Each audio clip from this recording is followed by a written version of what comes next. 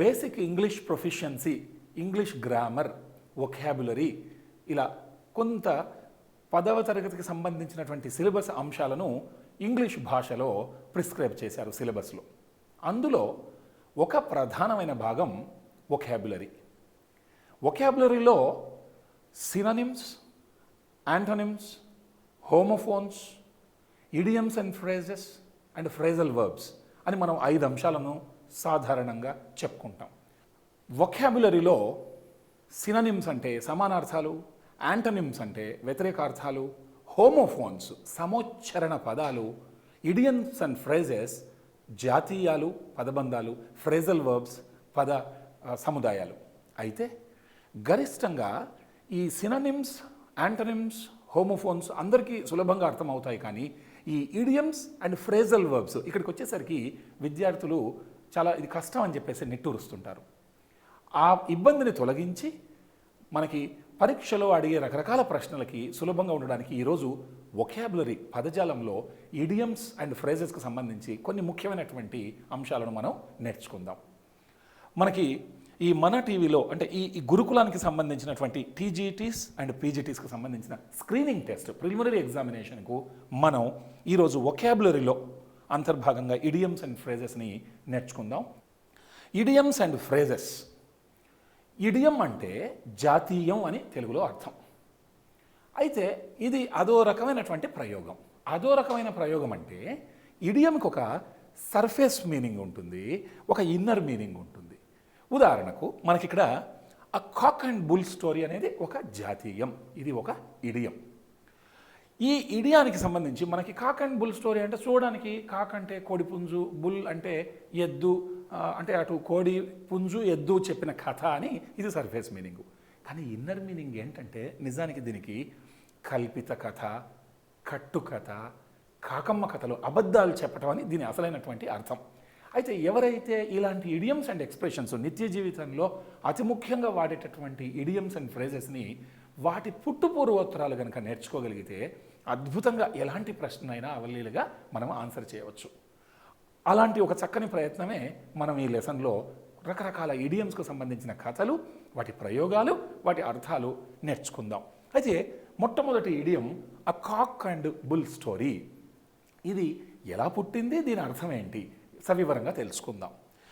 Aesop అనేటటువంటి ఒక Greek బానిస ఉండేవాడు. కాబట్టి పరీక్షకు సిద్ధం కావడానికి, టీజీటీ పీజీటీ పరీక్షకి ఆంగ్ల విభాగంలో సిద్ధం కావడానికి వొకాబులరీ పదజాలం అనే అంశంలో మనం ఇడియమ్స్ అండ్ ఫ్రేజెస్ అనే అంశాన్ని మనం ఈరోజు నేర్చుకుందాం. ఇప్పుడు మనం ఇడియమ్స్ గురించి నేర్చుకుందాం. ఇవి పోటీ పరీక్షల్లో చాలా వరకు వీటి గురించి ప్రశ్నలు అడిగే అవకాశం ఉంటుంది. కాబట్టి వాటి పుట్టుపూర్వోత్తరాలు, వాటి అర్థం, వాటి ప్రయోగం కనుక మనం నేర్చుకుంటే ఇవి చాలా సులభంగా ఉంటుంది. అలాంటి ఒక idiom a cock and bull story. A cock and bull story ఇది ఇడియం.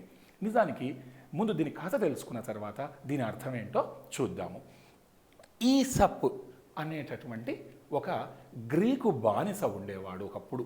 ఈసప్ ఇతను ఫేబుల్స్ అని కొన్ని కథలు రాశాడు. నిజానికి ఫేబుల్ అంటే కల్పిత కథ, కట్టుకథ, ఇదంతా కల్పన.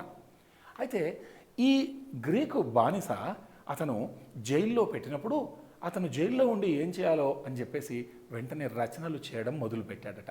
అతను ఈసప్స్ ఫేబుల్స్ అనే అర్థంతో ఆ టైటిల్ పేరుతో ఎన్నో కథలు రాశాడని జనాలు నమ్ముతారు. అయితే ఈ ఈసప్ 6వ శతాబ్దం, క్రీస్తు పూర్వం 6వ శతాబ్దంలో అతను జీవించేవాడట. ఇతను ఒక గ్రీకు బానిస. అతను రాసినటువంటి కథల్లో జంతువులే ప్రధాన పాత్రలుగా మనకి కనబడతాయి. మనకు తెలుగులో చిన్నయ్య సూరి రచించిన ఈ పంచతంత్రం, మిత్రలాభము, మిత్రభేదం లాగా మనకి ఇందులో జంతువులే ప్రధాన పాత్ర పోషిస్తూ రకరకాల కథలు చెప్పుకుంటాయి, లేకుంటే పాత్రలు పోషిస్తాయి. ఆ కథ చివర మనకు ఒక మంచి మోరల్, నీతిని మనకు నేర్పిస్తాయి. అదేవిధంగా ఈసప్ రాసినటువంటి ఫేబుల్స్లో ఒక కథ మనకి ఈ కాక్ అండ్ బుల్ స్టోరీ అని చెప్పేసి. అయితే ఇందులో ఏమవుతుందంటే జంతువులన్నీ కలిసి ఒక దగ్గర ఒక చిన్న మీటింగ్ పెట్టుకుంటాయి. మీటింగ్ పెట్టుకున్న తర్వాత వాటికి బోర్ కొడుతూ ఉంటే ఏం చేద్దాం అంటే ఒక పని చేద్దాం, అందరం కలిసి కథలు చెప్పుకుందాం అని చెప్పేసి వాటి యొక్క సమావేశంలో తీర్మానించుకుంటాయట. అందులో ఎక్కువగా కథలు చెప్పి ప్రధాన భూమిక పోషించింది ఒక కోడిపుంజు, ఒక ఎద్దు. అసలు ఆ కథ పేరే కాక్ అండ్ బుల్ స్టోరీ. అవి ప్రధాన భూమిక పోషించినాయి కాబట్టి దానికి కాక్ అండ్ బుల్ స్టోరీ అని చెప్పేసి పేరు వచ్చింది.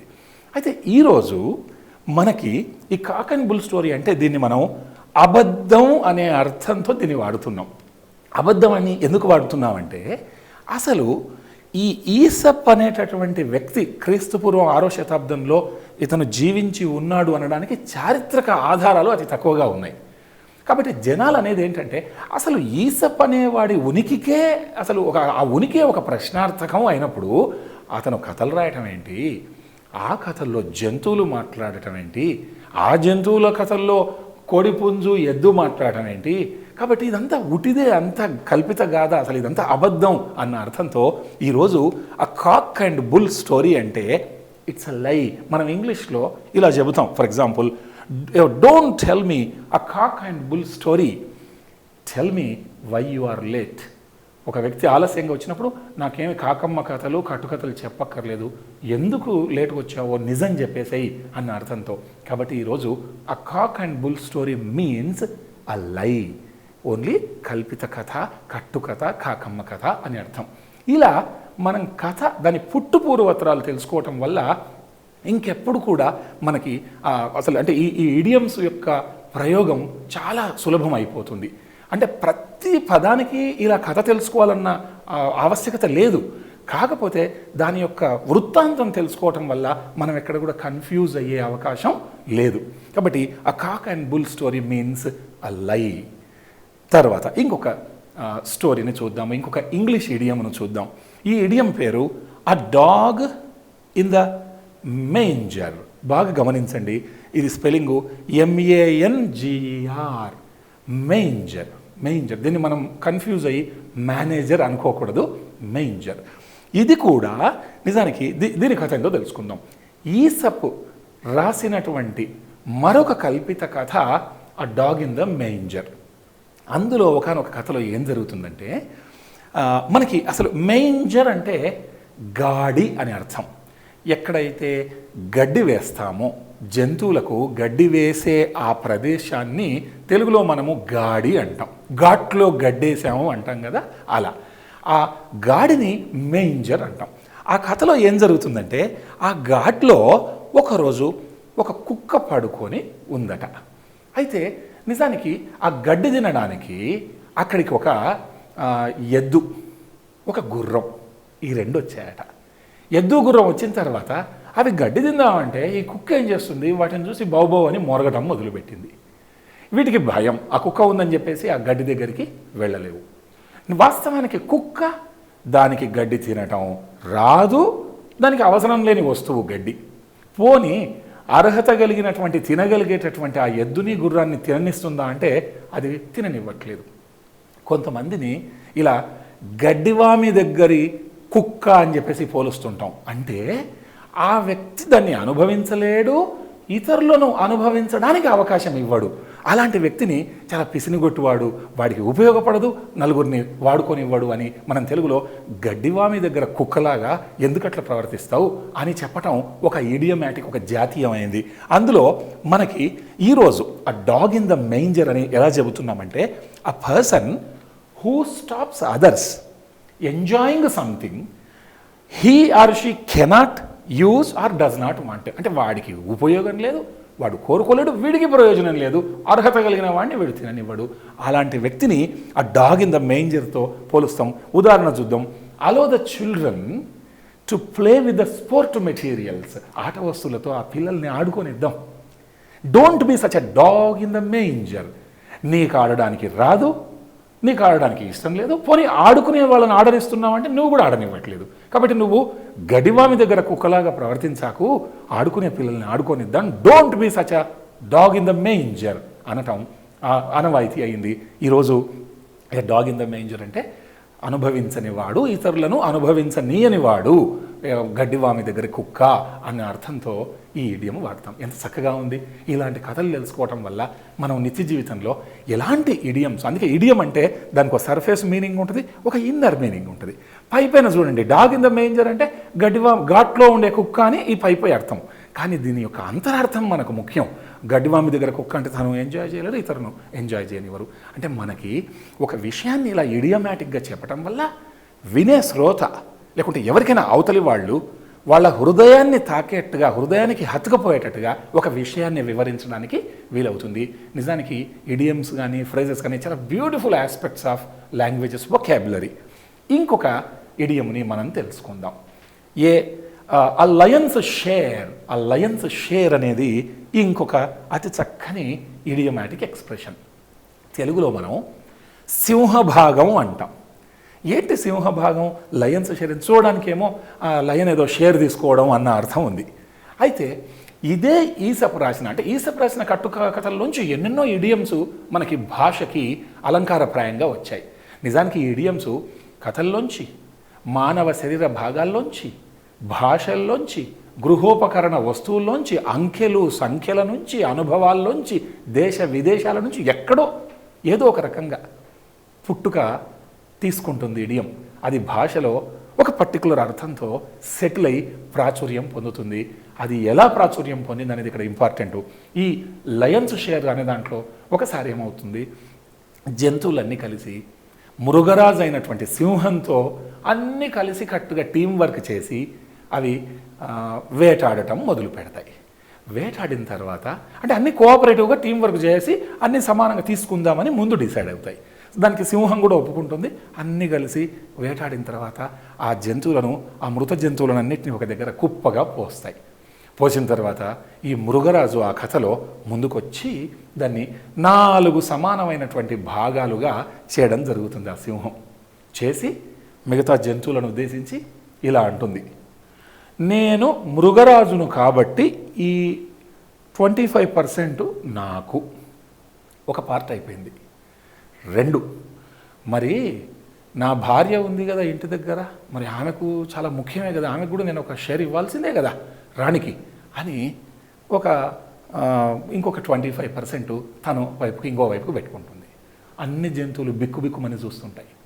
ఇంకొక 25% షేర్ తీసుకొని ఇది నా పరాక్రమానికి, నా అంటే శౌర్యానికి సింబాలిక్గా ఈ 25% నాకు చెందాలి అని చెప్పి మిగతా చివరి 25% చూపిస్తూ ఈ 25% ఎవరికి చెందాలని అడగాలన్న ధైర్యం మీకు ఉంది, చెప్పండి చూద్దాం అనగానే పాపం అన్ని జంతువులు బిక్కుబిక్కుమని ఏం మాట్లాడో.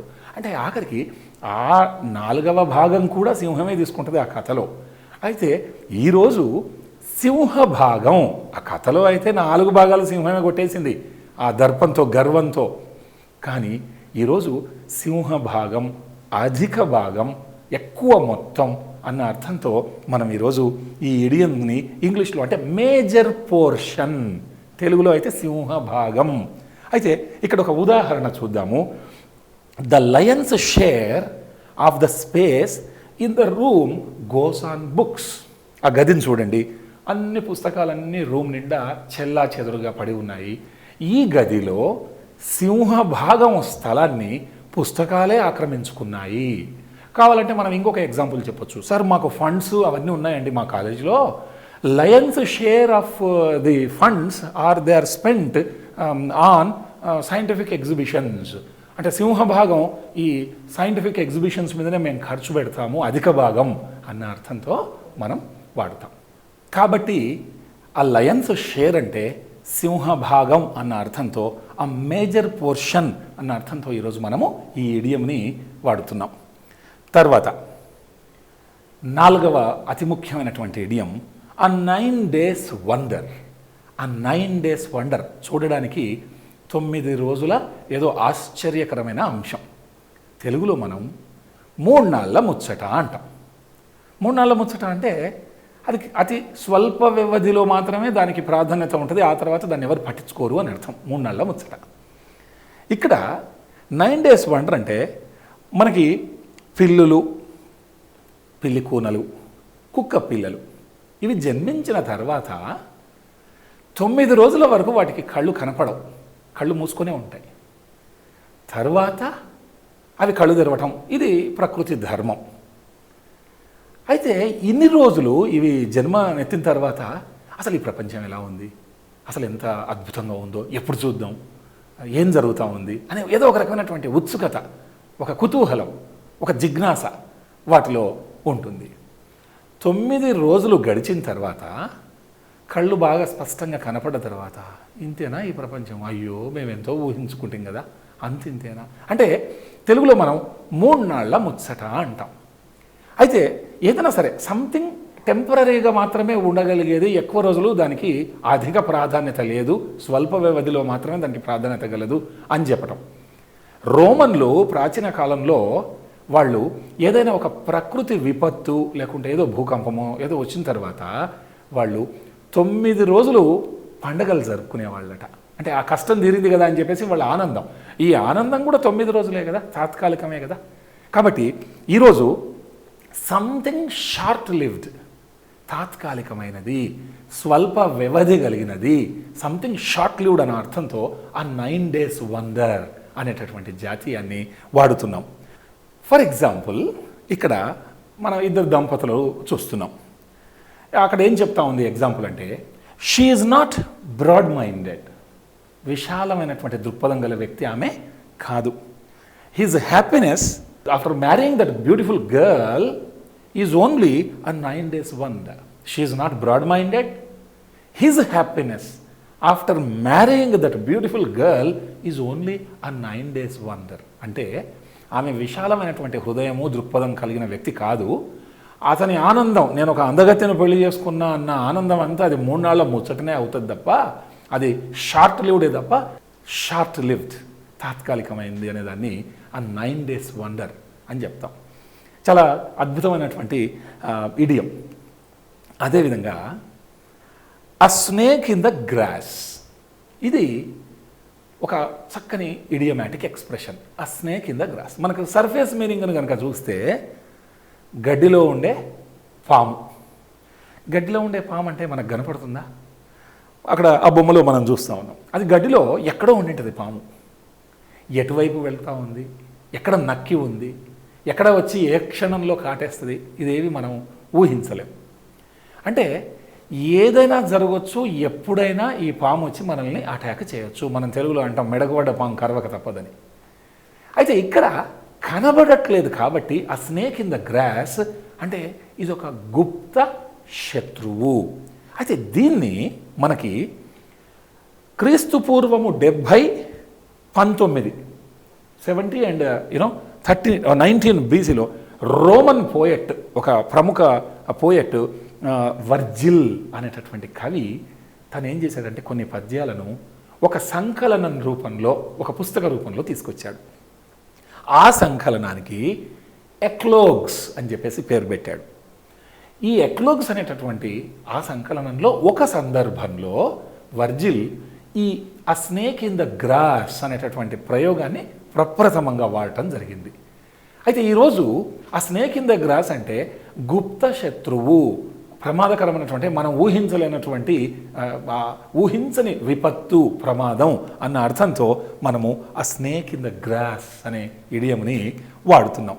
అంటే ఈరోజు ఆ డిసీట్ఫుల్ పర్సన్, ఇంగ్లీష్లో డిసీవ్, మోసం చేయు, డిసెప్షన్ మోసము, ఆ డిసీట్ఫుల్ పర్సన్ గుప్త శత్రు అనే అర్థంతో ఈరోజు మనం వాడుతున్నాం. For example, isn't it upsetting to you that the clerk whom you think as a good colleague is in fact a snake in the grass? ఎంత బాగుంది ఉదాహరణ. isn't it upsetting to you? నీకు ఇది చాలా కలవరపడే అంశం కాదా? That the clerk whom you believe as your friend, అంటే నీ స్నేహితుడు అని భావిస్తున్నటువంటి ఆ గుమాస్తా, ఆ క్లర్క్ ఎవరైతే ఉన్నారో, ఒక గుప్త శత్రువుగా మారటం అనేది నీకు ఇబ్బందికరంగా లేదా? సో ఇక్కడ ఆ స్నేక్ ఇన్ ద గ్రాస్ అంటే చూడండి, ఒక డిసీట్ఫుల్ పర్సన్ ఏ క్షణమైనా మోసం చేయవచ్చు. మనం తెలుగులో చాప కింద నీరు అంటాం. చాప కింద నీరు కూడా అంతే. చాప మీద మనం చక్కగా ఉంటాం, ఏం ప్రమాదం లేదని అనుకుంటాం, దాని కిందకి నీళ్ళు వస్తాయి. నీళ్ళు వచ్చేసి అమాంతం మనం ఆ నీళ్లు ఎక్కువైపోయి ఆ నదిలోనో దేంట్లోనో మునిగిపోతాం. మునిగిపోయే వరకు కూడా అయ్యో నాకు ఈ ప్రమాదం పొంచి ఉంది అన్నదాన్ని మనం ఊహించుకోలేము. ఇలా చాప కింద నీరులాగా గుప్త శత్రువును, ఆ డిసీట్ఫుల్ పర్సన్ను ఆ స్నేక్ ఇన్ ద గ్రాస్ అని మనం పోల్చుతున్నాం. సో ఈ రకమైనటువంటి మనకి ఎగ్జామినేషన్లో వాళ్ళు ఆ ఇడియంని ఇచ్చి దీని యొక్క అర్థం ఎక్కింది వాటిలో ఏంటి, ఆ స్నేక్ ఇన్ ద గ్రాస్, ఆ డిసీట్ఫుల్ పర్సన్. లేదనుకుంటే ఇంకేదైనా ఆ లయన్స్ షేర్ అనగానే మేజర్ పోర్షన్, సింహభాగం. ఆ కాక్ అండ్ బుల్ స్టోరీ అనగానే లై.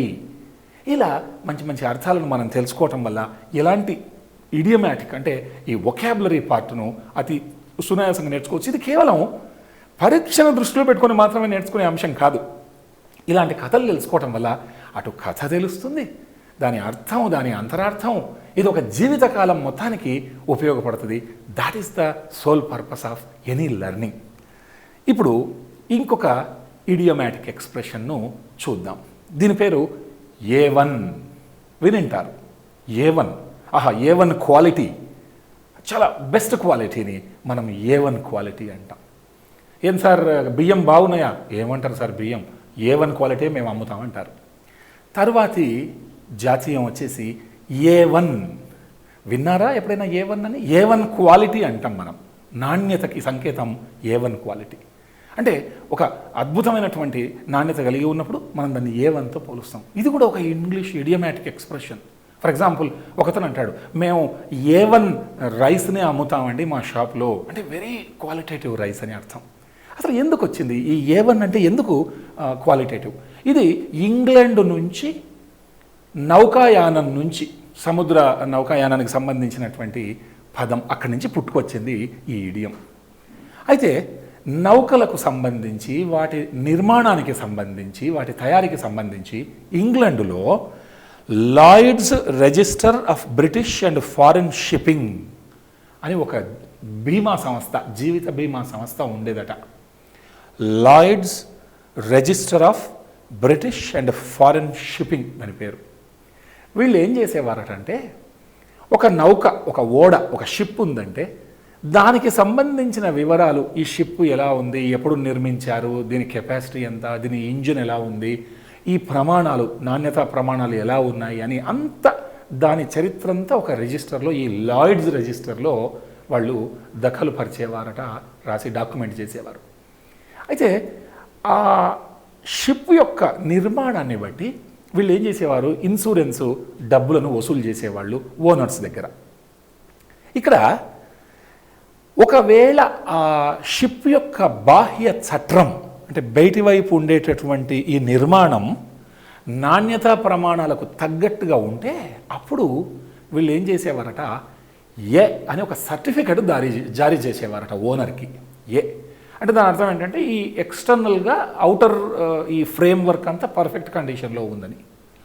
ఒకవేళ లోపలి వైపు ఏంటి, ఈ సీటింగ్ అరేంజ్మెంట్ కానీ, లేదా ఆ గేరింగ్ సిస్టము, సౌకర్యాలు ప్రయాణికులకు, ఇవి కనుక పర్ఫెక్ట్ కండిషన్లో మంచిగా ఉంటే అంతర్గతంగా, అప్పుడు వీళ్ళు 1 అని చెప్పేసి ఒక సర్టిఫికెట్ ఇచ్చేవారట. ఉదాహరణకు ఒక ఓనర్ అంటాడు, ఏమోనండి మా షిప్కి ఏ సర్టిఫికెట్ మాత్రమే వచ్చింది అంటే, ఆ బీమా వాళ్ళు అవుట్వర్డ్ ఆ ఫ్రేమ్వర్క్ను మాత్రమే సాటిస్ఫై అయ్యారు, ఇంటర్నల్గా దే ఆర్ నాట్ హ్యాపీ అని అర్థం. ఇంకొక ఆయన అంటాడు, మా షిప్కి 1 మాత్రమే వచ్చిందండి సర్టిఫికెట్, ఏ ఇవ్వలే అంటే they are not happy with the external framework అని అర్థం. ఇంటర్నల్గానే దే ఆర్ సాటిస్ఫైడ్. కానీ ఎవరైనా ఒకరు A1 సర్టిఫికెట్ మాకు వచ్చిందండి అంటే, ఎక్స్టర్నల్గా అవుట్వర్డ్గా దే ఆర్ హ్యాపీ అధికారులు, ఇన్వర్డ్ 1 అది కూడా వాళ్ళు హ్యాపీ. ఇలా ఎవరైతే బాహ్యం అంతర్గతంగా చక్కని నాణ్యతా ప్రమాణాలు పాటిస్తారో వాళ్ళ దగ్గర అతి తక్కువ డబ్బులు తీసుకొని వాళ్ళు బీమా చేసేవారట. ఈ వివరాలన్నీ ఆ లాయిడ్స్ రిజిస్టర్లో ఉంటాయి. కాబట్టి ఈరోజు ఎవరైనా A1 అంటే, ఇదేమైంది, రాను నౌకాయానం నుంచి మన జీవితంలోకి ప్రవేశించి ఈరోజు ఏదైనా ఒక వస్తువు అటు ఎక్స్టర్నల్గా ఇటు ఇంటర్నల్గా in perfect condition, unusually in perfect condition అన్న అర్థంతో, unusually good in perfect condition. So అలా ఉన్నప్పుడు A1 అనేటటువంటి ప్రయోగాన్ని వాడటం నేర్చుకున్నాం. ఉదాహరణకి ఇక్కడ ఒక కస్టమర్ అంటున్నాడు, ఒక కెమెరా అమ్మే షాప్లోకి వెళ్ళి, is the camera all right అని అడిగాడు. అప్పుడు ఆ షాప్ కీపర్ అంటున్నాడు, what sir, we sell only A1 cameras, మేము చాలా పర్ఫెక్ట్గా ఉండే అనూజువలీ గుడ్, మంచి నాణ్యతా ప్రమాణాలు పాటించే వాటిని మేము అమ్ముతాం. కాబట్టి ఈరోజు A1 అంటే in perfect condition, both externally and internally. So how nice the idioms are, how interesting their stories are, how easy they are to remember. కాబట్టి ఈ టీజీటీస్ పీజీటీస్లో వచ్చేటటువంటి ప్రశ్నల్లో ఇలాంటి ముఖ్యమైనటువంటి అంటే నిత్య జీవితంలో వాడే ఇడియమ్స్ని మనం తీసుకుంటున్నాము, రేర్గా వాడే ఇడియమ్స్ని మనం తీసుకోవట్లేదు. కాబట్టి మనకి ఇలాంటివి కనుక వస్తే ఖచ్చితంగా అద్భుతమైనటువంటి ఆన్సర్స్ రాయడానికి అవకాశం ఉంది. మనం ఇంకొక ఇడియంని నేర్చుకుందాం, ఇడియం గురించి కథను. ఎప్పుడైనా మీరు యాసిడ్ టెస్ట్ అని విన్నారా?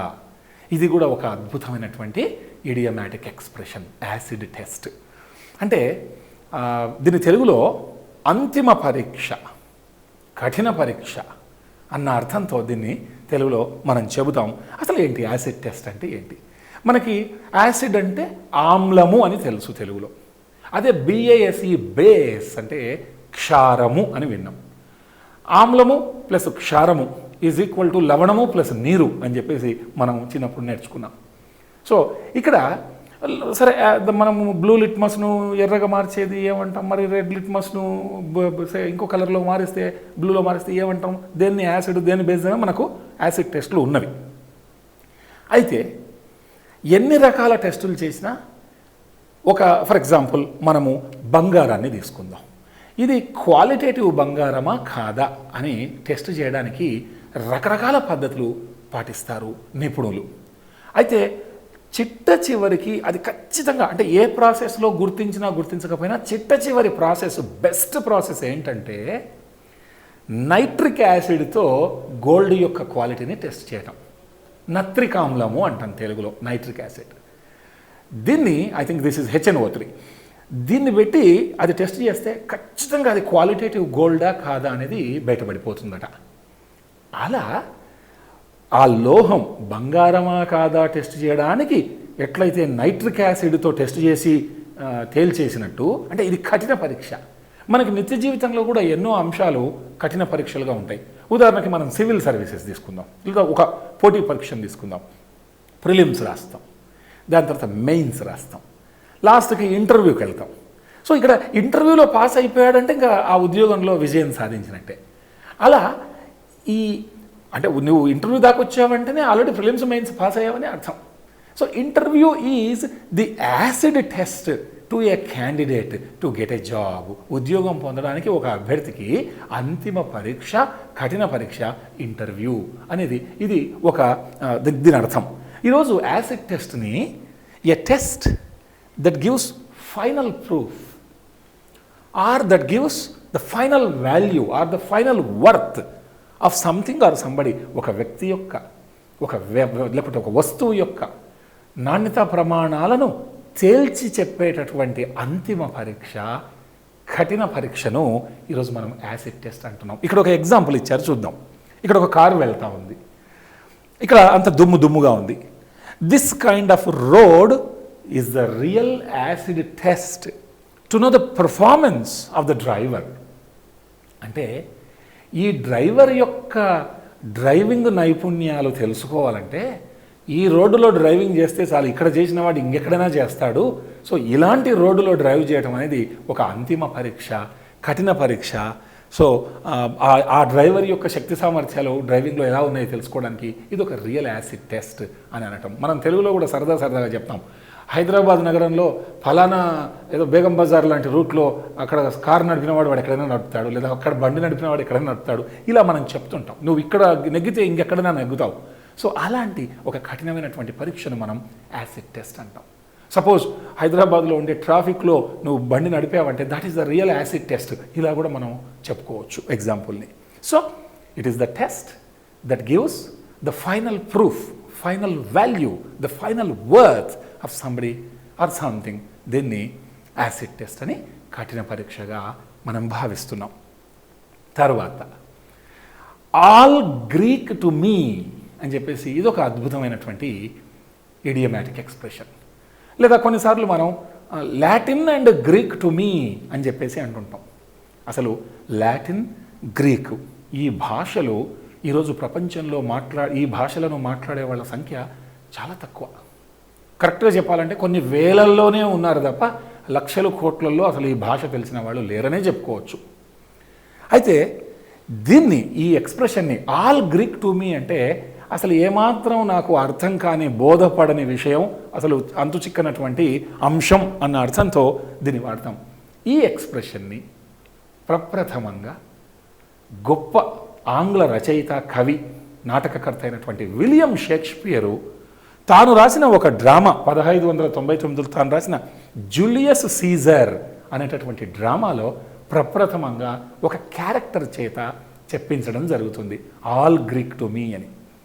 ఆ క్యారెక్టరు అందులో ఏమంటుందంటే, for my own part it was Greek to me, అంటే అదేందో నాకు ఒక ముక్క కూడా అర్థం కాలేదు అన్న అర్థంతో ఆ పాత్ర ఆ డైలాగుని చెప్పడం జరుగుతుంది. షేక్స్పియర్ అంటే 16వ శతాబ్దంలో ఎప్పుడైతే అక్బరు, జహంగీరు భారతదేశాన్ని పరిపాలిస్తున్న కాలంలో ఇంగ్లాండ్లో రచనలు చేసిన అతి గొప్ప వ్యక్తి షేక్స్పియర్. షేక్స్పియర్ కూడా ఎన్నో పదప్రయోగాలను భాషకి ఎంతో అందంగా, సుతారంగా మనకు అందించడం జరిగింది. అలా జూలియస్ సీజర్ అనే నాటకంలో షేక్స్పియర్ ఒక పాత్రతో ఈ డైలాగ్ చెప్పించాడు, for mine own part it was Greek to me. అసలు ఈ బొమ్మలో కనబడుతున్న అక్షరాలు ఏమైనా తెలుసా? నాకు తెలియదు, ఎవరికి తెలియదు. అంటే గ్రీకు భాషలో ఉన్నాయి అవి. సో అర్థం కాని విషయం అనే దాన్ని చెప్పేటప్పుడు it is all Greek to me, it is all Latin to me, ఈ రకంగా చెప్పడం అనేది ఒక ఆనవాయితీ అయింది. ఆల్ గ్రీక్ టు మీ అనే ఇడియం అర్థం ఏంటంటే సంథింగ్ ఐ కెనాట్ అండర్స్టాండ్, అర్థం కానిది అన్న అర్థంతో దీన్ని తీసుకుంటాం. ఉదాహరణకు ఇక్కడ మనకి ఒక ఫుడ్ యొక్క ఇంగ్రీడియంట్స్ డిష్ ఇక్కడ ఉంది. అందులో జాన్ అనే వ్యక్తి అడుగుతున్నాడు, Peter what are the ingredients in this dish అని చెప్పేసి అడిగితే అతనికి ఏమంటున్నాడు, sorry John it is all Greek to me, నాకు ఏమీ అర్థం కావట్లేదు, ఒక్క ముక్క నాకు అదేంటో తెలియట్లేదు అని ఇతను అంటున్నాడు. అంటే ఈరోజు ఆల్ గ్రీక్ టు మీ అన్నప్పుడు కొంతమంది లేఖలు రాస్తారు, లేకుంటే ఏదో స్క్రిప్ట్ రాస్తారు.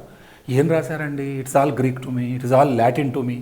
అలా లాటిన్, గ్రీక్ భాషలు తెలిసిన వాళ్ళు వేలల్లోనే ఉన్నారు, లక్షలు కాదు, కోట్లు కాదు. So something I cannot understand, అర్థం కానిది, బోధపడనిది అన్న అర్థంతో ఈ beautiful idiom all Greek to మీని వాడదాం. అదేవిధంగా ఎప్పుడైనా మీరు ఆమెన్ లేకపోతే ఎయిమెన్ అంటారు కొంతమంది, ఈ పదాన్ని విని ఉంటారు. ఆమెన్ నిజానికి అంటే ఈ బైబిల్లో కానీ లేకపోతే ఇంకా ఖురాన్ లాంటి మంచి పవిత్ర గ్రంథాల్లో ఈ పదం మాటిమాటికి మనకి కనబడుతూ ఉంటుంది. ఈవెన్ మనం తెలుగులో కూడా ఎక్కడైనా ఒక దేవుళ్ళ సినిమా చూసినప్పుడు అక్కడ దేవుడు భక్తుడికి ప్రత్యక్షమైనప్పుడు అతని కోరికను మన్నించి దేవుడు తదాస్తు అనటం మనం వింటుంటాం. తత్ అంటే అలా, అస్తు అగుగాక అని అర్థం, అంటే నువ్వు కోరినట్టు జరుగుగాక. ఇక్కడ మనిషి ఎప్పుడు కూడా ఆశావాదిగా ఉండాలి, తను మంచి జరగాలని కోరుకోవాలి. తనకే కాదు ఇతరులకు కూడా మంచి జరగాలని కోరటం మానవ నైతిక ధర్మం. ఇలా పాతకాలం పెద్దలు, మత పెద్దలు వీళ్ళంతా ఏవైనా ఒక మంచి మంచి విషయాన్ని జనాలకు చెప్పిన తర్వాత ప్రతి వాక్యం చివర, వాళ్ళు చెప్పే ప్రవచనం చివర తదాస్తు లేదా ఆమెన్ అనటం అనేది ఒక పాజిటివ్ సిమ్టమ్గా. మనం ఇండ్లలో కూడా చూడండి నెగిటివ్ పదాలను మనం అంగీకరించాం. ఉదాహరణకి ఇంట్లో బియ్యం నిండుకున్నాయి, కుంకుమ నిండుకుంది అంటాం. అంటే దాని అర్థం ఏంటంటే అది అయిపోయింది. అంటే పలకడానికి కూడా ఒక నెగిటివ్ పదాన్ని ఉచ్చరించని ఒక గొప్ప సంప్రదాయం మనది. అలా అన్ని మతాల్లో కూడా ఆమెన్ అంటే తత్ అస్తు, తదాస్తు, అలా జరుగుగాక అన్న అర్థంతో దీన్ని వాడుతున్నారు. దీని ఎగ్జాక్ట్ అర్థం ఏంటంటే ట్రూలీ లేదా సర్టన్లీ, లేకుంటే బీ ఇట్ సో, అలా అగుగాక, లేదా మే ఇట్ బికమ్ ట్రూ అని. ఇప్పుడు ఉదాహరణకు ఇక్కడ ఒక ఎగ్జాంపుల్ ఉంది చూడండి, our lord god will protect us. ఇక్కడ సెంటెన్స్ అయిపోయింది, our lord god will protect us amen అని అందరూ ఒక ముక్తకంఠంతో అంటారు. అంటే ఇలా మంచి జరగాలని చెప్పేసి ఎంతో సత్కాంక్షతో మంచి ఉద్దేశంతో చెప్పిన ఒక బ్యూటిఫుల్ ఇడియోమాటిక్ ఎక్స్ప్రెషన్ ఆమెన్. కాబట్టి ఈరోజు ఆమెన్ అంటే బీ ఇట్ సో, సర్టన్లీ అన్న అర్థంతో దీన్ని వాడాలి. Next Amazon, very good idiom, one of the best idioms, ఒక చక్కని ఇడియం. అసలు మనందరికీ తెలిసింది ఏంటంటే అమెజాన్, నిజానికి అది అమెజాన్ కాదు, తెలుగులో అమెజాన్ అంటాం కానీ ఒరిజినల్గా ఇంగ్లీష్లో అమెజాన్ అని చదవాలి. ఇది దక్షిణ అమెరికాలో, సౌత్ అమెరికాలో అమెజాన్ రివర్ ప్రవహిస్తుందని అందరికీ తెలుసు. అయితే గ్రీకు పురాణంలో ఒక కథ ఉంది, ఒక బ్యూటిఫుల్ స్టోరీ. అమెజాన్ అనేదట స్త్రీల రాజ్యం అట. స్త్రీల రాజ్యం, అక్కడ పురుషులు ఉండరట. మరి పురుషులు లేకుండా స్త్రీలు ఎలా ఉంటారు? ఇదొక ప్రశ్న. అయితే మనం ఇక్కడ పురాణ గాథను ఆ కథలాగానే తీసుకుని అందులో ఉండేటటువంటి అంతరార్థాన్ని మనం గ్రహించాలి. అయితే ఆ రాజ్యంలో అమెజాన్ అంటే స్త్రీల రాజ్యం, మనము తెలుగులో కూడా ఈ మహిళలు మాత్రమే ఉండేటటువంటి రాజ్యానికి ఏదో పేరుంది, అక్కడ కేవలం స్త్రీలు మాత్రమే ఉంటారు. అలా ఈ అమెజాన్లో కూడా స్త్రీలు ఉన్నప్పుడు మరి వీళ్ళకి ఎప్పుడైనా మగ సంతానం కలిగితే విసిరేస్తారట అక్కర్లేదని, లేదా చంపేస్తారట. పక్కనుండే స్త్రీ ఆ అబ్బాయిని, ఆ శిశువుని చంపేస్తుందట. ఇక్కడ ఒక ప్రశ్న ఉదయిస్తుంది, వీళ్ళకి భర్తలు లేరు కదా, మరి వీళ్ళకి సంతానం ఏంటి అంటే భర్తలు లేకేం కాదు, పొరుగు దేశంలో ఉంటారట. వీళ్ళు అవసరాన్ని బట్టి దాంపత్యం కొరకు భర్తల దగ్గరికి వెళ్ళి మళ్ళీ వాళ్ళ అమెజాన్ దేశానికి వచ్చేస్తారు. వచ్చినప్పుడు వీళ్ళు అమ్మాయి పుడితే సరి, అబ్బాయి పుడితే వెంటనే వెళ్ళి భర్తకి ఇవ్వాలి, లేదంటే విసిరేయాలి, లేదా పక్క స్త్రీ చంపేస్తుందట. వాళ్ళ పద్ధతులు వాళ్ళవి. అయితే మరి వీళ్ళ జీవనాధారం ఏంటి? వేట. మరి వేటాడడానికి ఆ కాలంలో అప్పటి పద్ధతులను బట్టి విల్లు, తర్వాత విల్లంబులు అంటే యారో తీసుకొని వీళ్ళు ఆర్చరీతో వెళ్ళి జంతువులను వేటాడి వచ్చి వాటిని చంపుకొని తినేవాళ్ళు. అయితే ఇక్కడ బాగా గమనిస్తే ఒక స్త్రీ బవ్ అండ్ యారో తీసుకొని ఆమె ఒక జంతువుని గురిపెట్టి చూసినప్పుడు తనకి తన స్తన్యం అడ్డొస్తుంది. అలా చేయడం కష్టం అవుతుంది, వెనక్కి లాగటం. వాళ్ళు ఏం చేస్తారట, కాల్చి వాళ్ళ కుడివైపు ఉండే స్తనాన్ని తీసేసుకుంటారట. ఇంగ్లీష్లో ఆ లేదా ఏ అంటే నో అని అర్థం. గ్రీకు భాషలో MAZON, మేజన్ అంటే బ్రెస్ట్ అని అర్థం. నో బ్రెస్ట్ పర్సన్ దీని అసలైనటువంటి అంతరార్థం. అయితే ఇలా వాళ్ళు కాల్చేసి కుడిస్తన్యాన్ని తీసుకున్నాక రాను రాను జంతువులను చంపి ఆహారాన్ని పొందేటటువంటి క్రమంలో ఈ స్త్రీలు కండలు తిరిగినటువంటి మంచి దృఢకాయులుగా, బలాఢ్యులుగా తయారవుతారు. అప్పుడు వాళ్ళు ఆ రకంగా సరే ఆ కథ అలా కొనసాగుతుంది. ఈరోజు ఒక స్త్రీ చాలా ఎత్తుగా ఉండి, ఆజానుబాహురాలై ఉండి, చాలా బలిష్టంగా ఉండి, తెలుగులో మనము మగరాయుడు అంటాం స్త్రీని. అలా చాలా హెఫ్టీ పర్సనాలిటీ ఉండి స్ట్రాంగ్గా ఉండేటటువంటి లేడీని ఈరోజు అమెజాన్తో పోలుస్తున్నాం మనం. అమెజాన్ అంటే వెరీ స్ట్రాంగ్ లేడీ అని. ఈరోజు చూడండి, గ్రీకు భాషలో అంటే నో, మేజన్ అంటే breast. How beautiful the story is. Amazon no breast person, very strong person. ఇది రాను రాను రాను రాను ఆ పురాణ గాథ నుంచి నిత్య జీవితంలో ఎ స్ట్రాంగ్ లేడీ, తెలుగులో ఎ టాల్ స్ట్రాంగ్ ఉమెన్. మనం ఇంగ్లీష్లో ఇలా చెప్పుకుందాం. Example, last Monday Sania Mirza competed with Serena the Amazon. అంటే దీని అర్థం ఏంటంటే పోయిన సోమవారం మన సానియా మిర్జా కండలు తిరిగిన మగరాయుడులా ఉండే సెరెనా విలియమ్స్తో పోటీ పడింది అని. సో ఈరోజు అమెజాన్ అంటే ఎ టాల్ స్ట్రాంగ్ ఉమెన్ అని అర్థం. How beautiful the idiom is. ఒక్కసారి తెలిస్తే జీవితకాలంలో ఇంకెప్పుడు దీన్ని మనం మర్చిపోం. అలా అని ప్రతి పదానికి కథ ఏంటి, ఎలా పుట్టిందని తెలుసుకోక్కర్లేదు. అటంటే అసలు మనకి భాషను వాడటమే కష్టం అవుతుంది. ఉన్నంతలో నిత్య జీవితంలో మనం వాడేటటువంటి ఇలాంటి ప్రయోగాలు తెలుసుకున్నప్పుడు భాష వల్ల ఎంతో మనకి అంటే ఆ భాష ప్రవాహం. ఒక కవి అంటాడు, మాటలంటే మాటలా అని. కొంతమంది చెప్పే మాటలు చాలా వినసొంపుగా ఉంటాయి. అందుకే మనం శ్రీరామచంద్రుడిని మర్యాద పురుషోత్తముడు అంటే ఆయన పలికే మాటలు అంత గొప్పగా ఉంటాయి. ఇడియమ్స్ కూడా అలాంటివే.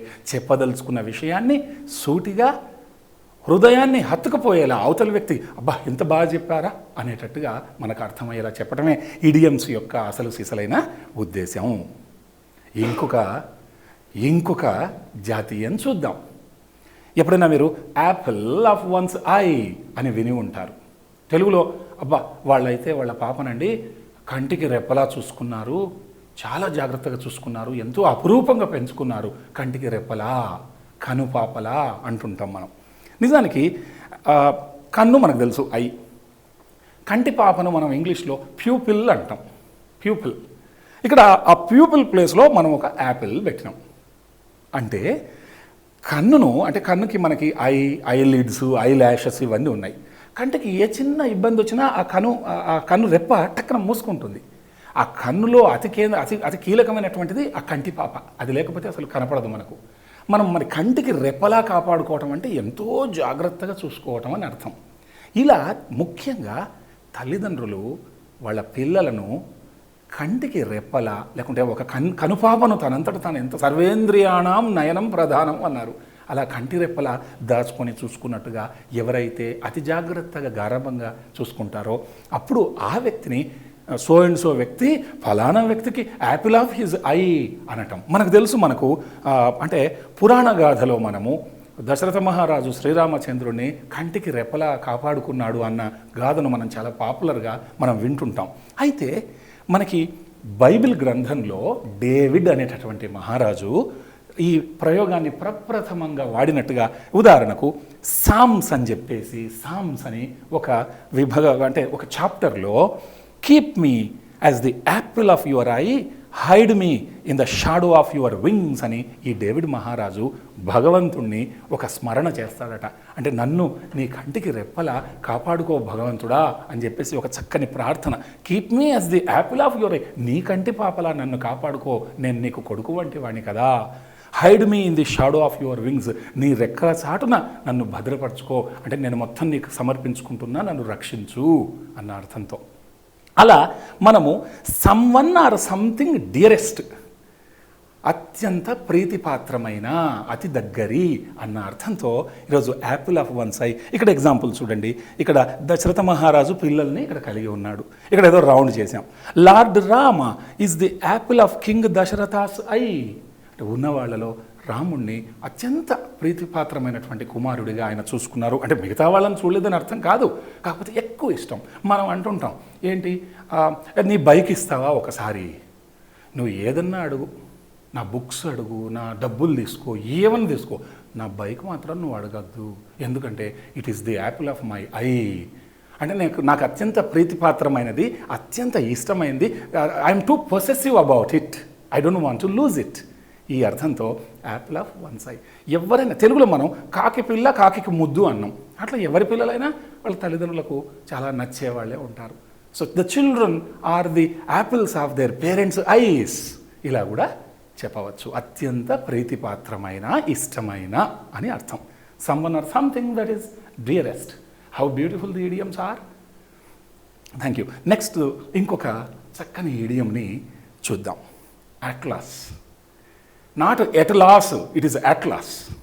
అట్లాస్ అయితే మనం అట్లాస్ సైకిల్ని చూసాం, ద్విచక్ర వాహనం.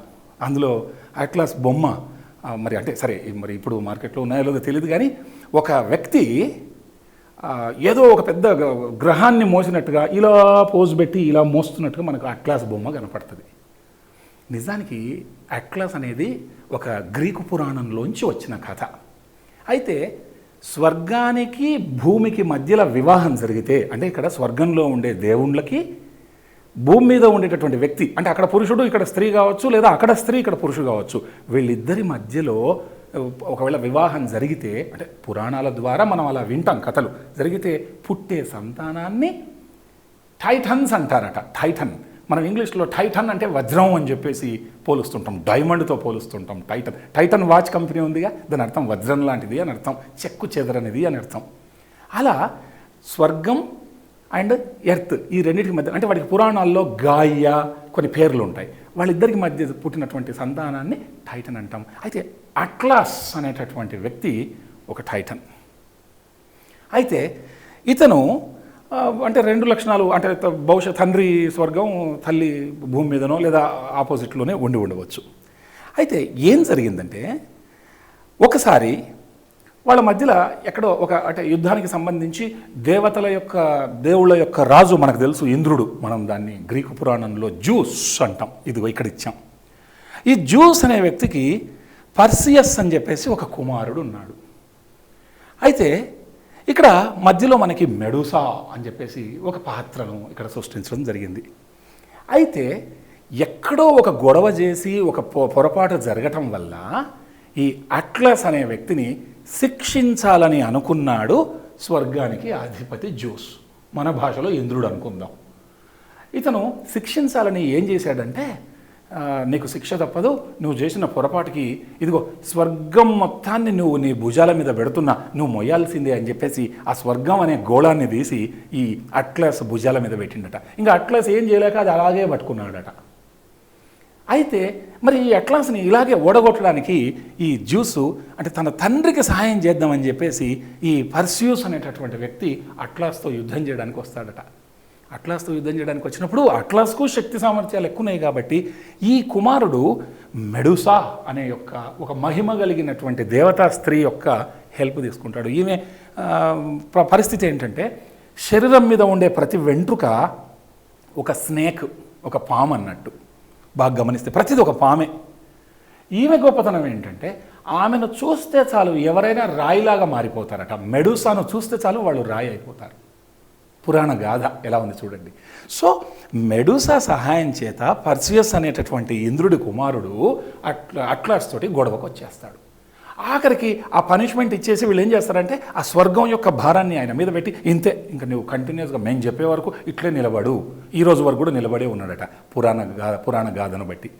అయితే మనకి ఆఫ్రికాలో, దక్షిణ ఆఫ్రికాలో అట్లాస్ అనే మౌంటైన్ ఒకటి ఉంది, చాలా పెద్ద పర్వతం.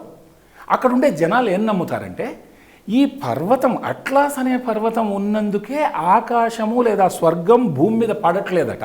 అంటే అది ఆపుతా ఉందన్నట్టు, గోవర్ధన గిరిలాగా కృష్ణుడు ఆపినట్టు అది అలాగే ఆపిందట. ఇంకా మనిషి యొక్క శరీరంలో మనకి వెన్నుపూస ఉంది. ఈ వెన్నుపూస యొక్క మొట్టమొదటి ఈ బోన్ని, ఎముకను ఇంగ్లీష్లో అట్లాస్ అంటాం మనం. మీరు కావాలంటే చూడండి ఏ సైన్స్లోనైనా ఈ ఎముకను అట్లాస్. దీని అర్థం ఏంటంటే బేరర్, భరించున్నది, భారాన్ని మోసేది అని అర్థం ఆ అట్లాస్కి. అయితే మెదడు, ఈ పుర్రె, దీని బరువునంతా, తల బరువునంతా మోసేది అట్లాస్. యాక్చువల్గా అట్లాస్ అనే బోను. ఇలా రకరకాలుగా ఎన్ని రకాలుగా చెప్పినా అట్లాస్ అంటే మోసేది, భారాన్ని భరించేది అన్న అర్థంతో, అంటే మోస్ట్ ఇంపార్టెంట్ పర్సన్, కీలకమైనటువంటి వ్యక్తి అని. అయితే మరి అసలు మనము ఇక్కడ మొదటి స్లైడ్కి వెళ్ళి చూద్దాము. ఈ అట్లాస్ అనే ప్రపంచ పటాన్ని కనుక మనం చూస్తే పాతకాలంలో, ఇప్పుడంటే చాలా మార్పులు వచ్చాయి. ఇదిగో ఇక్కడ అట్లాస్ యొక్క బొమ్మను ఈ రకంగా మనం అట్లాస్ ప్రపంచ పటం పుస్తకం మీద మనం చూసేవాళ్ళం ఒకప్పుడు. ఇప్పటికీ ఇది చాలా పాపులర్. అయితే ఎందుకు అలా వచ్చిందంటే ప్రప్రథమంగా ఒక కార్టోగ్రాఫర్ అంటే భూగోళ శాస్త్రవేత్త, అంటే ఆ బొమ్మలు గీసేటటువంటి, ఈ భౌగోళికమైనటువంటి అంశాల మీద బొమ్మలేసే వ్యక్తిని, అధ్యయనం చేసే వ్యక్తిని కార్టోగ్రాఫర్ అంటాం. ఇక్కడ మనకు ఒక ఫ్లెమిష్ అంటే బెల్జియము, ఫ్రాన్సు ఈ రెండు దేశాలకు సంబంధించిన వ్యక్తిని ఫ్లెమిష్ అనే పర్సన్ అంటాం. అతను 1512, 1594 ఎగ్జాక్ట్లీ 1575వ సంవత్సరంలో జెరార్డ్ మర్కేటర్, ఇతను ఒక కార్టోగ్రాఫర్. ఇతను ఏం చేశాడంటే అతనికి పురాణ గాథ తెలుసు కాబట్టి ఆ ప్రపంచ పటం మీద, ఆ పుస్తకం మీద ఏదో ఒక బొమ్మ గీయాలి కాబట్టి ప్రప్రథమంగా ఇతను ఆ అట్లాస్ బొమ్మను వాడుకున్నాడు. ఎందుకంటే అన్ని మ్యాప్స్ కదా, కాబట్టి ఈ అట్లాస్ అనేటటువంటి ఆ బొమ్మను ప్రప్రథమంగా ఈ బొమ్మను వాడుకున్నాడు జెరార్డ్ మర్కేటర్. దానికి వరల్డ్ అట్లాస్ అని చెప్పేసి పేరు పెట్టాడు. అతను ఫస్ట్ టైం అలా చేసినందుకు ఈరోజు అట్లాస్ అనేది అది పాపులర్ అయింది. కానీ ఈరోజు అసలు సిసలైన అర్థం ఏంటంటే భరించేవాడు అని. ఉదాహరణకు ఓ సినిమా తీసుకుందాం. సినిమాకి అసలు సీసలైనటువంటి భారం మొత్తం మోసేవాడు ఎవరు? బహుశా ప్రొడ్యూసర్ కావచ్చు, డబ్బు ఖర్చు పెట్టుకుంటాడు. లేదా సినిమా విజయానికి మూలకారకుడు డైరెక్టర్, దర్శకుడు కావచ్చు. ఇలా ఎవరి మీద ఎక్కువ బరువు బాధ్యతలు ఉన్నాయో ఆ వ్యక్తిని మనము ఈరోజు అట్లాస్, బేరర్తో పోలుస్తున్నాం. ఉదాహరణకు, isn't the chief minister the real atlas for the progress of a state? ఒక రాష్ట్రం యొక్క అభివృద్ధికి అసలు సిసలైనటువంటి భారం మోసే వ్యక్తి ముఖ్యమంత్రి కాదా అని ఒక ఉదాహరణగా చెప్పుకోవచ్చు. అందుకే మనం ఈరోజు అట్లాస్ బైసికల్స్ని చూస్తే ఆ భారాన్ని మోసేవాడు అన్న అర్థం. మేబీ ఒక కుటుంబానికి బహుశా నాన్నగారు can be the real atlas, లేదా అంతా అమ్మనే చూసుకుంటే అమ్మ can be a real atlas. ఇలా ఈరోజు మనము అట్లాస్ అని భరించు వ్యక్తి అన్న అర్థంతో వాడుతున్నాం. అలా అట్లాస్ అంటే భారాన్ని భరించు వ్యక్తి, అతి ముఖ్యమైనటువంటి వ్యక్తి అని అర్థం. మరి ఇంకొక ఎగ్జాంపుల్ చూద్దాం. బ్లాక్ షీప్, ఇది ఒక చక్కని ఇడియోమాటిక్ ఎక్స్ప్రెషన్. బ్లాక్ షీప్ మనం ఇందాక అనుకున్నాం గతంలో, అంటే ఇడియం అనే దానికి ఒక సర్ఫేస్ మీనింగ్ ఉంటుంది, ఒక ఇన్నర్ మీనింగ్ ఉంటుంది. చాలామందికి ఇప్పుడు బ్లాక్ షీప్ అనగా నల్ల గొర్రె, ఇది సర్ఫేస్ మీనింగ్.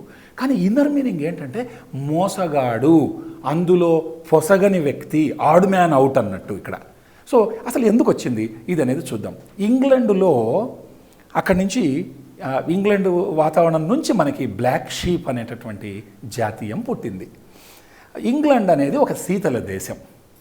మనకి భారతదేశం కూడా ఉత్తరార్ధగోళంలోనే ఉంది, నార్దర్న్ హెమిస్ఫియర్. భారతదేశం కింద మనకి భూమధ్యరేఖ వెళ్తుంది, అక్కడ చాలా వేడిగా ఉంటుంది. భారతదేశం పైన హిమాలయాల్లో చాలా చల్లగా ఉంటుంది. మనం ఒకవేళ ఇంగ్లాండ్ లాంటి వాతావరణం తీసుకుంటే అది ఉత్తర ధ్రువానికి దగ్గరగా ఉంటుంది కాబట్టి చాలా చల్లని ప్రదేశం అది. మరి ఎప్పుడూ మంచు కురుస్తూ ఉంటుంది అక్కడ మరి జంతుజాలం ఎలా ఉంటుంది? వాతావరణానికి తగ్గట్టుగా ఉంటుంది. అంటే ఇంగ్లాండ్ లాంటి శీతల దేశంలో మనం గనక గొర్రెల లాంటి జంతుజాలాన్ని పరిశీలిస్తే అక్కడ ఎక్కువగా తెల్ల గొర్రెలు పుడతాయి. అఫ్కోర్స్ ఎక్కడో 1000 గొర్రెల్లో ఒక నల్ల గొర్రె పుట్టవచ్చు. మనకి ఇండియాలో అన్ని నల్ల గొర్రెలు ఉంటే మధ్యలో ఎక్కడైనా తెల్ల గొర్రె పుట్టొచ్చుగా. అలా ఎక్కడో ఒక నల్ల గొర్రె. అయితే ఈ నల్ల గొర్రె వల్ల ఏం జరుగుతుందంటే అక్కడ మిగతా తెల్ల గొర్రెలన్నీ ఈ నల్ల గొర్రెను చూసి భయపడతాయి, దూరం దూరం పోతాయి. పైగా అక్కడ ఉండేటటువంటి గొర్రెల కాపరి షెపర్డు ఒక రైతుగా మనం భావించుకుంటే ఆయనకి ఏమేమి లాభం ఉంటుంది? ఈ గొర్రెలను మార్కెట్లో అమ్మేస్తాడు, డబ్బులు సంపాదిస్తాడు. గొర్రెల యొక్క ఉన్ని, ఆ వూల్ తీసుకొని దాన్ని కూడా అమ్మి డబ్బులు సంపాదించుకుంటాడు. మరి ఈ నల్ల గొర్రె వల్ల ఈయనకి ఏమేముంది? లాభం కంటే అన్ని నష్టాలే ఉన్నాయి మనం గమనిస్తే. మిగతా గొర్రెలు దీన్ని చూసి భయపడతాయి, తెల్ల గొర్రెలని. పైగా దీన్ని అమ్ముదామంటే నలుపు చాలామంది దుశ్శకునము, చెడు సంకేతంగా భావిస్తారు చాలామంది బ్లాక్ కలర్ని, వాళ్ళ ఆచారాలను బట్టి. అంటే వాళ్ళకి black is the symbol for evil omen. So ఎవరు దాన్ని కొనరు. పైగా దీని ఉన్నిని అమ్ముదామా అని చెప్తే ఆ ఒక గొర్రె నుంచి వచ్చే ఉన్ని అంతా దాని నుంచి ఇతను సంపాదించేది ఇంత. ఇలా ఏ రకంగా చూసినా గొర్రెల కాపరికి నల్ల గొర్రెను చూస్తే దాన్ని బట్టి నష్టమే ఉంటుంది తప్ప లాభం లేదు. అంటే ఆ గ్రూపులో something misfit, it cannot fit there. ఈరోజు బ్లాక్ షీప్ అంటే మనల్ని మోసం చేసేది, లేకపోతే ఒక కుటుంబంలో ఒక విశ్వాసాన్ని, అంటే విశ్వాసఘాతకుడు, అందులో పొసగని వాడు, విశ్వాసహీనుడు, ఇన్ని అర్థాలతో మనం ఈరోజు బ్లాక్ షీప్ని మనం వాడుతున్నాం. ఈరోజు ఇంగ్లీష్లో a person who is strongly disapproved, so ఆమోదయోగ్యంగా కానటువంటి వ్యక్తి. ఇప్పుడు ఉదాహరణకు ఓ చిన్న అంశాన్ని ఇలా చూద్దాం మనం, ఒక example. I lost the book that I had kept here an hour ago. గంట కింద నేను ఇక్కడ పెట్టిన పుస్తకం పోయింది నాకు. It is gone now. లేదు, ఎక్కడ పోయిందో. We are just 4 of us. మనం ఇక్కడ ఉన్నదేమో 4. And all of you say you didn't see the book at all. మీరు ఎవరు పుస్తకం చూడలేదని అంటారు. If such is the case, who is the black sheep? మరి ఇట్లాంటిదైతే ఆ విశ్వాసఘాతకుడు, ఆ నల్లగొర్రె, ఆ మోసకారు ఎవరు? మనం తెలుగులో అంటామే అందరు అయ్యవారులే ఉన్నారు, మరి కోడెక్కడవా? అంటే అక్కడే ఉన్న వాళ్ళలోనే ఎవరో ఒకరు మోసగాడు ఉన్నాడు. అందుకే కుటుంబంలో, కుటుంబ వాతావరణంలో ఎవరైనా మోసం చేసే వ్యక్తి, మనం అంటాం అంటే అది మోసం చేసే వరకు కూడా వీడు విశ్వాసఘాతకుడు అన్న సంగతి తెలియదు. అంటే ఒక సంస్థ కావచ్చు, ఒక ఒక ఒక ఒక సమాజం కావచ్చు, ఒక కుటుంబం కావచ్చు, మొత్తంలో విశ్వాసహీనుడు, a person who is strongly disapproved అన్న అర్థంతో, మోసగాడు అన్న అర్థంతో ఈరోజు then who is the black sheep then అని ఇలా వాడటం జరిగింది. కాబట్టి బ్లాక్ షీప్ని ఇప్పుడు మోస్ట్ డిసడ్వాంటేజ్డ్ వ్యక్తి ఆర్ సంథింగ్ అన్న అర్థంతో మనం దీన్ని వాడుతున్నాం. ఇలా ఇడియమ్స్కి, అంటే వొకాబులరీలో, పదజాలంలో synonyms, antonyms, homophones, idioms and phrasal verbs, అంటే సమానార్థకాలు, వ్యతిరేకార్థకాలు, సమోచ్చరణ పదాలు, జాతీయాలు, క్రియాపదాలు. ఈ జాతీయాలు, క్రియాపదాలు ఈ 2 అంశాలే ఎక్కువగా ఈ నాన్ ఇంగ్లీష్ పీపుల్కి ఇబ్బందికరంగా ఉంటాయి. మనం ఒక్కసారి ఈ ఎవరైనా synonyms, antonyms, homophones examination point of వ్యూలో పుస్తకం తీసుకొని నేర్చుకొని వాక్య నిర్మాణం చేస్తే వచ్చేస్తుంది. కానీ ఇడియమ్స్, ఫ్రేజెస్ లాంటివి ఇలా కథలు తెలుసుకోవటం వల్ల చాలా గరిష్టంగా జీవితకాలం మొత్తంలో ఇంకెప్పుడు మనం మర్చిపోం. అమెజాన్ తెలిసిపోయింది మగరాయుడు, A1 అద్భుతమైన క్వాలిటీలో ఉన్న, లేకుంటే black sheep విశ్వాసఘాతకుడు, ఇంకెప్పటికీ మర్చిపోం.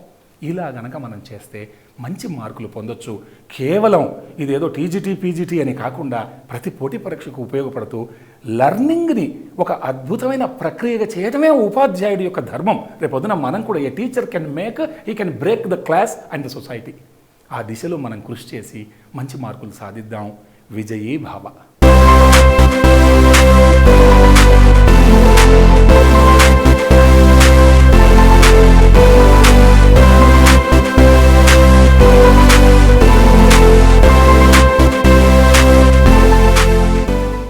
Good hand writing.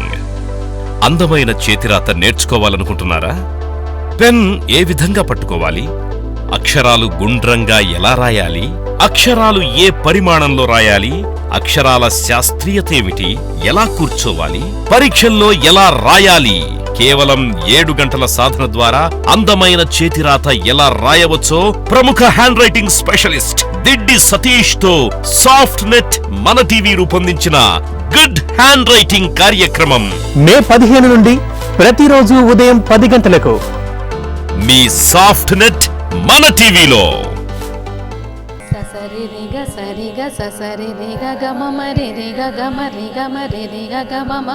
Ramadasu కీర్తనలు అంటే నాకు చాలా ఇష్టం. వాటిని నేర్చుకుంటున్నందుకు నాకు చాలా ఆనందంగా ఉంది. బేసిక్ సాధన చేసే మార్గం ఏమిటి? సంగీతం నేర్చుకోవాలని ఒక కోరిక ఉంది. ఈ సంగీత శిక్షణ ద్వారా నాకు సంగీతం నేర్చుకోవడానికి ఒక మంచి మార్గం. తాళం అంటే ఏమిటి? రాగాలు ఎన్నున్నాయి? సంగీతంలో సప్తస్వరాలతో పాటు ఇంకా ఏమైనా ఉన్నాయి?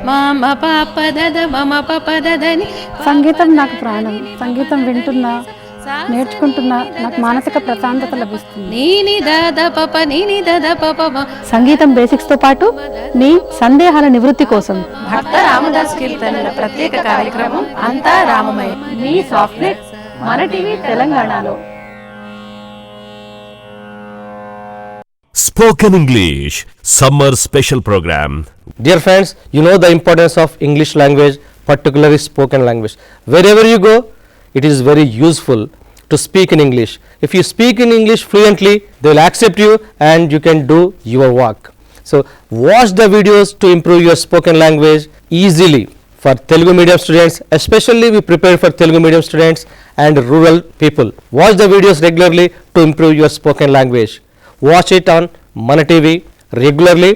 Again and again I am saying spoken English is very important nowadays to prove yourself in your professions. Spoken English Summer Special Program. Watch it on SoFTNET Mana TV from May 15th every day morning at 10:30 AM.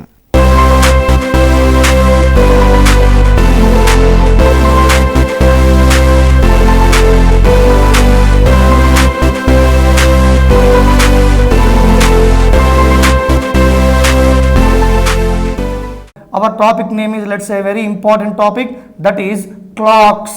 గడియారాలు అన్నాం, clocks అన్నాం. Hour day to day life మనం పొద్దున్న లేచినప్పటి నుంచి చూస్తూ ఉంటాం clock, కానీ దాని గురించి ఏం ఐడియా ఉండదు. కానీ చూద్దాం ఒకసారి క్లాక్కి మన రీజనింగ్కి కాంపిటేటివ్ ఎగ్జామినేషన్కి ఉన్న లింక్ ఏంటో ఒకసారి చూసే ప్రయత్నం చేద్దాం.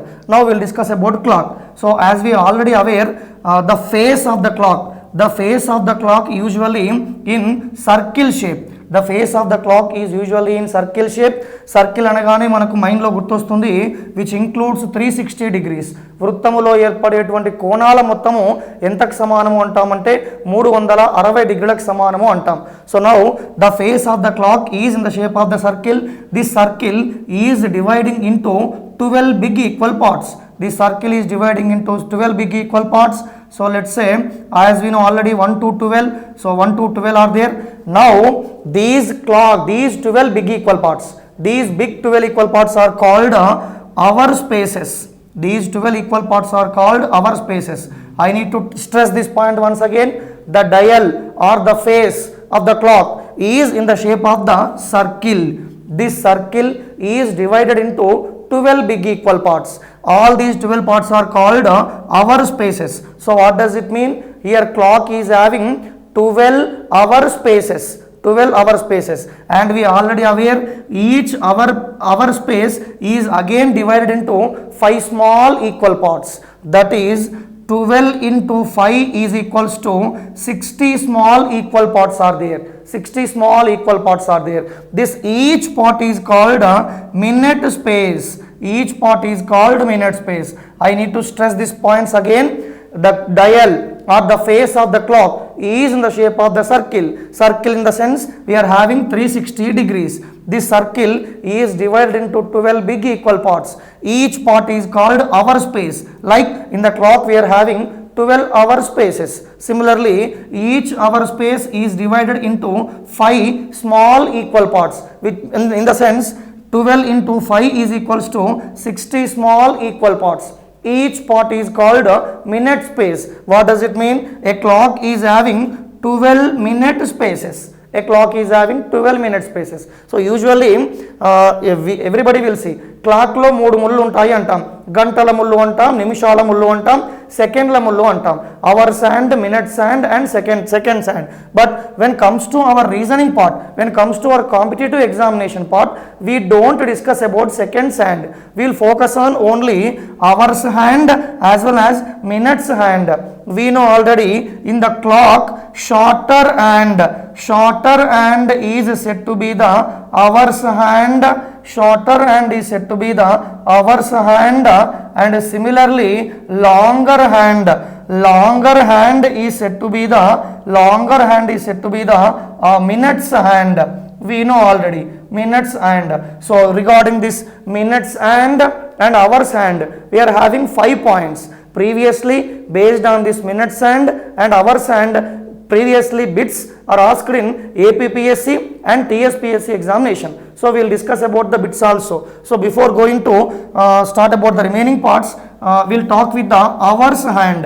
We will talk about hours hand in the clock. Hours hand, or simply we can call hour hand. We will discuss about this hour hand. In this hour hand, we are having 3 main important points. For example, look at this diagram everybody. So clock, as we already discussed, a clock is having 12 big equal parts, as I already told you earlier. Now, for example, think that, so this is the hours hand. This is the hours hand. Hours hand is located at 12. So in the sense, hours hand is located at 12 noon. This shorter hand is called hour hand. For example, this hour hand is rotating. Hour hand is rotating, again comes to 12th place only. Again comes to 12th place. గడియారములో ఉన్నటువంటి గంటల ముళ్ళు అనేది 12 వద్ద ఉంది అని భావించండి. 12 వద్ద ఉన్న ఆ గంటల ముళ్ళు అనేది ఒక భ్రమణము చేస్తూ, ఒక కంప్లీట్ రొటేషన్ చేస్తూ అగైన్ 12 మీదకి వచ్చింది. What does it mean? Hours hand made how many hours? 12 hours. Hours hand made 12 hours. For example, as I already told you, hours hand is located at 12 and hours hand made one complete revolution. So what does it mean, my dear students? Hours hand made in the span of 12 hours made how many degrees? 360 degrees. How can you say hours hand made 360 degrees in the span of 12 hours means? So from 12 o'clock to 12 o'clock. From 12 o'clock to 12 o'clock means thus our hand made a complete revolution. Complete revolution means it forms a circle. So as I already told you, a circle is having 360 degrees. That's why from this hours hand we can make one starting point. That is, in the span of 12 hours, hours hand can made 360 degrees. This is the very important point from regarding hours hand. Now if we talk about second point, let's say in the span of 12 hours, hours hand is made 360 degrees. Means, for example, 12 hours is 360 degrees, then for 1 hour is how much? If you will do the small mathematical calculation. So what we can get, my dear students? 1 by 12 into 360. 1 by 12 into 360 means that is equals to how many degrees? 30 degrees. So second point, very important point from the hours hand. That is, in the span of 1 hour, hours hand can made or hours hand can trace 30 degrees in the span of only 1 hour. As I already told you first point, in the span of 12 hours, hour's hand made 360 degrees. In the span of 1 hour, hour's hand made 30 degrees. So this is also second important point. Now if you will talk about third point, let's say 1 hour means we know already 1 hour is equals to 60 minutes. 1 hour is equals to 60 minutes.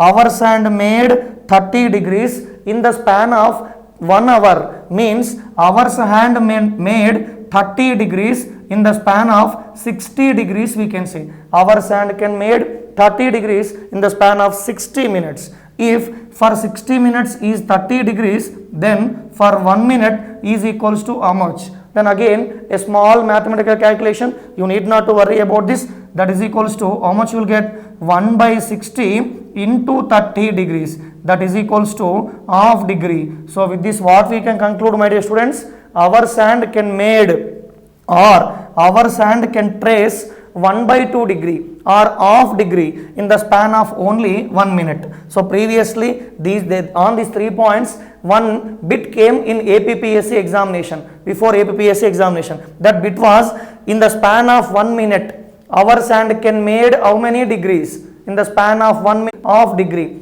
Now we will focus on minute sand.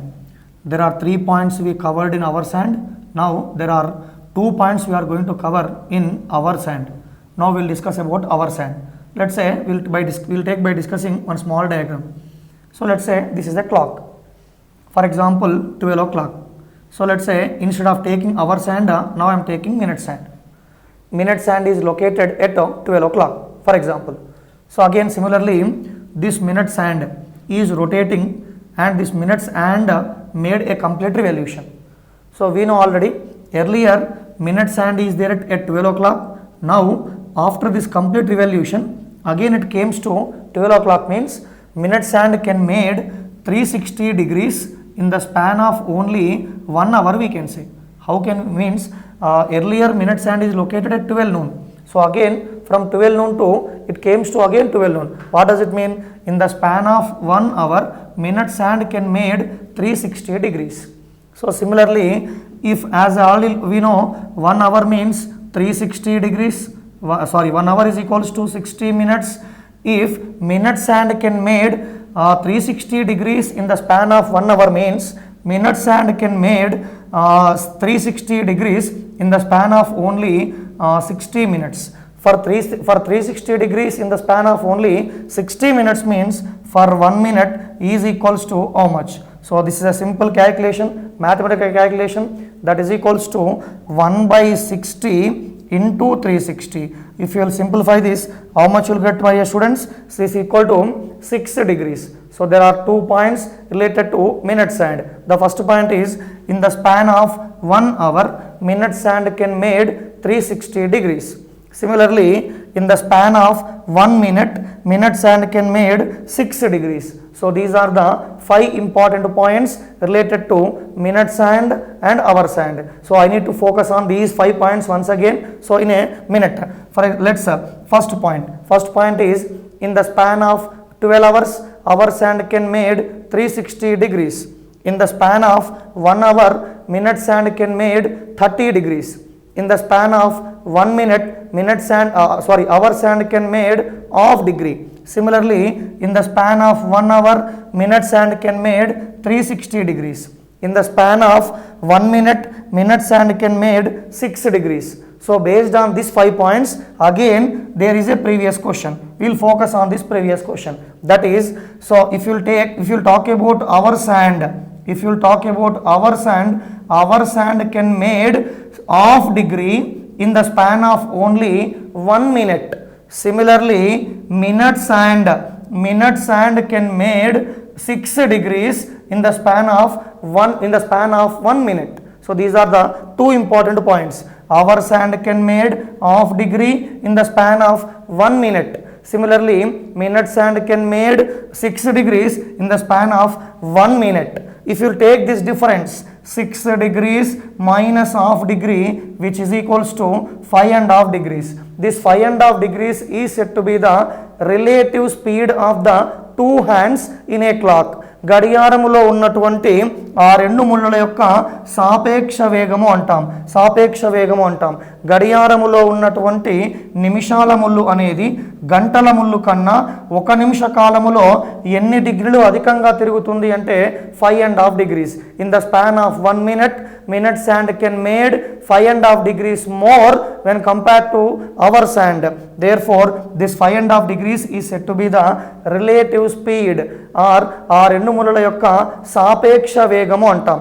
So దీనిపైన కూడా ప్రీవియస్గా మనకి ఎగ్జామ్స్లో రావడం జరిగింది bit. దీనిపైన కూడా అభ్యర్థులు ఫోకస్ చేయాలి. ఓకేనండి. So this is about hour hand and minute hand. Now we'll talk about another 3 concerns. That is when the hands are rotating in the clock. గడియారములో ఉన్నటువంటి ముళ్ళులు అనేవి తిరుగుతూ ఉన్నప్పుడు మనకి ప్రధానంగా 3 సందర్భాలు ఎదురవుతాయి. When the hands are rotating in the clock we come across with the following 3 conditions. Let's say condition number 1 is 2 hands may be opposite to each other. 2 hands may be opposite to each other. And second point is 2 hands may be coincide at some other time. And 2 hands may be perpendicular to each other. 2 hands may be perpendicular to each other. So these are the 3 conditions. గడియారంలో ఉన్నటువంటి గంటల ముళ్ళు మరియు నిమిషాల ముళ్ళు పరిభ్రమిస్తూ ఉన్నప్పుడు ప్రధానంగా ఒక 3 సందర్భాలు. There are 3 conditions. Condition number 1 is hands may opposite to each other. For this we'll take one example. So let's say time is 6 o'clock. We all know at 6 o'clock our sand is located at 6 and minute sand is located at 12. This we'll discuss by taking a small diagram. So let's say here 12 o'clock is there and 6 o'clock is there. So let's say this is our sand and this is minute sand. So what we can say now, 2 hands are opposite to each other. At what time? At exactly 6 o'clock. Similarly, 2 hands may coincide. 2 hands may coincide. So let's say for example, this is also we'll take by discussing one small diagram. Let's say time is exactly 12 o'clock. Time is exactly 12 o'clock. At 12 o'clock, minute sand and hour sand both are coincide. Similarly, if you talk about perpendicular part, this is also will take by discussing a small diagram. So let's say now the time is exactly either 3 o'clock you can say or 12 o'clock, 9 o'clock you can say. Either 3 o'clock or 9 o'clock. So let's say at 3 o'clock the angle between these 2 hands is equals to 90 degrees. Or if you take instead of 3 o'clock we can take 9 o'clock also. At 9 o'clock also the angle between these 2 hands equal to how much you can say 90 degrees. So these are the 3 more important points in clock's topic. That is when the hands are rotating in the clock we come across with the following 3 conditions. So condition number 1 is hands may opposite to each other, hands may perpendicular to each other, or hands may coincide. So now we will discuss about this coincide part. We will discuss about this coincide part. So what are the points covered under this coincide and all we'll discuss. So let's say this point also we'll discuss by taking one small diagram. Coincide. Now our focus is on only coincide. So this we'll discuss. So let's say for example time is at 12 o'clock. Just now I told at 12 o'clock 2 hands are coincide. There are 3 points in this coincide part. The first part is when 2 hands are coincide then the angle between these 2 hands equals to 0 degrees. ఈ రెండు ముళ్ళులు పరస్పరము ఏకీభవించినప్పుడు వాటి మధ్య ఏర్పడే కోణము ఎంతకు సమానము అంటామంటే 0 degrees గా తీసుకుంటాం. We are discussing about a coincide point. So there are 3 points in this coincide concept. Let's say when 2 hands are coincide. Let's say the best example is 12 o'clock. When 2 hands are coincide, the angle between these 2 hands is equals to, we can say 0 degrees. So that means by seeing this diagram we can say hour sand and minute sand both are coincide. There is no angle between these 2 hands. That's why when 2 hands are coincide, the angle between these 2 hands is equals to 0 degrees. That is one point. And the second point is when 2 hands are coincide, then there are 0 minutes apart. 0 minutes apart. About this in detail we will discuss about opposite condition and perpendicular condition. So about this point we'll in detail we'll discuss about the coming two concepts. Okay, so now just keep in mind, when two hands are coincide, angle between them is 0 degrees. When two hands are coincide, then two hands are 0 minute spaces apart. And one more condition. So one more important condition is, in the span of every 1 hour, in the span of every 1 hour, two hands are coincide only one time. Again I am reminding you students, in the span of only 1 hour, two hands are coincide only one time. So now you can say one question. For 1 hour they are coincide one time. But if you take about 12 hours, for 12 hours span, these two hands are coincide only 11 times only. You may ask the question, for 1 hour it is one time, but for 12 hours it could be 12 times, then why not it is only 11 times? Means I can give you the counter example. Just focus on the students. For example, let's say now the time is 11 o'clock. Think that the time is 11 o'clock. At 11 o'clock, minutes hand is at 12 and hours hand is at 11. Now the time is 11 o'clock. Similarly, from 11 to 12 and 12 to 1, there are 2 hours are appearing on the screen. So for example, let's say minutes hand is rotating completely 1 hour. Minutes hand is rotating completely 1 hour. What does it mean? So now hours hand is moved to 12 o'clock. Is moved to 12 o'clock. So what does it mean? In the span of 1 hour, these two hands are coincide. How many times? Means strongly we can say only one time. Just imagine, you can say yourself, time is at 11 o'clock. Now after 1 hour, time is at 12 o'clock. What does it mean? In the span of this 1 hour, two hands are coincide only one time. That too at what time? At exactly 12 noon. So similarly, again in the second phase, for example, again minutes hand is rotating in the second time. If minute hand is rotating 1 hour, then hours hand is moved to 1 o'clock. But if you will focus on the second part, in second part, when the hours minutes hand is moved one hour, for this 1 hour there is no coincidence. That's why what you can say, for 11 o'clock to 12 o'clock and for 12 o'clock to 1 o'clock, for these 2 hours, for 1 hour it could be one time, but for these 2 hours it could be 2 times, but it is coincide only one time. That's why for every 1 hour, two hands are coincide one time, but in the span of 12 hours, two hands are coincide only 11 times. Again, based on this concept, so there is a previous question. So that question was, in a day, two hands are coincide how many times? That was the question, previous examination question. In the span of 12, in the span of day, or we can say, in a day, two hands are coincide how many times?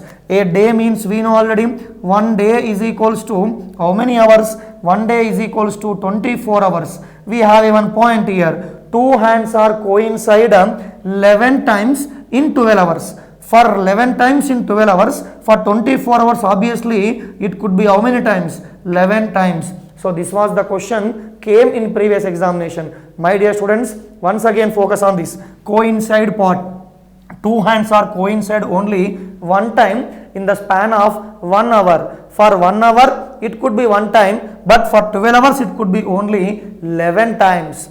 And in a day, two hands are coincide only 22 times. These are the 3 points comes under coincide concept. Similarly, we will focus on opposite concept. So two hands are may opposite, two hands may perpendicular, or two hands may coincide. So he mentioned the word like this also sometimes. Instead of mentioned only opposite, sometimes he mentioned like this. How, at what time between the 2 o'clock and 3 o'clock, two hands of the clock are same straight line but opposite in direction. Let's say for example, earlier I told, let's say the time is 6 o'clock. If you talk about 6 o'clock, minutes hand is at 12 and hours hand is at 6. So what you can say, these two hands are on same straight line but they are in opposite in direction. So that is the important concept. So now again in this this point opposite concept, we have 3 following conditions. So the first condition, the first following condition is, so let's say now the time is exactly think that 6 o'clock. Okay, now the time is exact 6 o'clock. By taking 6 only we'll discuss. Every 1 hour, 2 hands are coincide only one time. But for 12 hours again it could be only 11 times only. Here also I am going to give you the one counter example. That counter example is, if you will take 5 o'clock and the 6 o'clock. From 5 o'clock to 6 o'clock and from 6 o'clock to 7 o'clock. For these 2 hours, for every 1 hour they are opposite to each other one time. But for these 2 hours, instead of 2 times, 2 hands are coincide only one time. That is exactly at 6 o'clock. So that's why 2 hands are opposite to each other one time every 1 hour. But in the span of 12 hours, it could be only 11 times. Again, if you talk about in a day, we know already a day is having 12 hours. In the span of in a day, 2 hands are opposite to each other again only 22 times. So earlier one more point is there. What was that? So 2 hands are coincide one time in every 1 hour. Similarly, 2 points are coincide 22 times in a day. Similarly, in opposite condition, 2 hands are opposite to each other only one time in the span of every 1 hour. Similarly, 2 hands are opposite to each other 22 times in a day. Here the counter example is from 5 o'clock to 6 o'clock and from 6 o'clock to 7 o'clock. That is we can say. And similarly, now we will talk about perpendicular condition. So perpendicular condition. So we know already the meaning of this perpendicular. Perpendicular means usually we will take how many degrees? 90 degrees. Perpendicular means 90 degrees. So here it is different concept compared to coincide and compared to opposite. This is completely different concept, because for every 1 hour 2 hands are opposite to each 2 hands are perpendicular to each other only 2 times, whereas for every 1 hour 2 hands are opposite and 2 hands are coincide only one time. But in this case 2 hands are perpendicular to each other 2 times in every 1 hour. For 12 hours it could be, so now we can say 22 times only, because for every 1 hour 2 times, for 12 hours it could be actually 24 times, but 22 times only they will opposite to each other. Here also we can say one counter example. The counter example is from 2 o'clock to 3 o'clock and 3 o'clock to 4 o'clock. For these 2 hours, instead of 4 times, hands will are perpendicular to each other only 3 times. Similarly, from 8 o'clock to 9 o'clock and from 9 o'clock to 10 o'clock, for these 2 hours also 2 hands are perpendicular to each other only 3 times instead of 4 times. So that's why for 1 hour 2 times, for 12 hours it could be 24 times, but only 22 times 2 hands will perpendicular to each other. Similarly, in a day 2 hands are perpendicular to each other only 44 times. So these are the 3 conditions. And one more important point I forgot to say here, that is when 2 hands are opposite to each other, then these 2 hands are 30-minute spaces apart. What does it mean? Our hand is at 6 o'clock, minute hand is 12 o'clock. What is the difference between, or else from 12 o'clock to 6 o'clock? How many minutes we are having? 30 minutes. So similarly, when 2 hands are perpendicular to each other, we can take the perpendicular condition also. When 2 hands are perpendicular to each other, then 2 hands are 15 minute spaces apart, we can say. So when 2 minutes are coincide, they are 0 minutes apart. When 2 hands are opposite to each other, they are 30 minute space apart. When 2 hands are perpendicular to each other, so it is only 15 minute spaces apart. These are the conditions. So now in clocks topic, we come across with one formula. By using that formula, we can find out the various problems. So let's say the formula is m is equals to 2 by 11 into h into 30 degrees plus or minus theta. By using this formula, we can find out any type of question. There are only 5 types in clocks. Out of 5 types, 4 types can be solved only by using this simple formula, that is m is equals to 2 by 11 into h into 30 plus or minus theta. Here we will talk about m. Here m means we can say minutes, M అనగానే నిమిషాలు అంటాం. Similarly H means, here H means hours only, but what kind of hour means? It is simply starting hour. We will discuss what is starting hour when the problems will come. So similarly theta, theta means angle between the two hands. Theta means angle between the two hands, that is angle between the hours hand and minutes hand. And when you are substituting in this formula, we have one more condition, that is if our starting hour is 12 o'clock, if our starting hour is 12 o'clock, instead of taking h is equals to 12, simply we have to take h is equals to 0. One more condition, my dear students, in this formula when you are substituting, h means what does it mean? Starting hour. When you are substituting starting hour is 12 o'clock, we should take simply it equal to 0. So why do we need to take h is equal to 0 when the starting hour is 12 o'clock? So it's simple, we can say, because the clock which we are discussing is only normal clock. A normal clock is having only 12 hours. That's why our starting hour is equal to, we can say, h is equal to 0. Why if it is only 12 hours we need to take 0 means, the best example is railway clock.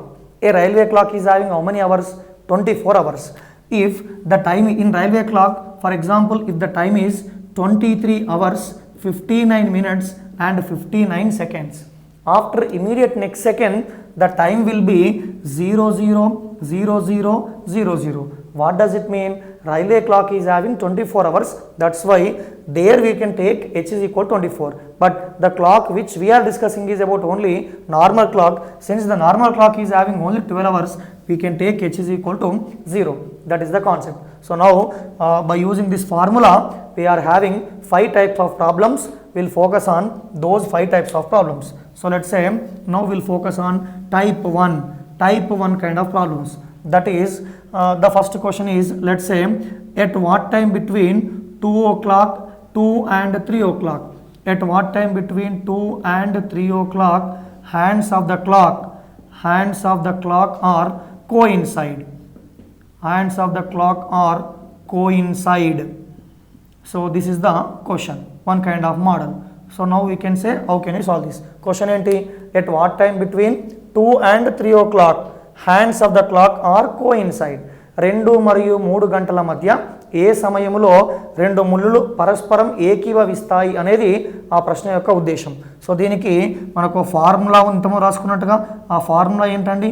m is equals to 2/11 into h into 30 degrees plus or minus theta.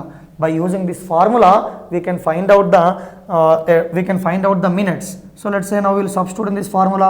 2/11 into h means, so here 2 o'clock you mentioned, 3 o'clock you mentioned. What is our starting hour? Starting hour is 2 o'clock. That's why h is equal to, we can take 2 into 30 degrees plus or minus. What could be the theta? So it's simple, my dear students. Theta means, as we know already, angle between the two hands. This is the concept of coincide. When two hands are coincide, the angle between two hands is equal to 0. That's why simply here we can take 0 degrees.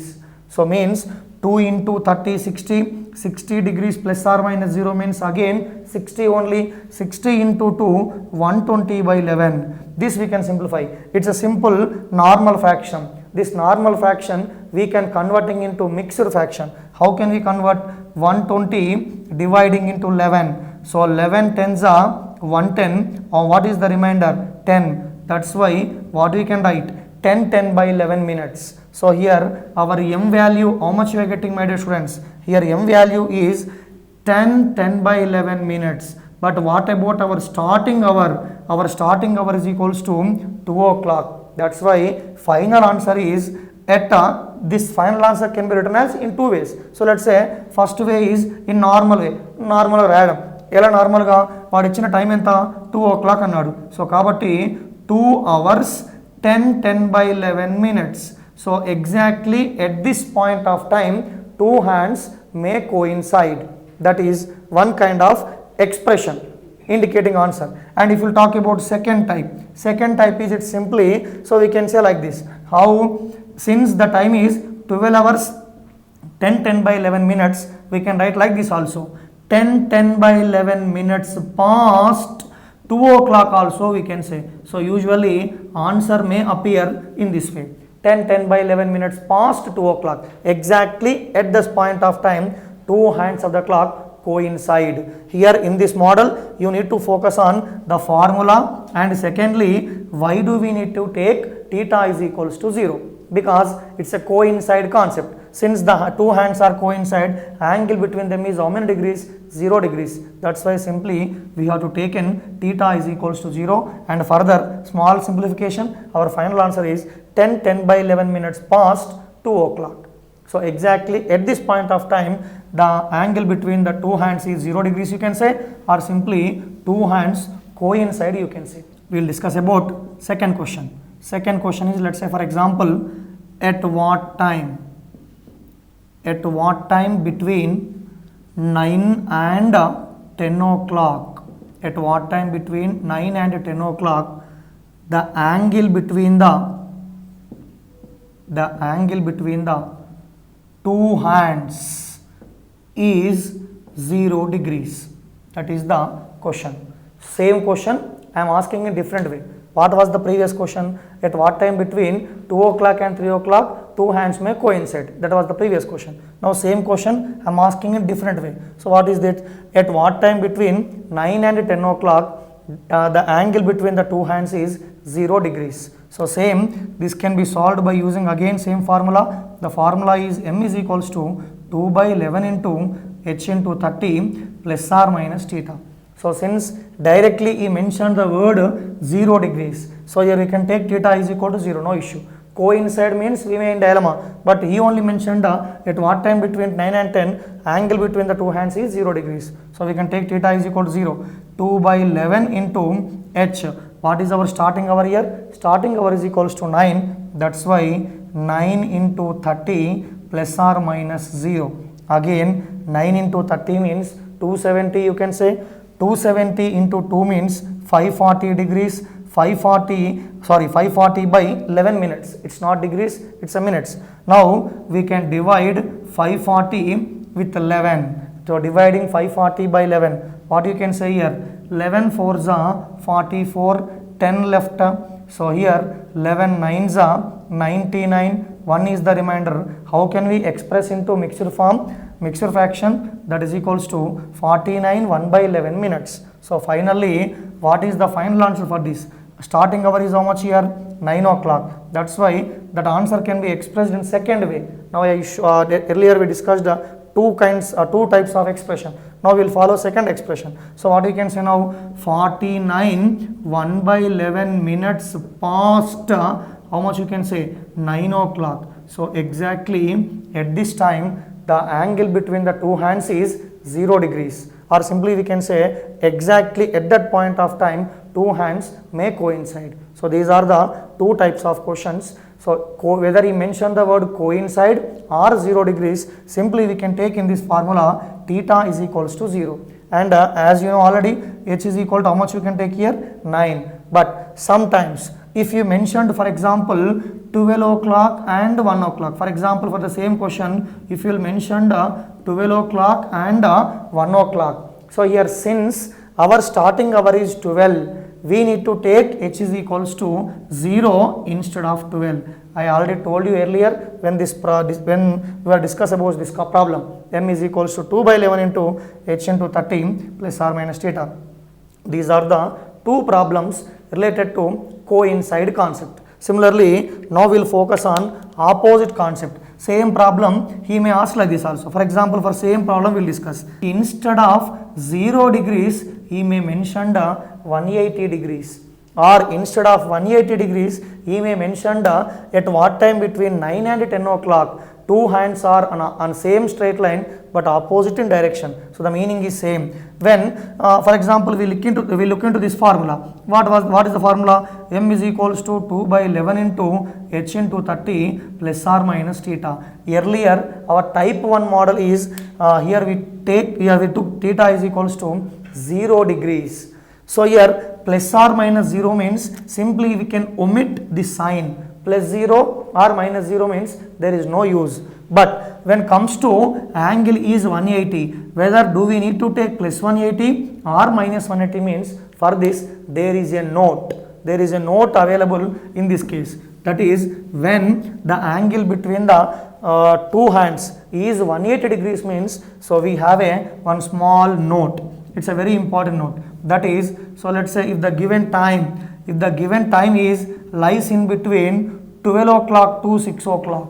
If the given time is lies in between 12 o'clock to 6 o'clock, simply we need to take plus 180 degrees.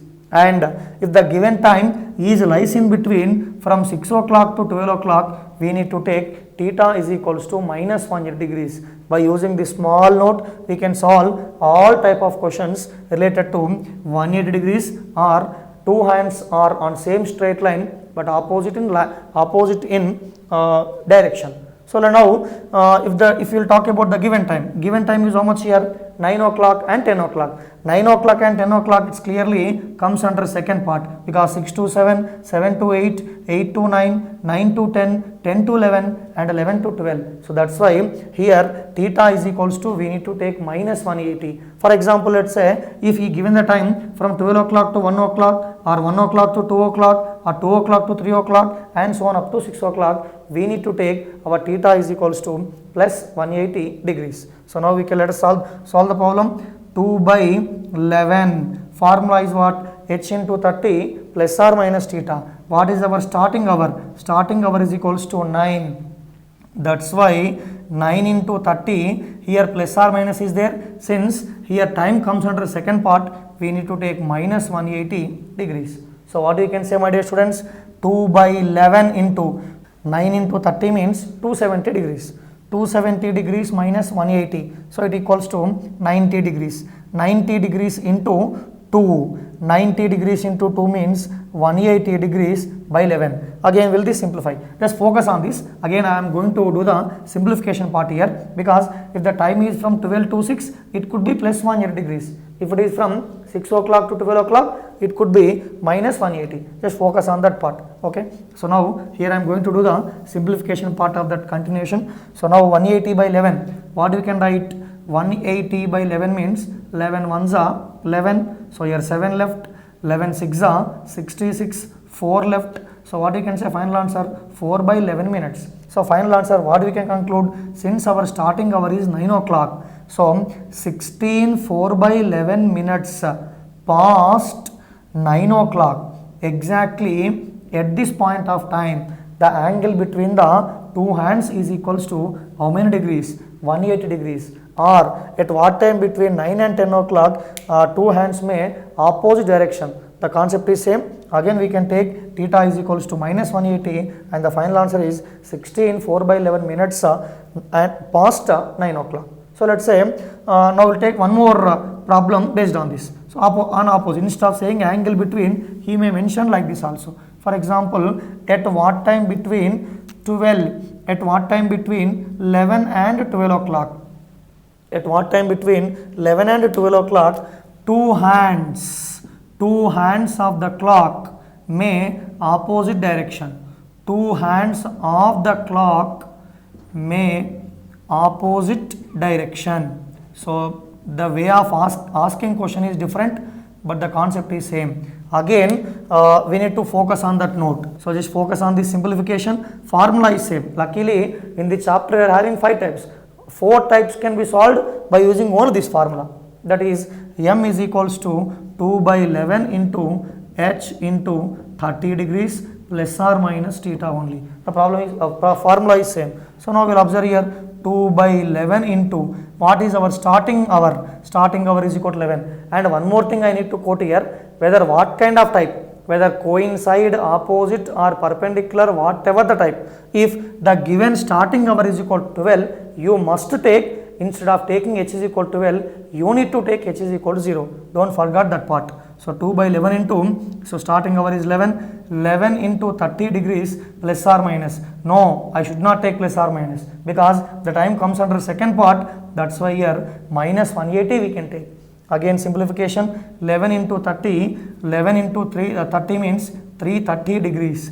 330 degrees minus 180. So how much you can say? Here simply that is equals to 13, 7. How many degrees we can say? Is it 170? No, it's not 170. 13 minus 8, 6. No, it's 5. how much you can say? 150 degrees. So exactly we are getting 150 degrees. 150 into 2, again how much? 300. 300 degrees by 11. Again this simplifying by doing normal division. What will get, my dear students? So 300 by 11. 11 2s are 22. 8 is the remainder. So 8 means here you will get 80. 11 7s are 77. I am getting 3 as the remainder. So 3 by 11 minutes. 27 3 by 11 minutes. So what you can say? What could be our final conclusion? 27 3 by 11 minutes past. Minutes past. So what could be our starting hour? 11 o'clock. So exactly at this point of time, the angle between the two hands is 180, or the two hands are in opposite in direction. So you need to focus on this part. Only two things. In type 1, coincide. Whether he mentioned coincide or 0 degrees, you need to take theta is equal to simply 0. Whether it is opposite direction or 180, simply you have to take theta is equals to, it depends. If it is from 12 to 6 plus 180, if it is from 6 to 12, it could be minus 180. So think positively, definitely you can score the good, you can have a good command on this subject. For every 1 hour, two hands are perpendicular to each other 2 times. So what does it mean? Now this will discuss by taking one example. So let's say instead of 10, 11 and 12, we will take like this. So let's say 3 and 4. At what time between 3 and 4 o'clock, two hands of the clock are 90 degrees. Two hands of the clock are 90 degrees, or both the hands are perpendicular to each other. Again we have a condition. So what is the condition? Formula is again same. M is equal to 2 by 11 into h into 30 plus or minus theta. Clearly theta is we can say 90, but again we need to take plus 90 or minus 90 means for this also we have one small note. Just focus on this note. That is, if the given time is in between 12 o'clock to 3 o'clock, if the given time is in between 12 o'clock to 3 o'clock, then we need to take one time theta is equals to plus 90 and theta is equals to plus 270. For example, if the given time is from 3 to 9, then we need to take theta is equals to one time plus 90 and the next time, so it could be minus 90. So again, if the given time is in between 9 o'clock to 12 o'clock, then we need to take theta is equals to minus 90 and theta is equals to minus 270. By using this small note, we can solve the perpendicular condition questions. So why I am taking two angles means we know already. For every 1 hour, two hands are perpendicular to each other 2 times. That's why we are getting two angles. 12 o'clock to 1 o'clock, 1 to 2 and 2 to 3. So we need to take plus 90 plus 270. For example, the time is lies in between 3 o'clock and 9 o'clock. We should take plus 90 and minus 90. Similarly, from 9 o'clock to 12 o'clock, we should take theta is equals to minus 90 and minus 270. So it's very clear. Now focus on the diagram in the mind, so that you will get the idea. If it is opposite means 12 to 6, 180, 6 to 12, minus 180. So just have a look. So now 3 and 4, 3 and 4. Formula is again same. I told you for first 4 types, we are going to use the same formula. M is equals to 2 by 11 into starting hour is 3. So 3 into 30. Now 3 and 4 means the time comes under this part. 3 and 4 means the time comes under this part. So what does it mean? In case 1, we need to take theta is equals to plus 90. In case 2, we need to take theta is equals to minus 90. Now we will discuss by taking theta is equals to plus 90. 3 into 30, 90. 90 plus 90, 180. 180 into 2, 360. So 360 by 11 minutes. So again simplification, 360 by 11 means 11 3s are 33. So you have 3 left, 11 2s are 22, 8 left. So what you can say? 32 8 by 11. Final answer is 32 8 by 11 minutes. So means 32 8 by 11 minutes past 3 o'clock. Final answer 32 8 by 11 minutes past 3 o'clock. So at this time exactly the angle between the two hands is 90 degrees. This is only case 1 because I am taking theta is equals to 90 only. Again we need to take theta is equals to minus 90. If I'll take theta is equal to minus 90, see, observe interestingly, this part is same, this formula is same. Instead of plus 90, I need to take minus 90 now. So for example, think that instead of plus 90, I am taking minus 90. So 3 into 30, 90, 90, here minus 90, 90 minus 90 means how much you'll get? 0 you'll get. So 0 into something means how much you'll get? 0 you'll get. So what does it mean finally? M value I am getting 0 degrees. If I'll take theta is equal to minus 90. So what does it mean? 0 minutes past 3 o'clock. 0 minutes past 3 o'clock means what? It's simply 3 o'clock. So means from 3 and 4, at what time between 3 and 4, the angle between the two hands of the clock is 90 degrees means, so one time I am getting 32/8/11 minutes past 3 o'clock, and in second case, so exactly I am getting 3 o'clock, because minutes I am getting 0. How can we say theta equal to minus we need to take? So because time is lies under 3 and 4. If it is minus 90, this value could be 0, 0 into something 0, so that is m is equal to 0 I am getting. So final answer is 3 hours. There are 0 minutes past 3 o'clock. 3 o'clock. So simply 3 o'clock we can say. And earlier I told you also one time, exactly at 3 o'clock, the angle between two hands is how much? 90 degrees only. That's why I am getting 3 o'clock. So that is one case. Now similarly, we'll focus on second part. Let's say instead of taking 3 and 4, now I am taking, let's say, 7 and 8, or you can say 1 and 2, no issue, 1 and 2. At what time between 1 and 2 o'clock, two hands of the clock are 90 degrees. 1 మరియు 2 గంటల మధ్య ఏ సమయంలో రెండు ముళ్ళ మధ్య కోణం అనేది 90 డిగ్రీలకు సమానంగా ఉంటుంది అనేది క్వశ్చన్. సో దీనికి సంబంధించి మళ్ళీ same formula, you will get the bore by writing same formula every time. Luckily you can feel lucky. So 2/11 into starting hour. What is our starting hour here? 1 o'clock. So that's why h is equal to 1 into 30 degrees. Now you should not take plus or minus, because the given time lies in between 12 and 3. Since the given time is lies in between 12 and 3, we need to take one time theta is equals to plus 90, and second time you should take theta is equals to plus 270. So by taking two cases, actually case 1 will come and case 2 will come. There are two formulas for perpendicular condition, because this will happen 2 times for every 1 hour. That is the reason. So now if you will simplify 1 into 30, so now I am taking theta is equals to plus 90. Now will this simplify this? 1 into 30, 30. 30 plus 90, 120. 120 into 2 means 240 you will get. 240/11. 240/11 we have to simplify. We have to converting into mixed fraction. As you know, many times we discussed so in this concept. Now 11 2s are 22. 22 means 2 left. So 0, 11 1s are 11, 9 left. What you can say? 9/11. So what is our final answer? Now I am erasing here. Just focus on this. 12 o'clock to 3 o'clock means plus 90 plus 270, and similarly 3 o'clock to 9 o'clock means plus 90 minus 90. Similarly from 9 o'clock to 12 o'clock means minus 90 minus 270. Just have a picture in the mind. Okay, so now this part I am going to erase. No, observe here. So what is the final answer?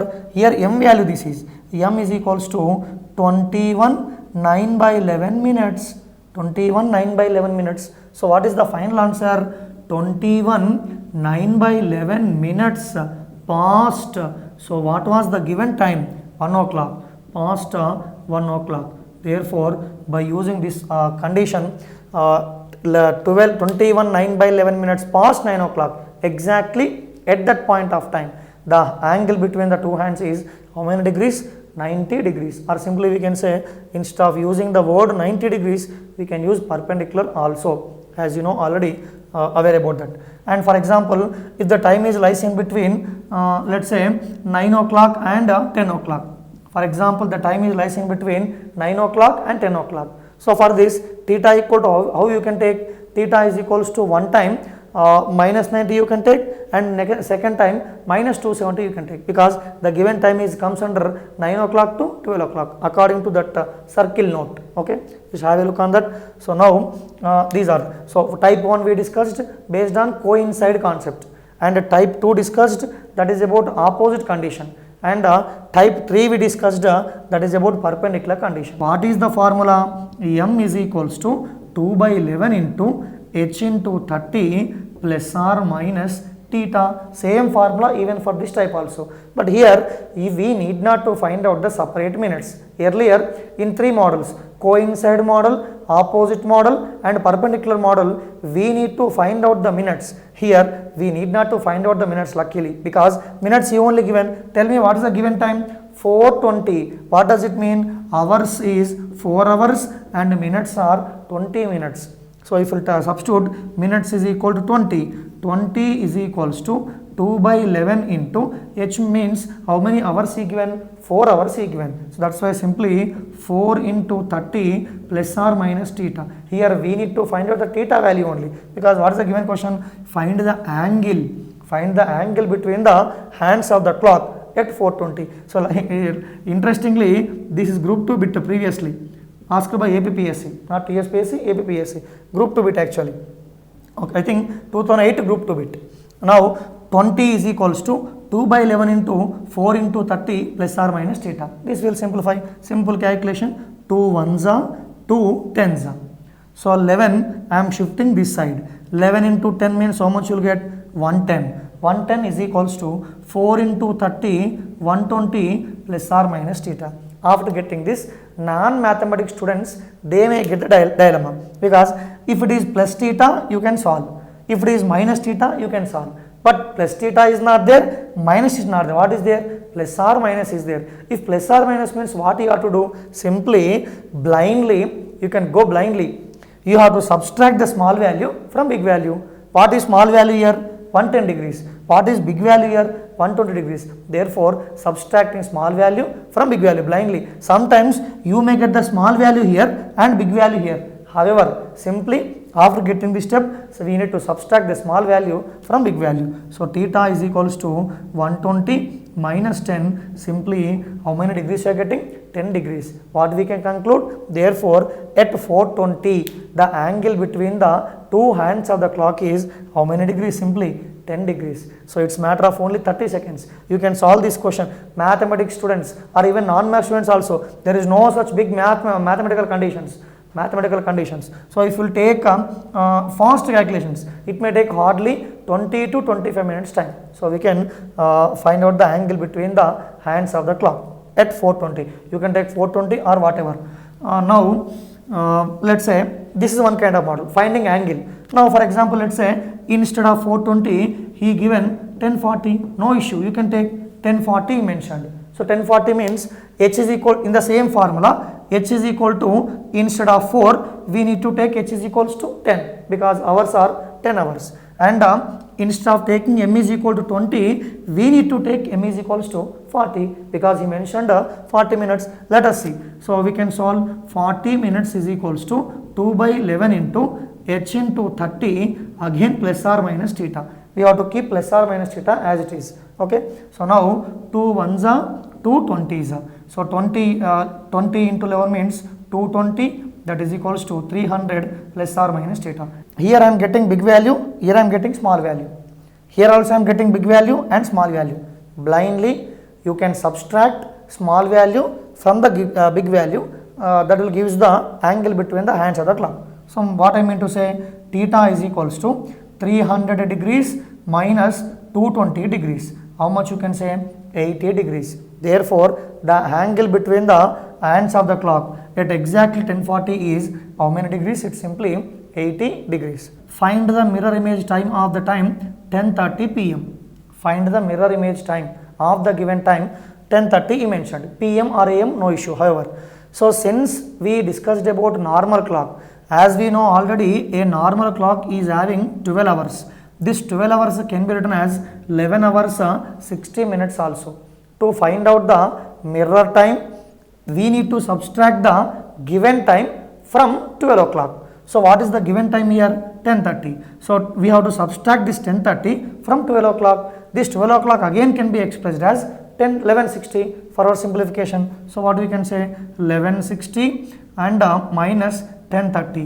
60 minutes minus 60 minutes minus 30 minutes. Again you will get 30 minutes. 11 hours minus 10 hours. You will get 1 hour. What we can say? The mirror image time of 10:30 p.m. is, you can get 1:30 p.m. If it is p.m. you have to write p.m. For example, if it is AM, you have to write the AM. Sometimes he may give the mirror image time, he asks you to find out the real time. Whether he given real time, ask you to find mirror image time, given mirror image time, or he asks you to find out the real time, the formula is same. Simply what you have to do, we have to subtract from 1160, that's it. If it is in case of normal time, sometimes in the question clearly he mentioned railway clock. If it is railway clock, simply we need to subtract 24 hours, because railway clock is having 24 hours. Again, 24 hours can be expressed as 23 hours 60 minutes for our simplification. So this is about mirror image time. Given real time, he asked you to find mirror image time, or given mirror image time, he asked you to find real time. So formula is same. If it is normal clock, we need to subtract from 1160, means 11 hours 60 minutes. If it is railway clock, it is simply 23 hours 60 minutes. Okay, these are the 5 types. To all of them, I need to say only one word, because what is that is, it is not a GS. If it is GS part, you need to refer a standard material, because if you refer standard material, we have a accurate data. The data is useful to write the examination. But when it comes to mental ability part, the name itself is saying mental ability. So to get the command over this mental ability, you need to refer various books. If you depends on only one notebook, you never succeed, because same question, if you refer 3-4 books, let's say you are having 3-4 materials. If you refer 3-4 materials, you come to know that same question can be asked in different ways. Let's say in one book he is asking the same question one way, in second book he is asking different way, in third book he is asking different way. So if you refer different books, there are 2 advantages. Advantage one is, you can have a idea about the question. One question is asking in how many times, that is one idea. And secondly, if you refer different books, you will have a chance to practice more number of questions. Once you will practice more number of questions, then only you will get the command over the mental ability, or else unless you never succeed. If you, most of them what they will do, they will depends on the one single notebook or one textbook, they will follow only that one. If you will follow only that one, you never succeed. You have to follow different textbooks. That's why to get the command, you need to practice more number of bits.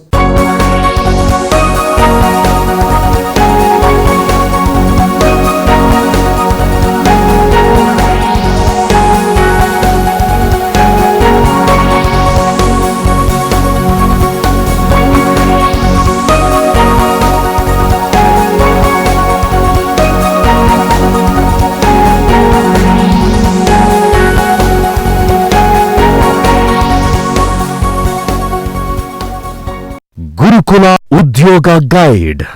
వేలాదిగా గురుకుల teacher పోస్టులు, ఆశల పల్లకిలో నిరుద్యోగులు. గురి పెడితే గురుకులాల్లో ఉద్యోగం మీదే. గైడ్ చెయ్యడానికి, గైడెన్స్ ఇవ్వడానికి తెలంగాణ ప్రభుత్వం ready. Group 2, EAMCET, NEET, IIT entrance శిక్షణతో లక్షలాది మందికి దిక్సూచిగా నిలిచిన సాఫ్ట్నెట్ మన టీవీలో ఇప్పుడు గురుకుల ఉద్యోగ గైడ్. అనుభవజ్ఞులైన అధ్యాపకులచే అత్యుత్తమ శిక్షణ. మే 12 నుండి ప్రతిరోజు ఉదయం 6 గంటల నుండి 10 గంటల వరకు, మరియు మధ్యాహ్నం 2:45 నుండి 7 గంటల వరకు మీ సాఫ్ట్నెట్ మన టీవీ ఛానళ్లలో చూడండి. మీ ఇంట్లో మన టీవీ ప్రసారాలు రావడం కోసం మీ కేబుల్ ఆపరేటర్ని వెంటనే సంప్రదించండి. గురుకుల ఉద్యోగ గైడ్ ప్రసారాలను సాఫ్ట్నెట్ మన టీవీలో చూడలేకపోయిన వాళ్ళు ఫేస్బుక్, యూట్యూబ్, సాఫ్ట్నెట్ వెబ్సైట్ల ద్వారా కూడా చూడొచ్చు. చక్కని తెలుగు రాత కోసం అందమైన చేతిరాత నేర్చుకోవాలనుకుంటున్నారా?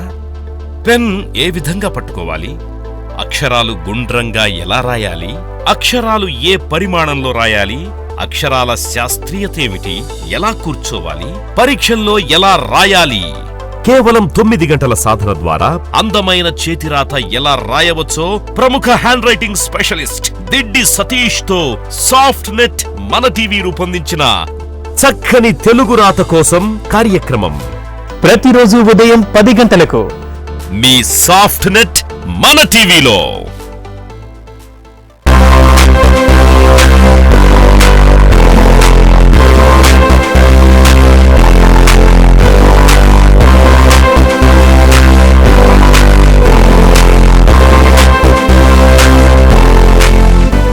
in Delhi Sultans, among Delhi Sultans, Muhammad bin Tughlaq is a controversial ruler.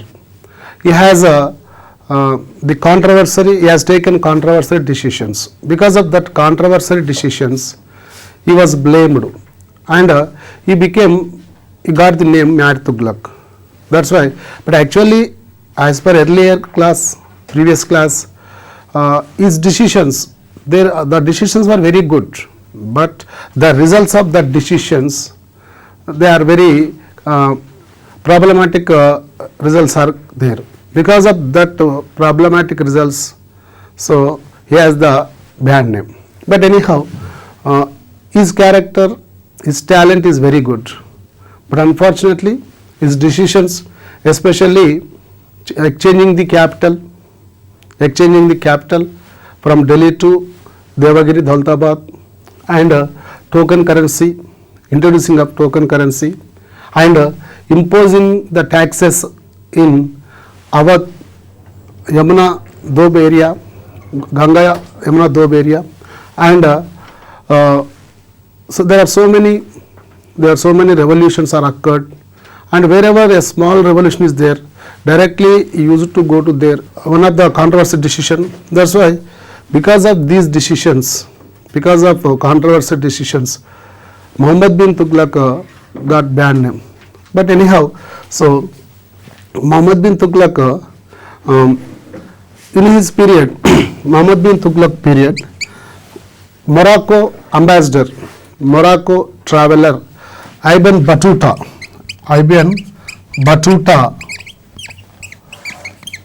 so he was visited Muhammad bin Tughlaq court, and he was from Morocco. He was Muslim traveler, came to Muhammad bin Tughlaq court, and he wrote Rehlat. He wrote the famous book Rehlat, and also one more book, SoFTNET. So these are the books written by Ibn Battuta. Ibn Battuta has one of the credit that he was one and only visitor in the world, visited all Muslim countries. So we should remember this point. మనం ఇది బాగా గుర్తుపెట్టుకోవాల్సిన point ఏంటంటే, who was traveler, visited all Muslim countries. That is Ibn Battuta. So Ibn Battuta, he was sent to China by Muhammad bin Tughlaq as ambassador. So he visited China. Later he appointed as a justice of Delhi court by Muhammad bin Tughlaq. So we should remember, in the period of Muhammad bin Tughlaq, the visitor Ibn Battuta was visited. So this is one of the important point regarding Muhammad bin Tughlaq. And Muhammad bin Tughlaq constructed Tughlaqabad. So nearby Delhi he constructed Tughlaqabad. So Tughlaqabad is completed by Firoz Shah Tughlaq, but constructed by Muhammad bin Tughlaq and completed by Firoz Shah Tughlaq. That's why Tughlaqabad is constructed. Construction of Tughlaqabad is started by Muhammad bin Tughlaq. So anyhow, this is the information regarding Muhammad bin Tughlaq. But in Indian history, he was most controversial king. He was most controversial king. That is Muhammad bin Tughlaq. You know, Muhammad bin Tughlaq also divided politics and religion, as it is Alauddin Khilji. Alauddin Khilji also separated the politics and religion. Here also Muhammad bin Tughlaq also separated politics from the religion, because he is not accepted Khalifa's orders. So he don't want to take the orders of Khalifa. Even though Alauddin Khilji also has not taken the orders of Khalifa. That's why both of the sultans, both of Delhi sultans, that is Alauddin Khilji and Muhammad bin Tughlaq, have not taken the blessings and the orders of Khalifa. That's why Muhammad bin Tughlaq also an ideal ruler, an ideal sultan. But anyhow, whatever the decisions are taken, good decisions, bad decisions, whatever, but he was blamed. Okay, so he has no successors. That means according to history, Muhammad bin Tughlaq has no sons. That's why after Muhammad bin Tughlaq, his cousin, so that is Firoz Shah Tughlaq, became the ruler of Delhi Sultanate. So now we have to discuss about Firoz Shah Tughlaq. Firoz Shah Tughlaq, he was successor of Muhammad bin Tughlaq. So actually Muhammad bin Tughlaq has no sons. That's why his cousin Firoz Shah Tughlaq became the ruler of Delhi Sultanate. Okay, but you see, Firoz Shah Tughlaq, he has a lot of titles. He was lot of titles because he was a great king among Tughlaqs. Firoz Shah Tughlaq was great king among the Tughlaqs. So what are the titles? What are the titles of Firoz Shah Tughlaq? So he is a Sultan of Peace, also called King of Peace. So he is called King of Peace. So King of Peace or Sultan of Peace. Why? Because he never wanted the wars. So in the beginning, he attacked on Jwalamukhi area. So he defeated and compromised with the ruler of Jwalamukhi area. And he attacked on Bihar and Bengal area. There also he was compromised. But he has not occupied their kingdoms. That's why this is a method. So don't want to do wars. So that's why always he wanted the peace. That's why he is called King of Peace. But you see, among all Tughlaqs, he was the greatest because in his period there are so many constructions, there are so many development programs. That's why, so we have to see, first of all, he is called King of Peace. And he has one more title, King of Constructions. King of Constructions. Nirmanala Raju is also called Nirmanala Raju. So King of Constructions. Why? Because he constructed so many towns. For example, Janpur, Fatehabad, Hisar, so Firoz Shah Kotla, Firozabad. So these are the towns constructed by Firoz Shah Tughlaq. So Janpur, Firozabad and Hisar, Firoz Kotla and so Fatehabad. These are the towns constructed by Firoz Shah Tughlaq. That's why he is called King of Constructions. Adhe vidhanga itani Nirmanala Raju. So if we say in Telugu, Nirmanala Raju ani kuda antam. So Shanti Kamukudaina Raju and Nirmanala Raju. So as well as he has one more title, Sultan of or King of Gardens. Sultan of Gardens, Udyanavanaala Sultan. So in a కాలంలో ఎక్కువగా ఉద్యానవనాల యొక్క నిర్మాణాలు జరిగాయి కాబట్టి so he is called Sultan of Gardens. And he has one more title, that is King of or Sultan of Canals. So canals. So he is also called the King of or Sultan of Canals. That means Kaluvala Sultan. Why? Because he constructed the canals from Sutlej, especially for Sutlej river he has constructed the canals. అందుకే ఇతన్ని కాలువల రాజు అని కూడా అంటారు, కాలువల సుల్తాన్ అని కూడా అంటారు. ఎందుకంటే సో సట్లెజ్ నదికి ఈయన 4 రకాల కాలువల నిర్మాణం చేసి సో ఈ cultivated the lands through canals. That's why one and only sultan in Delhi sultans did agriculture through the canals. We will get the question, మాకు క్వశ్చన్ వస్తుంది ఏమనంటే సో కాలువల ద్వారా వ్యవసాయాన్ని నిర్వహించినటువంటి ఢిల్లీ సుల్తాన్, who was Delhi Sultan, so cultivated the lands through canals, that is Firoz Shah Tughlaq. That's why he has these titles. And he got the Khalifa Sultan title from Khalifa. So after long back, so after Alauddin Khilji, Ghayazuddin Tughlaq and Muhammad bin Tughlaq, they have no any kind of permissions from Khalifa, but he has a title, or he has a permission, he has the order from the Khalifa. So that's why after so many sultans, Delhi sultans, he got the order from Khalifa. So himself he announced, I am the king of Delhi Sultanate, having the Khalifa permission. That's why this is information Firoz Shah Tughlaq regarding the titles. So Firoz Shah Tughlaq he abolished the taxes. There are so many taxes. There are about 20 taxes are there, but he has abolished all the taxes. Just he introduced 4 taxes. Firoz Shah Tughlaq has introduced, and he applied only 4 kinds of taxes, because in those days they have so many, they impose so many taxes, near above 20 taxes, but he has abolished all the taxes. Just important taxes, 4 taxes are imposed by Firoz Shah Tughlaq. So here one tax is comes.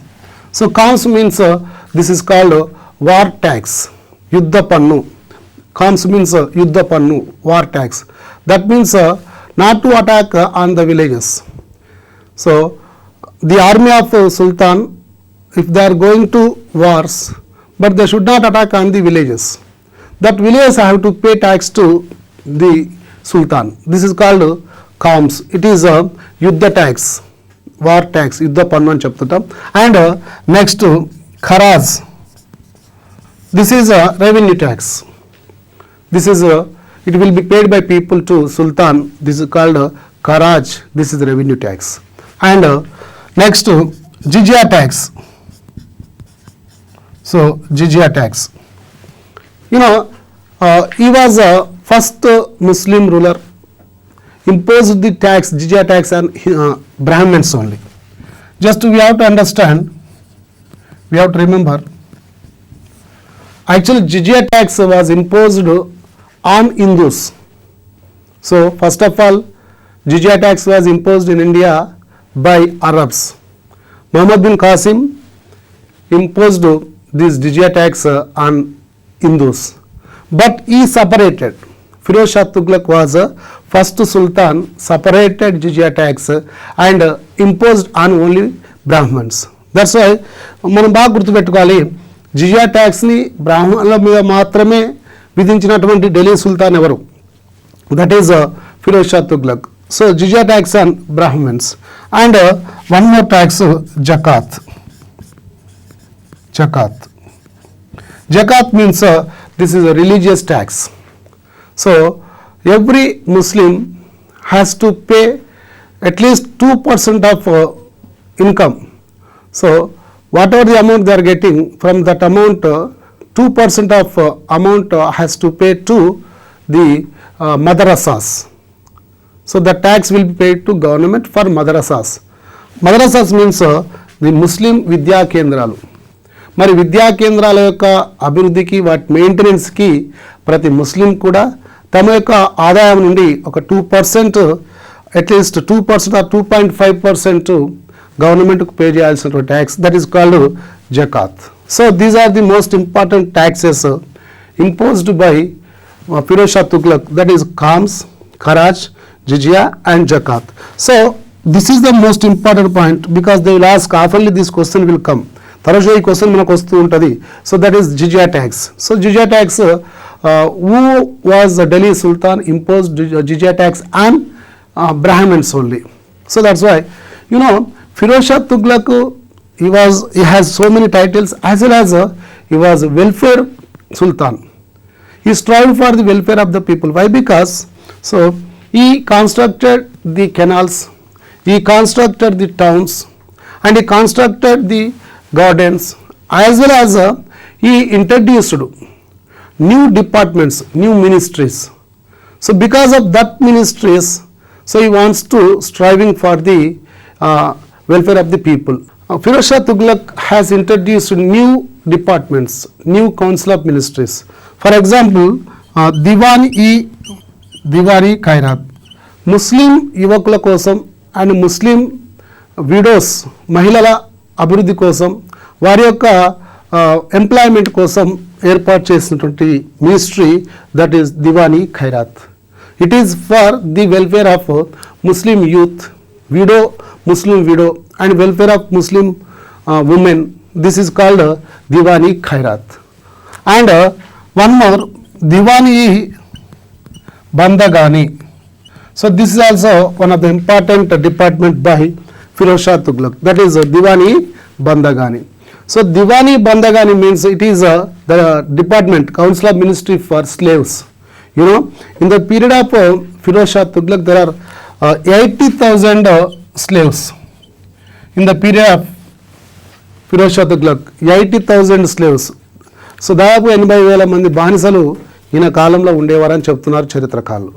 That's why so వారి యొక్క అభివృద్ధి కోసం, వారి యొక్క సంక్షేమం కోసం ఒక కొత్త బ్రాంచ్, సో కొత్త డిపార్ట్మెంట్ ఎస్టాబ్లిష్ చేయడం జరిగింది. That department is called Diwani బందగాని.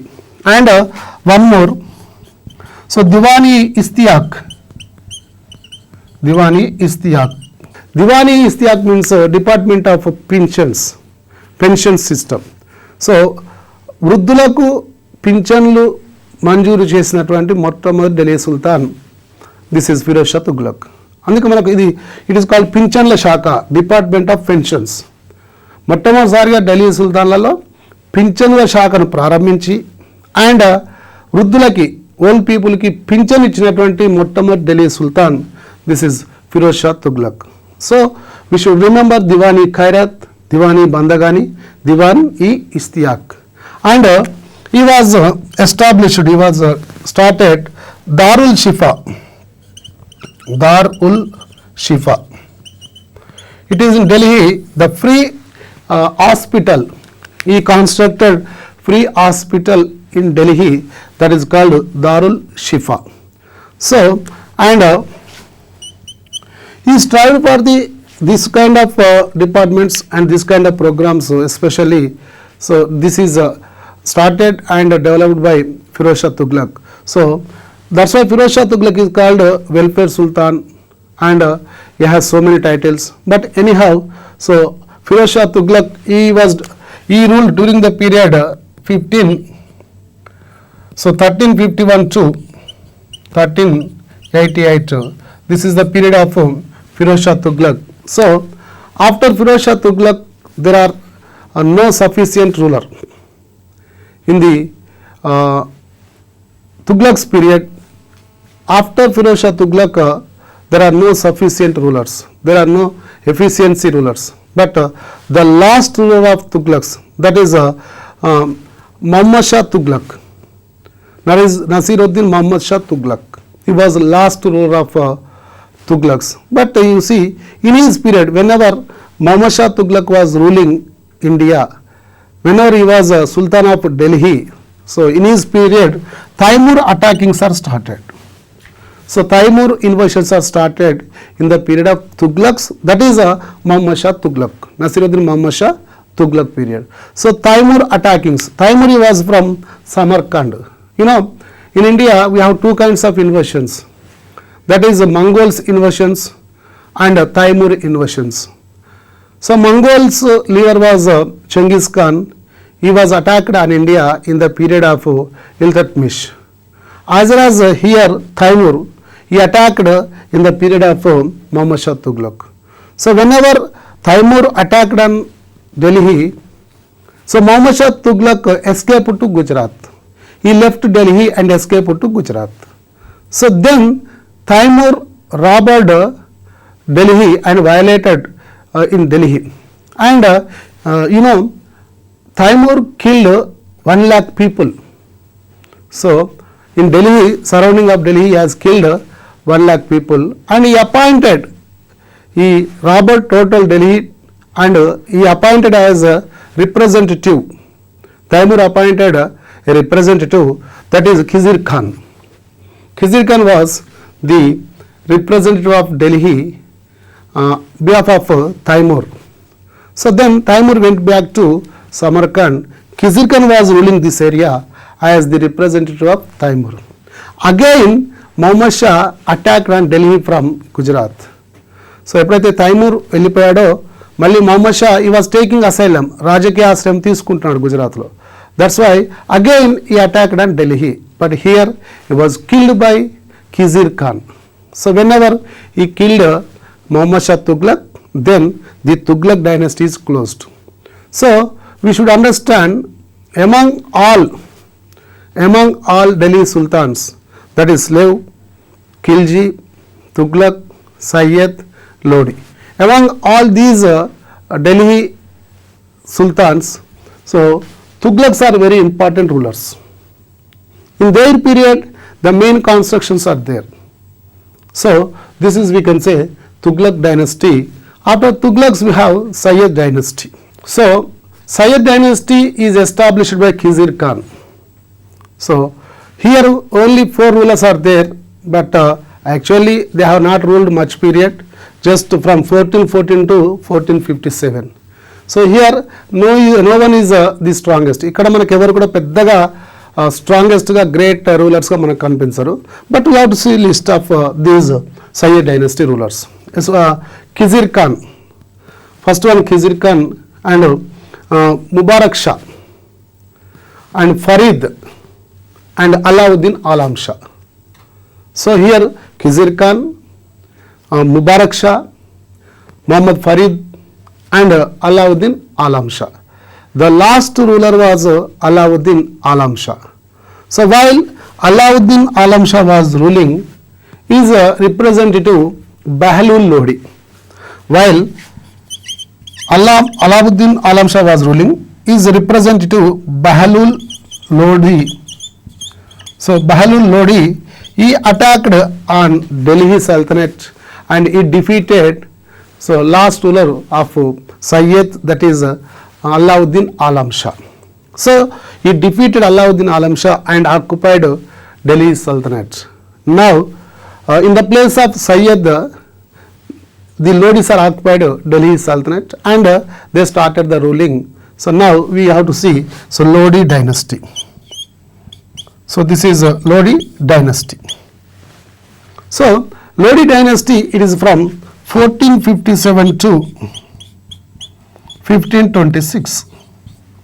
Lodi dynasty from 1457 to 1526. This is the last dynasty in Delhi Sultans. So మనం బాగా గుర్తుపెట్టుకోవాలి, ఇయర్లు కూడా గుర్తుపెట్టుకోవాలి, వీటి యొక్క ending during the periods, ruling periods మనం గుర్తుపెట్టుకోవాలి. Slave dynasty, that is from 1206 to 1290 slave dynasty. Khilji dynasty 1290 to 1320, and Tughlaq dynasty 1320 to 1414, Syed dynasty 1414 to 1457, and Lodi dynasty 1457 to 1526. So these are the periods of ruling periods of these dynasties. So Lodi dynasty, this is established by Bahlul Lodi. Actually Bahlul Lodi was governor of Lahore in the period of Alauddin Alam Shah, but actually Alauddin Alam Shah, he left Delhi and he was enjoying Lahore area. That's why this Bahlul Lodi understood the problem of Alauddin Alam Shah. He is giving importance to only the enjoyment, but he has not ruling perfectly. That's why because of this reason he attacked on Alauddin Alam Shah and killed him, occupied this Delhi Sultanate. That's why Bahlul Lodi established Lodi dynasty. After Bahlul Lodi, the important ruler was Sikandar Lodi.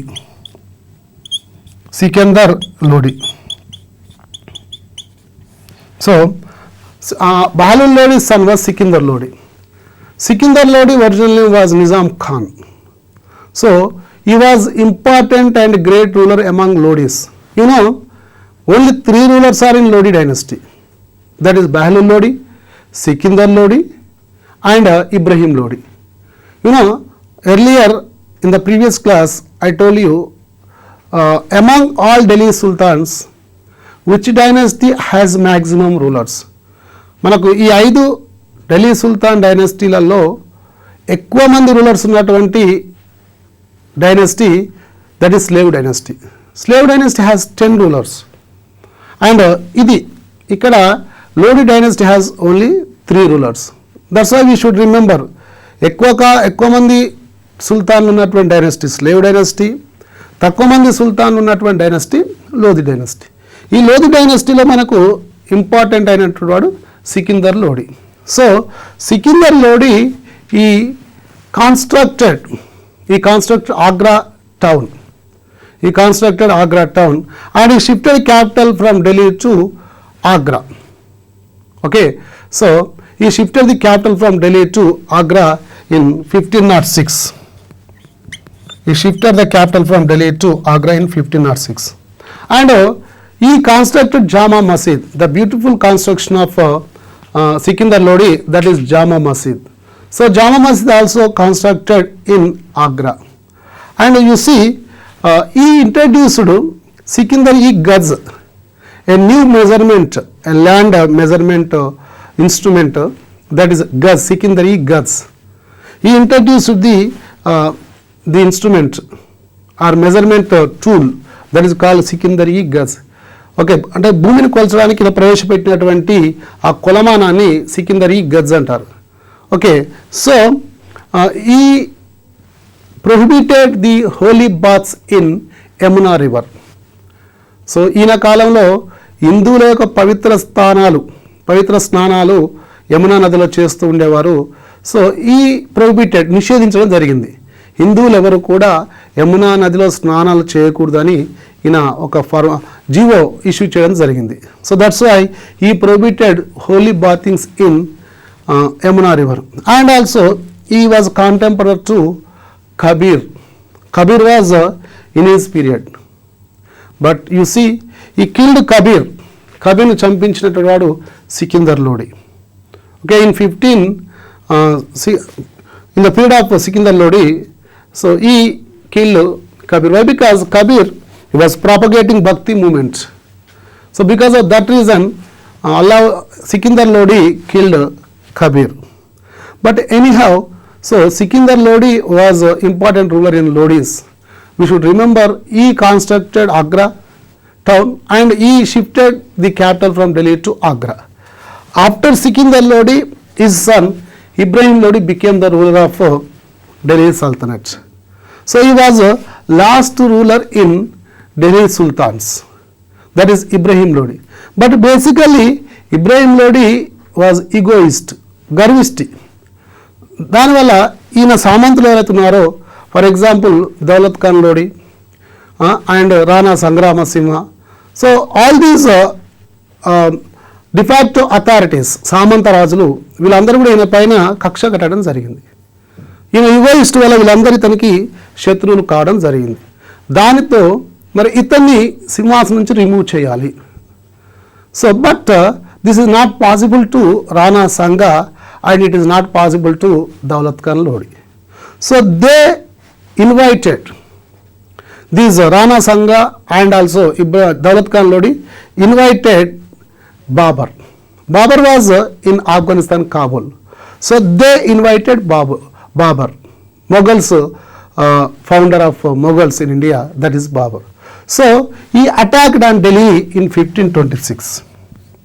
Babur attacked on Delhi in 1526. So what was the reason behind of invasion of Babur?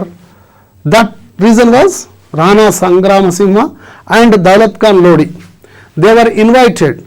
So they called Babur. That's why Babur attacked on India. So in 1526. So this is in 1526 is called a war of or battle of first Panipat. First battle of Panipat. This is the most important date in Indian history. So that is first battle of Panipat.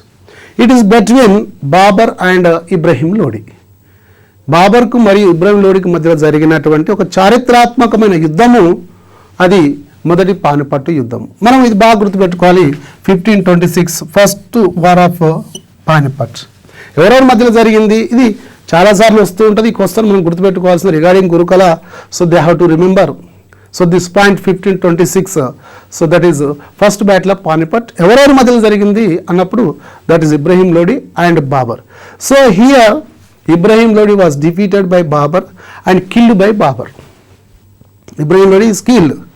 So he was first Delhi Sultan, died in battlefield. He was first Delhi Sultan, died in battlefield. That is Ibrahim Lodi. So after first Panipat war, Babur occupied this Delhi Sultanate. So it was declined in the period of Ibrahim Lodi. So we should remember who was founder of Delhi Sultanate. Or who was the founder of Delhi Sultan's dynasty? That is Qutbuddin Aibak. మనం 2 పాయింట్లు బాగా గుర్తుపెట్టుకోవాలి. ఢిల్లీ సుల్తాన్ల పరిపాలనను లేదా ఢిల్లీ సుల్తాన్ సామ్రాజ్య స్థాపకుడు కుతుబుద్దీన్ ఐబక్. మరి ఢిల్లీ సుల్తాన్లలో చివరి పాలకుడు దట్ ఈజ్ ఇబ్రహీం లోడి. మనం ఈ 2 గుర్తుపెట్టుకోవాల్సిందే. The founder of Delhi sultans or Delhi Sultanate and the last ruler of Delhi Sultanate, that is Ibrahim Lodi. So this is the information regarding the that is Delhi Sultan's dynasty or Delhi Sultanate. There are so many in the Delhi Sultan's period the Islamic effect on Indian culture and tradition, because of you see whenever Delhi Sultan's ruling was started in India, the conversion from Hinduism to Islam, జనరల్గా వీరి కాలంలో మత మార్పిడులు ఎక్కువగా జరిగినాయి. And the Muslim people married Hindu women. That's why the culture and tradition of India is changed by the effect of Islam. Okay, and so if you see social conditions, there is the domination of Islamic system, and the Muslims are called Mlaychulu. In those days the Muslims are called Mlaychulu, and Hindus are called Kafirs. We should remember in the Delhi Sultan's period Hindus are called Kafir and Muslims are called Mlaychulu. And in this period the multi-wife system, polygamy is introduced, and there is social conditions, casteism also is developed. But anyhow, we have to understand total Indian culture is affected by Islamic system. But regarding the constructions, regarding architectures of Delhi Sultans, వీరి కాలంలో ఈ నిర్మాణాల అభివృద్ధి బాగా జరిగింది. అందుకే the construction style of Delhi sultans is called Indo Islamic style. Indo Islamic style. So it is Indo Islamic style. It is introduced and developed in the period of Delhi Sultans, Indo Islamic style. So here what are the constructions and what are the architectures in the period of Delhi Sultans? Especially you see Quwwat ul Islam. Quwwat ul Islam. This is the first mosque in India constructed by Qutbuddin Aibak in Indo-Islamic style. Quwwat ul Islam. This is the first mosque in India. ఇది మొట్టమొదటి మసీద్ భారతదేశంలో. ఇది కుతుబుద్దీన్ ఐబక్ చేత నిర్మించబడ్డది. It is in Delhi. So it is in Delhi. So Quwwat ul Islam. సో మనం బాగా గుర్తుపెట్టుకోవాలి, భారతదేశంలో నిర్మాణమైనటువంటి మొట్టమొదటి మసీదు మాస్క్ ఏదంటే that is Quwwat ul Islam, Delhi. And one more, Hardin ka Jhonpra. Ardin ka Jopra, it is in Ajmer. It is in Ajmer. Ardin ka Jopra. This is second mosque constructed in Ajmer. So it is second masjid or mosque in India. Okay, and the most important construction, that is Qutub Minar. Qutub Minar. So it is the construction by Qutbuddin Aybak. So it is started in the period of Qutbuddin Aybak and completed in the period of Iltutmish. You know, so whenever he started Qutub Minar construction, this is like a pillar. It has 5 stairs. It has 5 stairs pillar. So it's a great construction. It has 2 colors, red and white colors, combination of red and white colors. So it is having, see, arches also and balconies. It has balconies and here, so it is like a dome. So it's a great construction of Delhi Sultans. Delhi Sultanల కాలంలో అత్యంత గొప్పైన construction అంటే కుతుబ్ మినార్. So ఇది కుతుబుద్దీన్ ఐబక్ చేత start చేయబడ్డది, Iltutmish చేత complete చేయబడ్డది. That's why so ఇక్కడ మనకు 2 క్వశ్చన్లు అడిగే అవకాశం ఉంటుంది. కుతుబ్ మినార్ నిర్మాణాన్ని ప్రారంభించింది ఎవరు? Who started the construction of Qutub Minar? Who completed the construction of Qutub Minar? That's why we will have these 2 kinds of questions. That's why we should be careful. మనం జాగ్రత్తగా ఉండాలి, ఎందుకంటే చాలామంది కన్ఫ్యూజ్ అవుతూ ఉంటారు. కాబట్టి కుతుబుద్దీన్ ఐబక్ ప్రారంభించాడు, ఇల్తుత్మిష్ కంప్లీట్ చేశాడు. So Qutub Minar is constructed on the name of, ఎవరి పేరు మీద ఇది నిర్మించబడ్డది? సో ఎవరి పేరు దీన్ని పెట్టారు? That is Sufi guru. ఇది కూడా బాగా గుర్తుపెట్టుకోవాలి, we should remember compulsory. Sufi guru, so Qutbuddin Bakhtiyar Kaki, Sufi గురు కుతుబుద్దీన్ బక్తియార్ కాకి, ఇతని పేరు మీదుగా ఈ కన్స్ట్రక్షన్ జరిగింది. చాలామంది ఈ పేరు కుతుబ్ మినార్ అనే పేరు ఎలా వచ్చిందంటే కుతుబుద్దీన్ ఐబక్ పేరు మీద వచ్చిందని చెప్పడం జరుగుతూ ఉంటుంది. బట్ అలా కాదు.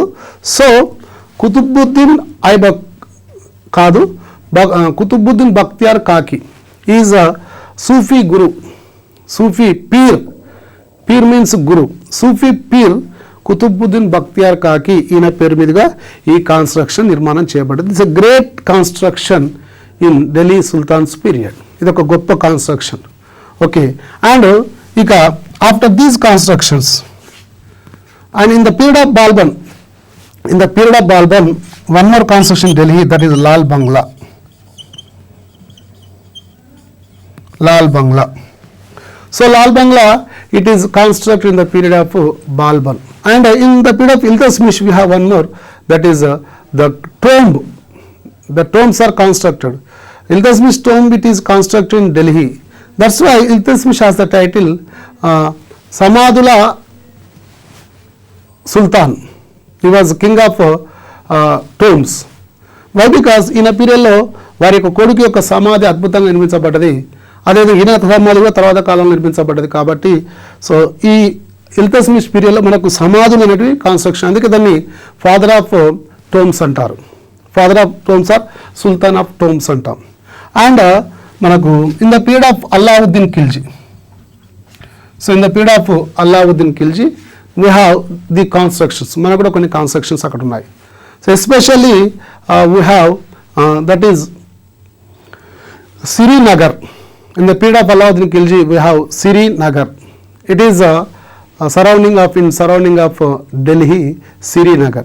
ఈ శ్రీనగర్లో he has constructed Azari Situn, అంటే 1000 స్తంభాల నిర్మాణం ఒకటి చేయడం జరిగింది. సిరి పట్టణం అనేదాన్ని నిర్మించాడు. ఈ సిరి పట్టణంలో Hazari Situn, this means the 1000 pillars hall. This is constructed by Alauddin Khilji. So Siri town and Azari Situn and Alai Darwaza. So Alai Darwaza, this is also constructed by Alauddin Khilji. Alai Darwaza, it is one of the door to Qutub Minar.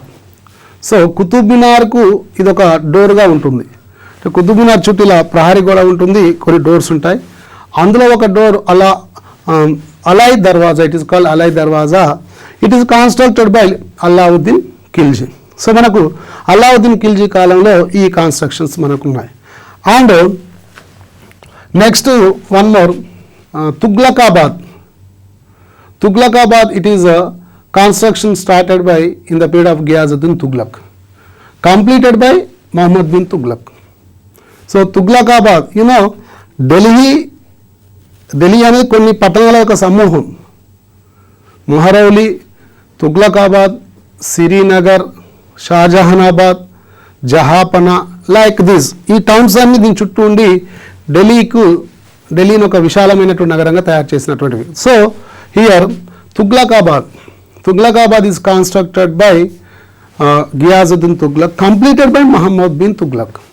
And one more construction. So here Muhammad bin Tughlaq also started the construction of Jahapana. One more town by Muhammad bin Tughlaq, that is Jahapana. It is completed by Firoz Shah Tughlaq. So Tughlaqabad is started by Ghiyazuddin Tughlaq, completed by Muhammad bin Tughlaq. And Muhammad bin Tughlaq also started the construction of Jahapana. It is completed by Firoz Shah Tughlaq. And in the period of Firoz Shah Tughlaq, we have lot of constructions. Andike Firoz Shah Tughlaq ku Nirmanala Raju ani peru undi. He has constructed so many constructions. For example, you see, already I told you some towns. What are the towns constructed by Firoz Shah Tughlaq? Here, Firozabad, Janpur. Janpur is on the name of Muhammad bin Tughlaq.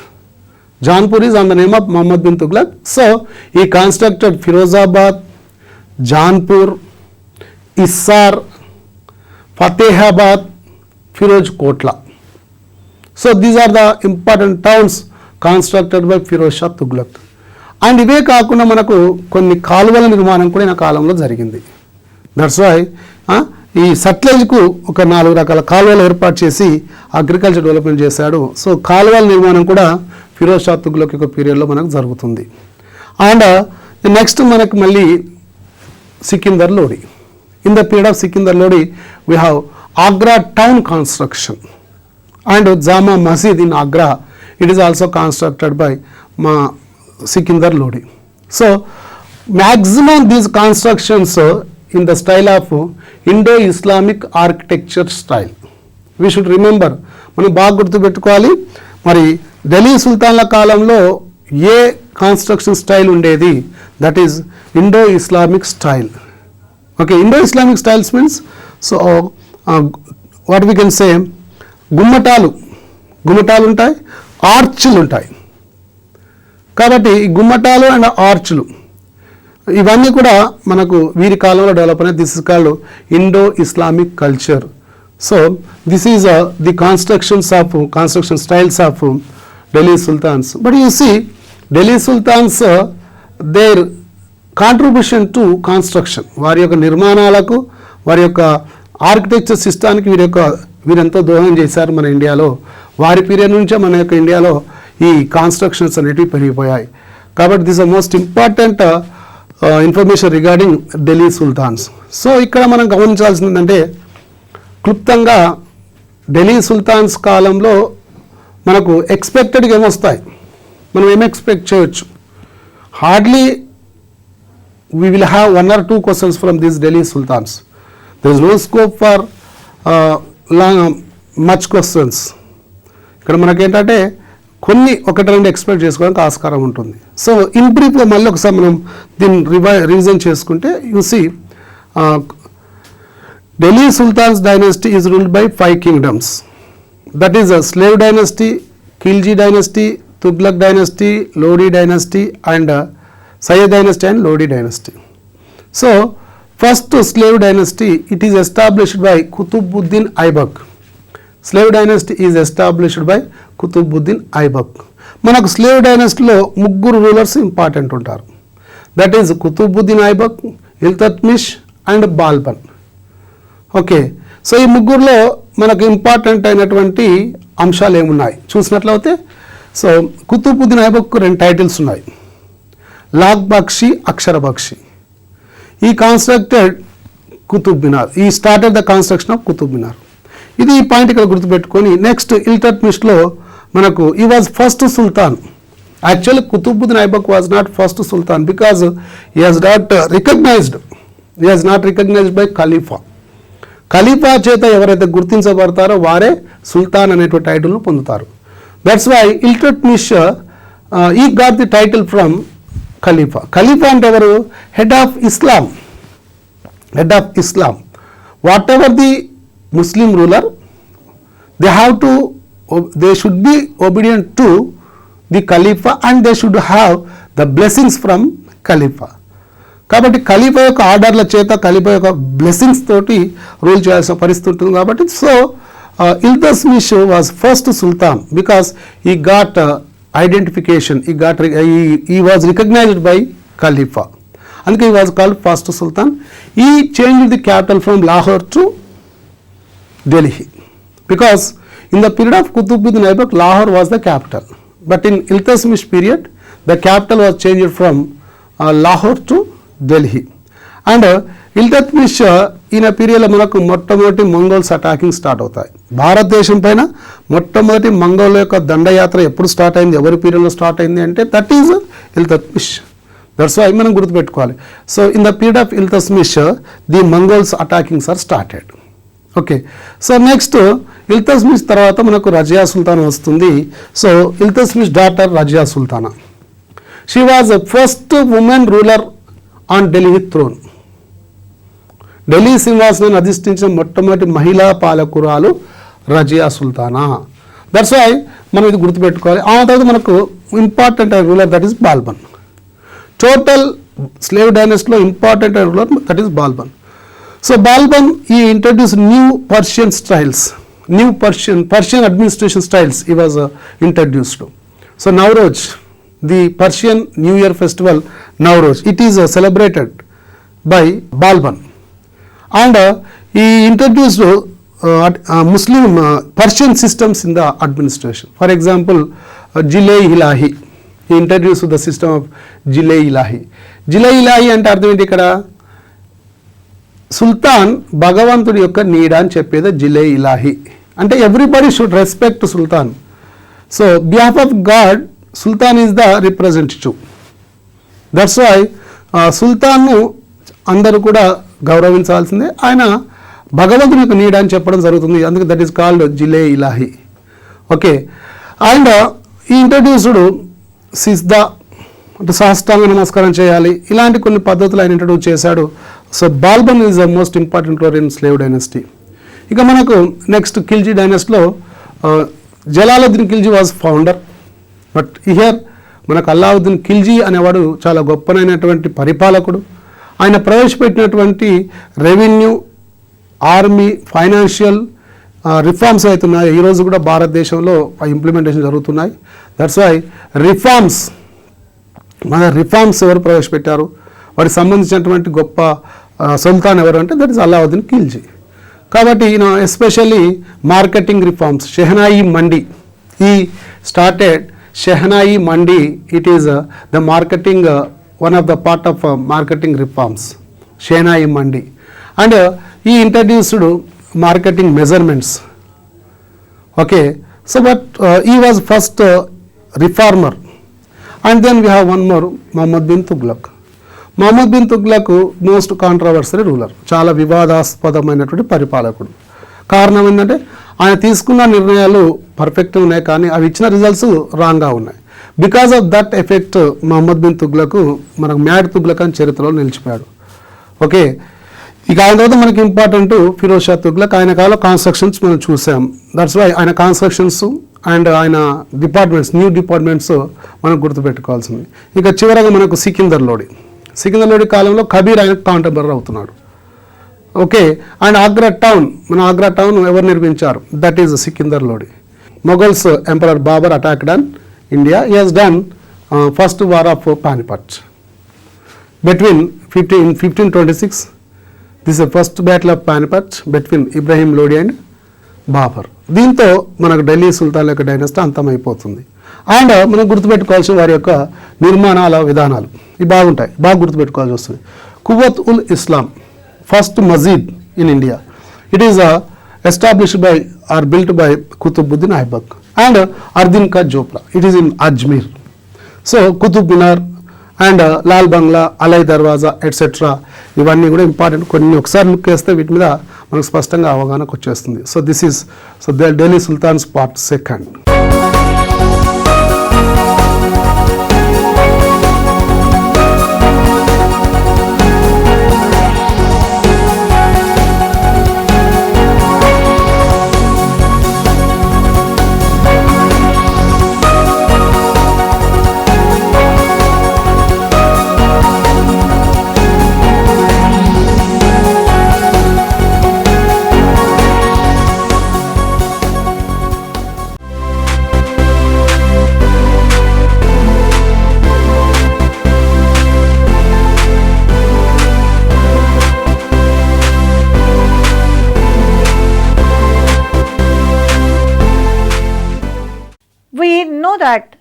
one of the excluded groups is scheduled tribes.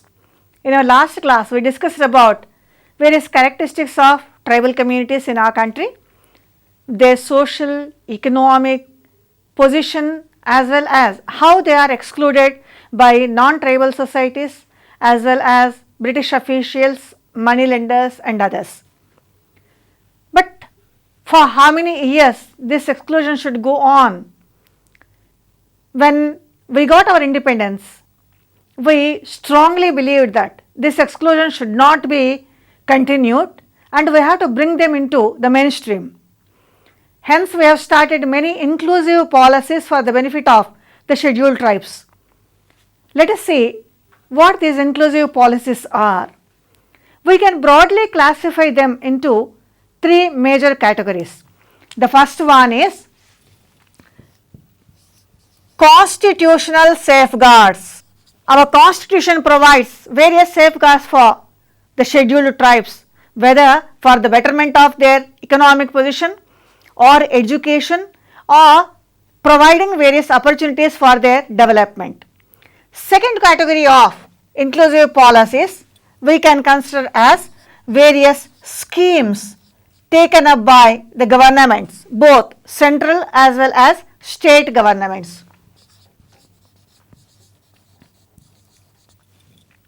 And the third category of inclusive policies can be understood as establishment of various institutions like National Commission for Scheduled Tribes or Tribal Advisory Council or various banks providing opportunities or providing facilities for either water shed management or Jawahar Rozgar Yojana or employment opportunities, or banks giving some kind of benefits as well as loans so that tribal communities can improve their traditional economic pursuits. So, let us see these three different types of schemes which are aimed to include various scheduled tribes into the mainstream in detail in today's class. The preamble of our constitution, basic structure, fundamental rights, directive principles of state policy, center-state relations. In all these chapters, we have different provisions for the benefit of the scheduled tribes. Let us have a glance of all these provisions. Let us start with Article 15, particularly Clause 4. This article specially provides for the educational advancement of the scheduled tribes, and these provisions are like reservation of seats and relaxation of marks in admission to educational institutions. This also includes scholarships and various other education related measures. Article 46 of our constitution is another important provision which provides safeguards for the scheduled tribes. This article says the state is enjoined upon to promote with special care to education and economic interests of scheduled castes and scheduled tribes and protect them from social injustice and all forms of exploitation. Let us see the next article. Articles 330 and 332. These two articles reserve seats for scheduled castes and scheduled tribes in Lok Sabha as well as state Vidhan Sabhas. Article 339 clause 1 is another important article. This article provides that the President may at any time appoint a commission to report on the administration of the scheduled area and the welfare of the scheduled castes and tribes in the state. Let us see what type of persons we can expect on various constitutional provisions. When we talk about constitutional provisions, this may not be only various provisions of constitution, because prior to the constitution also British government has taken so many measures, and sometimes these measures were belittling the scheduled tribes. we may expect a question even on those aspects. For instance, during the British regime, they have notified tribes with different terms. One such word is denotified tribes. Let us see one question in this context. The question is like this. In Indian context, the term denotified tribes refers to, let us say, 4 alternative answers. Answer number 1 or A, all aboriginal tribes. Secondly, all nomadic tribes, because nomadism is one of the characteristics of various scheduled tribes. Answer number 3 is tribes which were initially listed as scheduled tribes but later they were excluded. And answer number D is tribes which were classified as criminal tribes before independence. Since we are talking about denotified tribes, since this word was used by the British government, this word is not used by the Indian government after independence. Since Britishers considered tribal communities as most of the tribal communities are criminals, so the last answer, answer D, would be the correct answer. That is, tribes which were classified as criminal tribes before independence. When we talk about constitutional safeguards, we also see certain structural aspects. We have so many ministries. An exclusive ministry is there, provided as per the Constitution of India, that is Ministry of Tribal Affairs. It is a nodal ministry for all central policies, planning and coordination of different programs for the development of the scheduled tribes.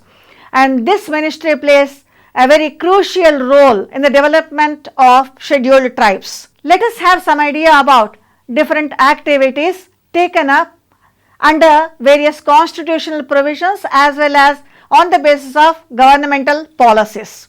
Let us see various governmental programs. These programs can be considered as tribal welfare schemes.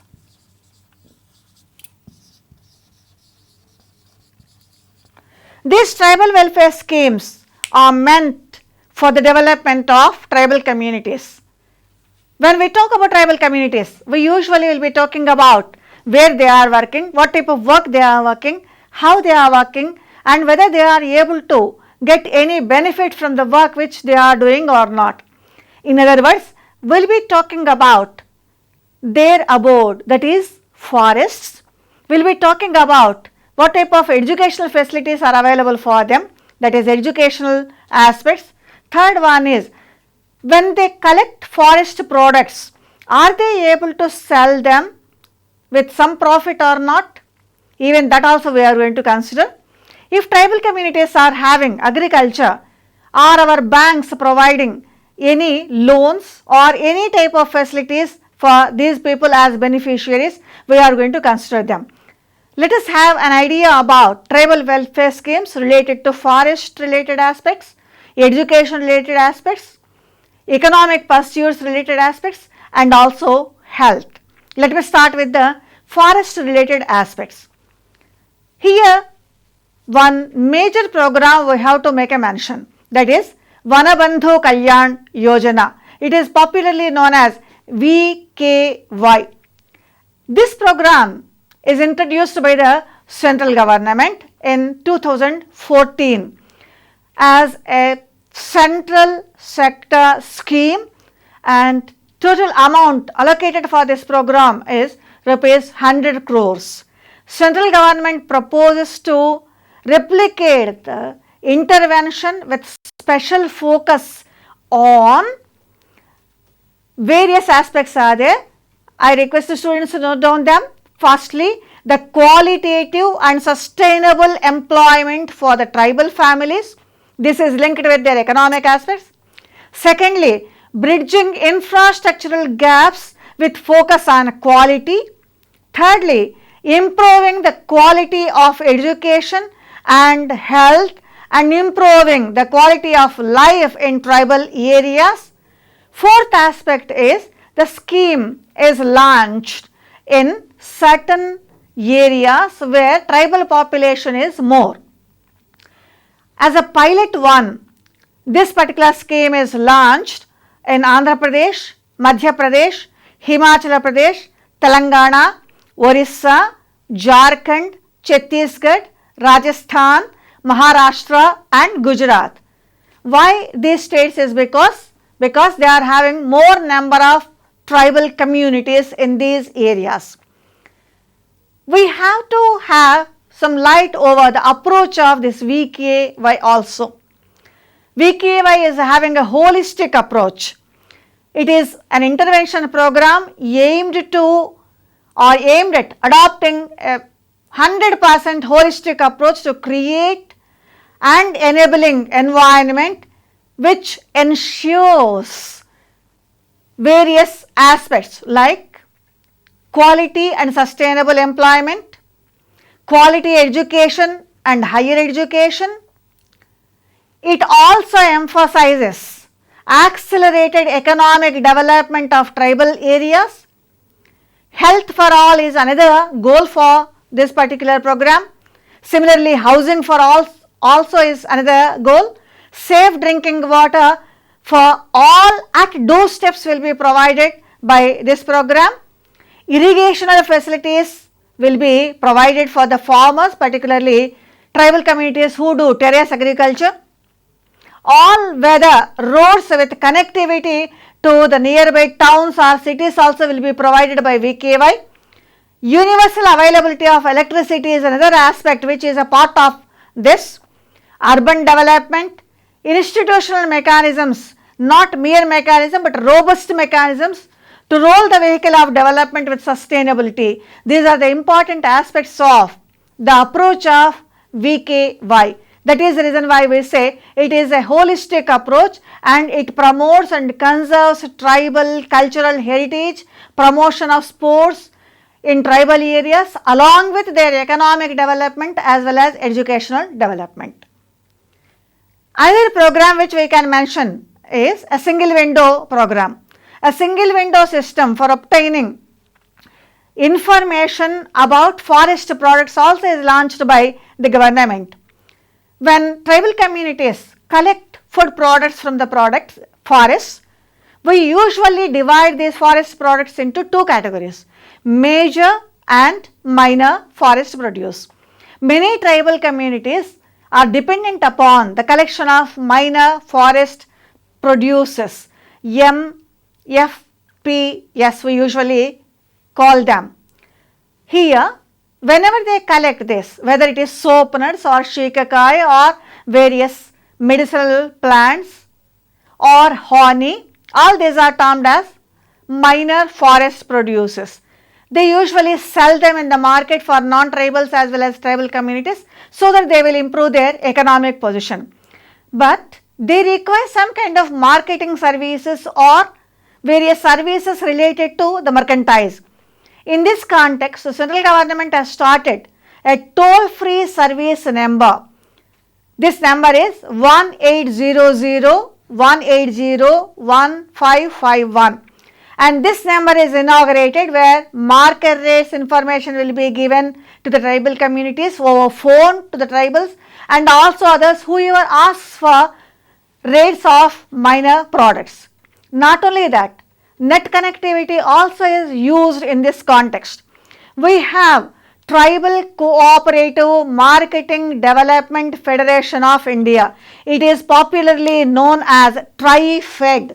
Minor forest producers, we have linked with minor forest producers with TriFed, Tribal Cooperative Marketing Development Federation of India, through MFP net. And this net is designed to act as adjunct and a catalyst for implementing the schemes, particularly minimum support scheme, particularly for prices, or how to sell minor forest products. Let us see some programs aimed to improve the educational attainment of scheduled tribes. One such program is Ekalavya Model Residential Schools. They are also known as ashram schools in some states. These Ekalavya Model Residential Schools facilitate the infrastructure and conducive environment for provision of quality education to the tribal communities, and government has sanctioned in each state many Ekalavya model residential schools. Even in our state also we have more than 600 Ekalavya model residential schools. We have to know where tribal communities are residing, aren't we? Then only we will be able to understand them, we will be able to understand their problems and will be able to do something for them. In this context, government has taken up another scheme, namely mapping of tribal communities. This we study as Tribal Map of India. In order to map the tribal communities, we use Geographical Information System, which is a highly developed information system based upon net connectivity. Central government has issued orders to prepare detailed tribal mapping of India utilizing technology, namely GIS, Geographical Information System, and this helps the government while implementing various programs or preparing various new schemes or projects for tribal people. All of you well aware probably about sub-plans. Sub-plans are prepared for scheduled castes as well as for tribal communities or scheduled tribes. This TSP strategy is a very important strategy taken up by the government in order to improve the position, not only social but economic, political and other positions of tribal societies. Tribal sub-plan strategy was initially developed by an expert committee. This committee was set up by the Ministry of Education and Social Welfare way back in 1972. Professor S.C. Dubey was a chairperson for this committee, and this committee was aimed to prepare a report for the rapid socio-economic development of tribal people. And for the first time from 5th 5-year plan onwards, this tribal sub-plan is being implemented. Tribal sub-plan will cover various aspects. For instance, it identifies problems of tribal people and also gaps in their development. It identifies various resources available for TSP. It prepares a broad policy for framework for development. It also prepares a detailed department-wise plan. It defines a suitable administrative strategy for the implementation of various developmental schemes. It also specifies monitoring mechanisms. It also prepares a detailed funding policy also. Funding of tribal development programs under TSP is mainly taken from 4 different types of funds. The first one is tribal development funds under tribal sub-plan will be sourced from state plans. Each state will have its own funding. And the second one is certain grants will be given under Article 275 Clause 1 of the Constitution by the central government. These are known as Special Central Assistance for Tribal Sub-Plan. And various schemes, Tribal Welfare Ministry also will be providing funds. Third one is sectoral aspects. Sectoral programs of central government as well as departments is another source of funding. And lastly, institutional finance is another area of funding for tribal sub-plan. In our state, we have tribal sub-plan just like in any other states. Tribal Welfare Department plays a crucial role in tribal sub-plan, and very recently it has proposed a new scheme to improve the productivity of tribal economic pursuits. Here we have to have a glance of how many farmers are there in our state, Telangana state. Somewhere around 3 lakh scheduled tribe farmers are there, and 6.6 lakh acres of land is assigned for scheduled tribe farmers. And tribal sub-plan in our state has prepared a scheme envisaging digging bore wells, energizing them, promoting drip irrigation by linking the scheme with National Rural Employment Guarantee Scheme or Mahatma Gandhi National Rural Employment Scheme. Not only that, we have also planning to have a program just like Indira Jalaprabha program, where we will be taking help from National Bank for Agriculture and Rural Development, NABARD, and this scheme is going to be implemented from this year onwards, 2017 to 18, and it will be extended for various activities of tribal economic pursuits. Let us see one more aspect of tribal subplan in our state. To begin with, we are focusing on 15,000 acres of land benefiting 5,000 tribals, and around 2 lakhs will be spent on digging bore wells, electrification of tribal agricultural areas. We also are going to spend 100 crore rupees for the first year. Later we are going to enhance it to. We will be seeing various central government programs as well as state government programs where grants will be given to various other agencies also. This part we have to consider because other non-governmental organizations or quasi-governmental organizations also are participating in including scheduled tribes. These programs we are going to study, but let us say sponsored programs for tribal welfare.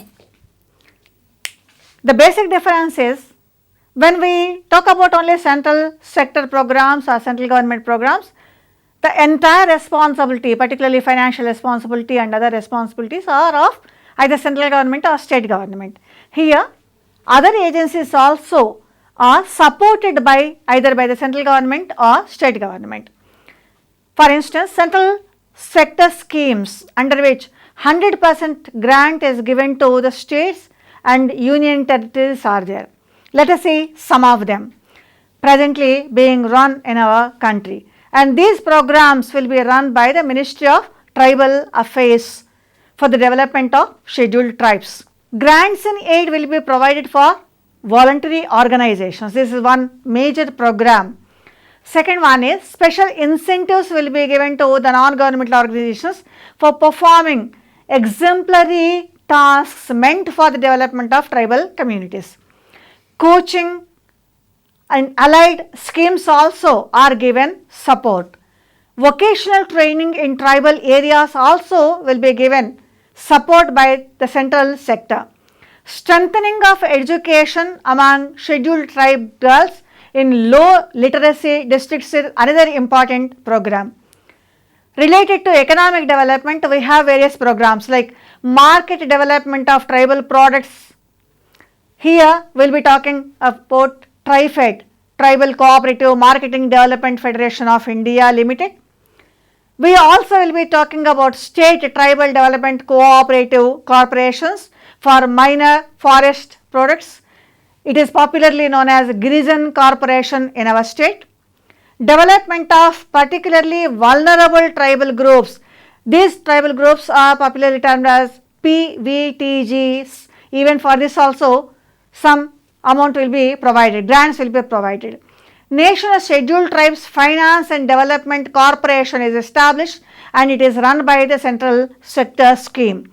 Rajiv Gandhi National Fellowship for Scheduled Tribe students provide opportunities for higher education. Scheme of Institute of Excellence and Top Class Institute is another program meant for higher education. Besides, if any tribal community person is planning to go for abroad, overseas for higher education, we have a program, National Overseas Scholarship Scheme. We also have mechanisms for marketing of minor forest products through minimum support price and development of value chain for minor forest producers. We have World Bank projects improving development programs in the tribal areas. We also have various other agencies which are very crucial in reducing the problems of tribal communities and also looking into various strategies to reduce these problems. Let us see what are they. One important institution is Tribal Advisory Council. Tribal Advisory Council takes care of the welfare of scheduled tribes, and this Tribal Advisory Council is established, constituted and established in each state wherever there is a scheduled tribal area. Our constitution gives power to the president to declare any area on the basis of population, particularly of scheduled tribes, in consultation with the governor of that particular state as a scheduled area. Not only that, if any persons are having characteristics of tribal communities, then even that community also can be declared as, notified as a scheduled tribe. When this power is given to the president, there is a need to have an advisory council. Hence, we have established Tribal Advisory Council, and in Tribal Advisory Council, a maximum number of 20 members will be there. Out of these 20 members, 3/4 members will be scheduled tribe members of Legislative Assembly in the state. Let us see how a question can be given. How many members will be there in the Tribal Advisory Council? Answers: A 10, B 15, answer C 13, answer D 20. 20 is the correct answer. What are the duties of Tribal Advisory Council? Let us have a glance. Tribal Advisory Council, the name itself talks about advisory role. It advises the governor on matters pertaining to the welfare and advancement of the scheduled tribes in the state, because Tribal Advisory Councils will be working at state level. Tribal Advisory Council members, their mode of appointment of the chairperson, offices, servants and various other aspects, all these will be controlled by the governor of the state in question. Wherever the advisory council is there, that particular state's governor will be deciding all these aspects. Governor also can make a notification that any particular act of parliament or of the legislature of the state shall not apply to a scheduled area or any part thereof in the state, or shall apply to a scheduled area or any part thereof in the state. Tribal Advisory Council and its role mostly determined by the governor.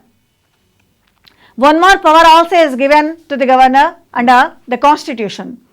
Governor can also make rules for the better management of peace and good governance in tribal or scheduled areas. You are all well aware, some of the tribal areas are not having peaceful situation. Some kind of turmoil is going on. In most of the northeastern states, turmoil is going on. Even in southern part of India or other parts of India also, tribal communities are retaliating, or some kind of resentment we come across. When such resentment or retaliating tendencies are there, governor can notify any program for the development of peace in that particular state.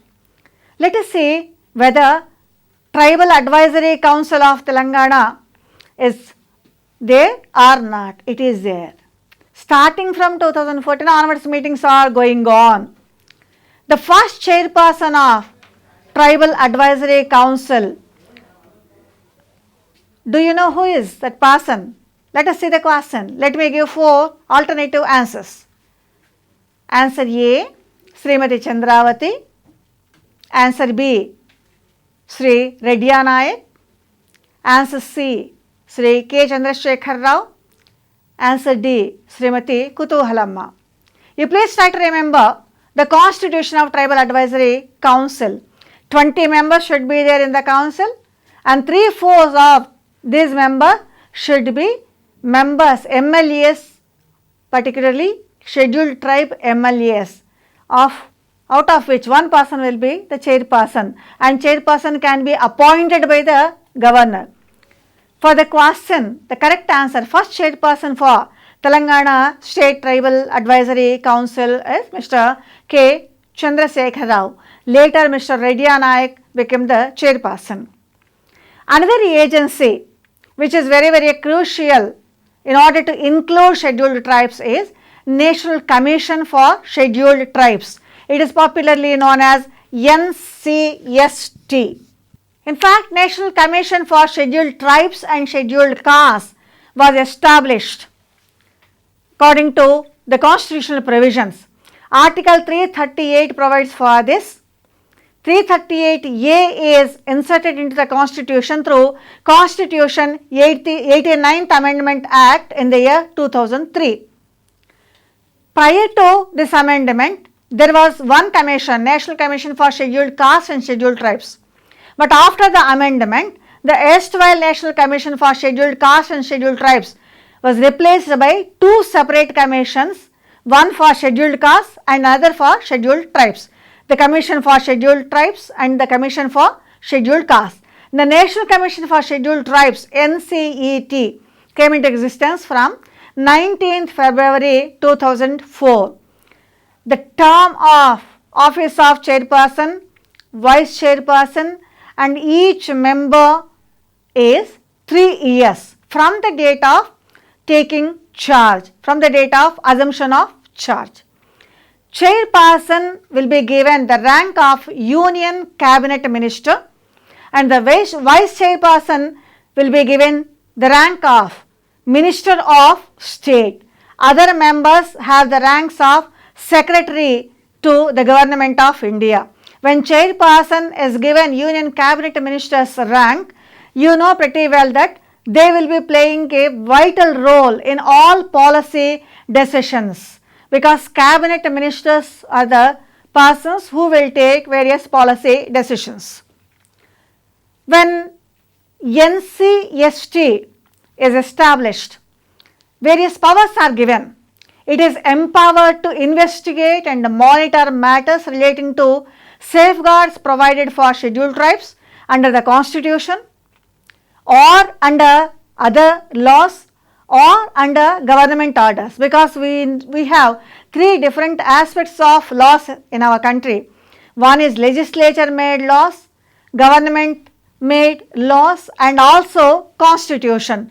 So, NCST can investigate any matter related to the safeguard of scheduled tribes.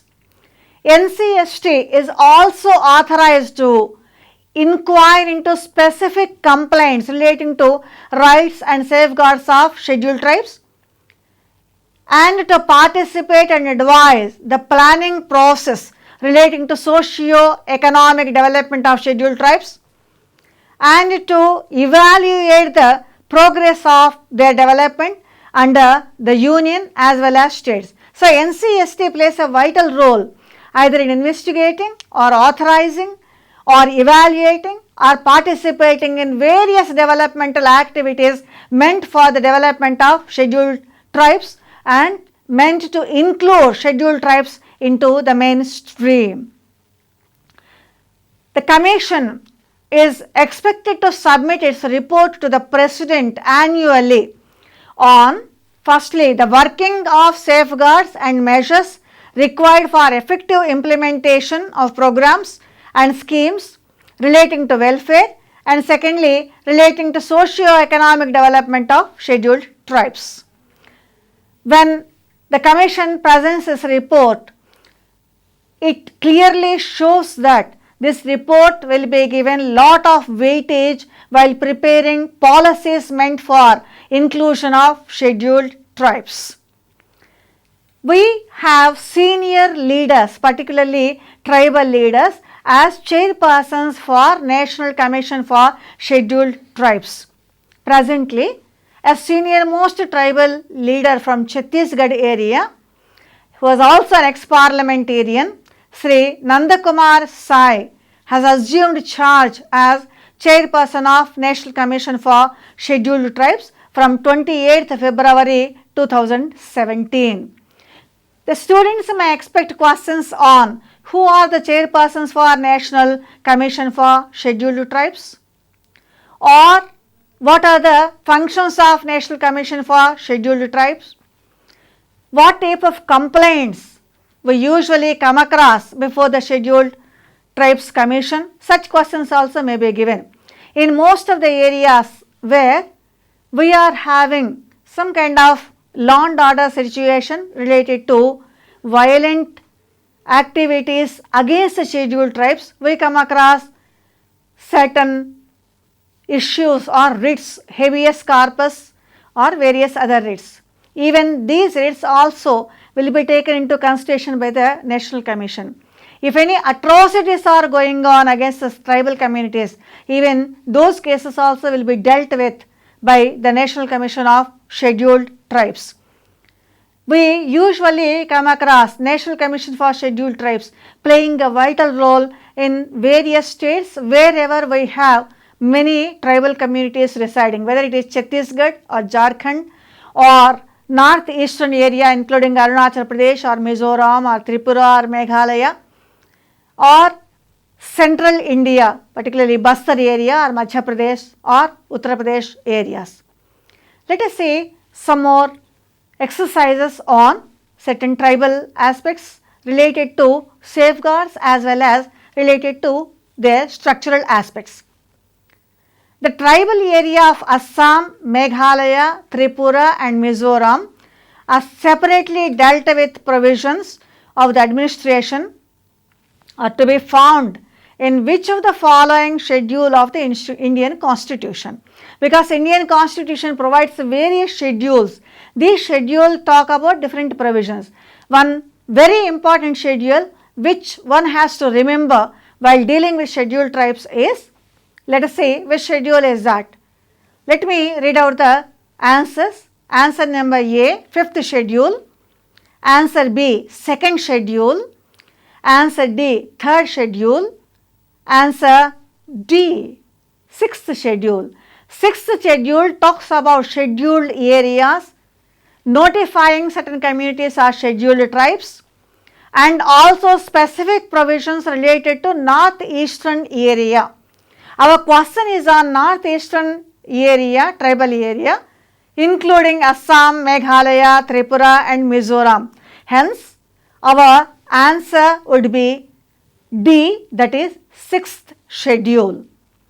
We are having many tribal communities in our country, and we are also having many provisions under our constitution dealing with administration of tribal areas, tribal people and areas where many tribal communities are there. When we talk about areas where many tribal communities are there, we will be referring northeastern area mostly.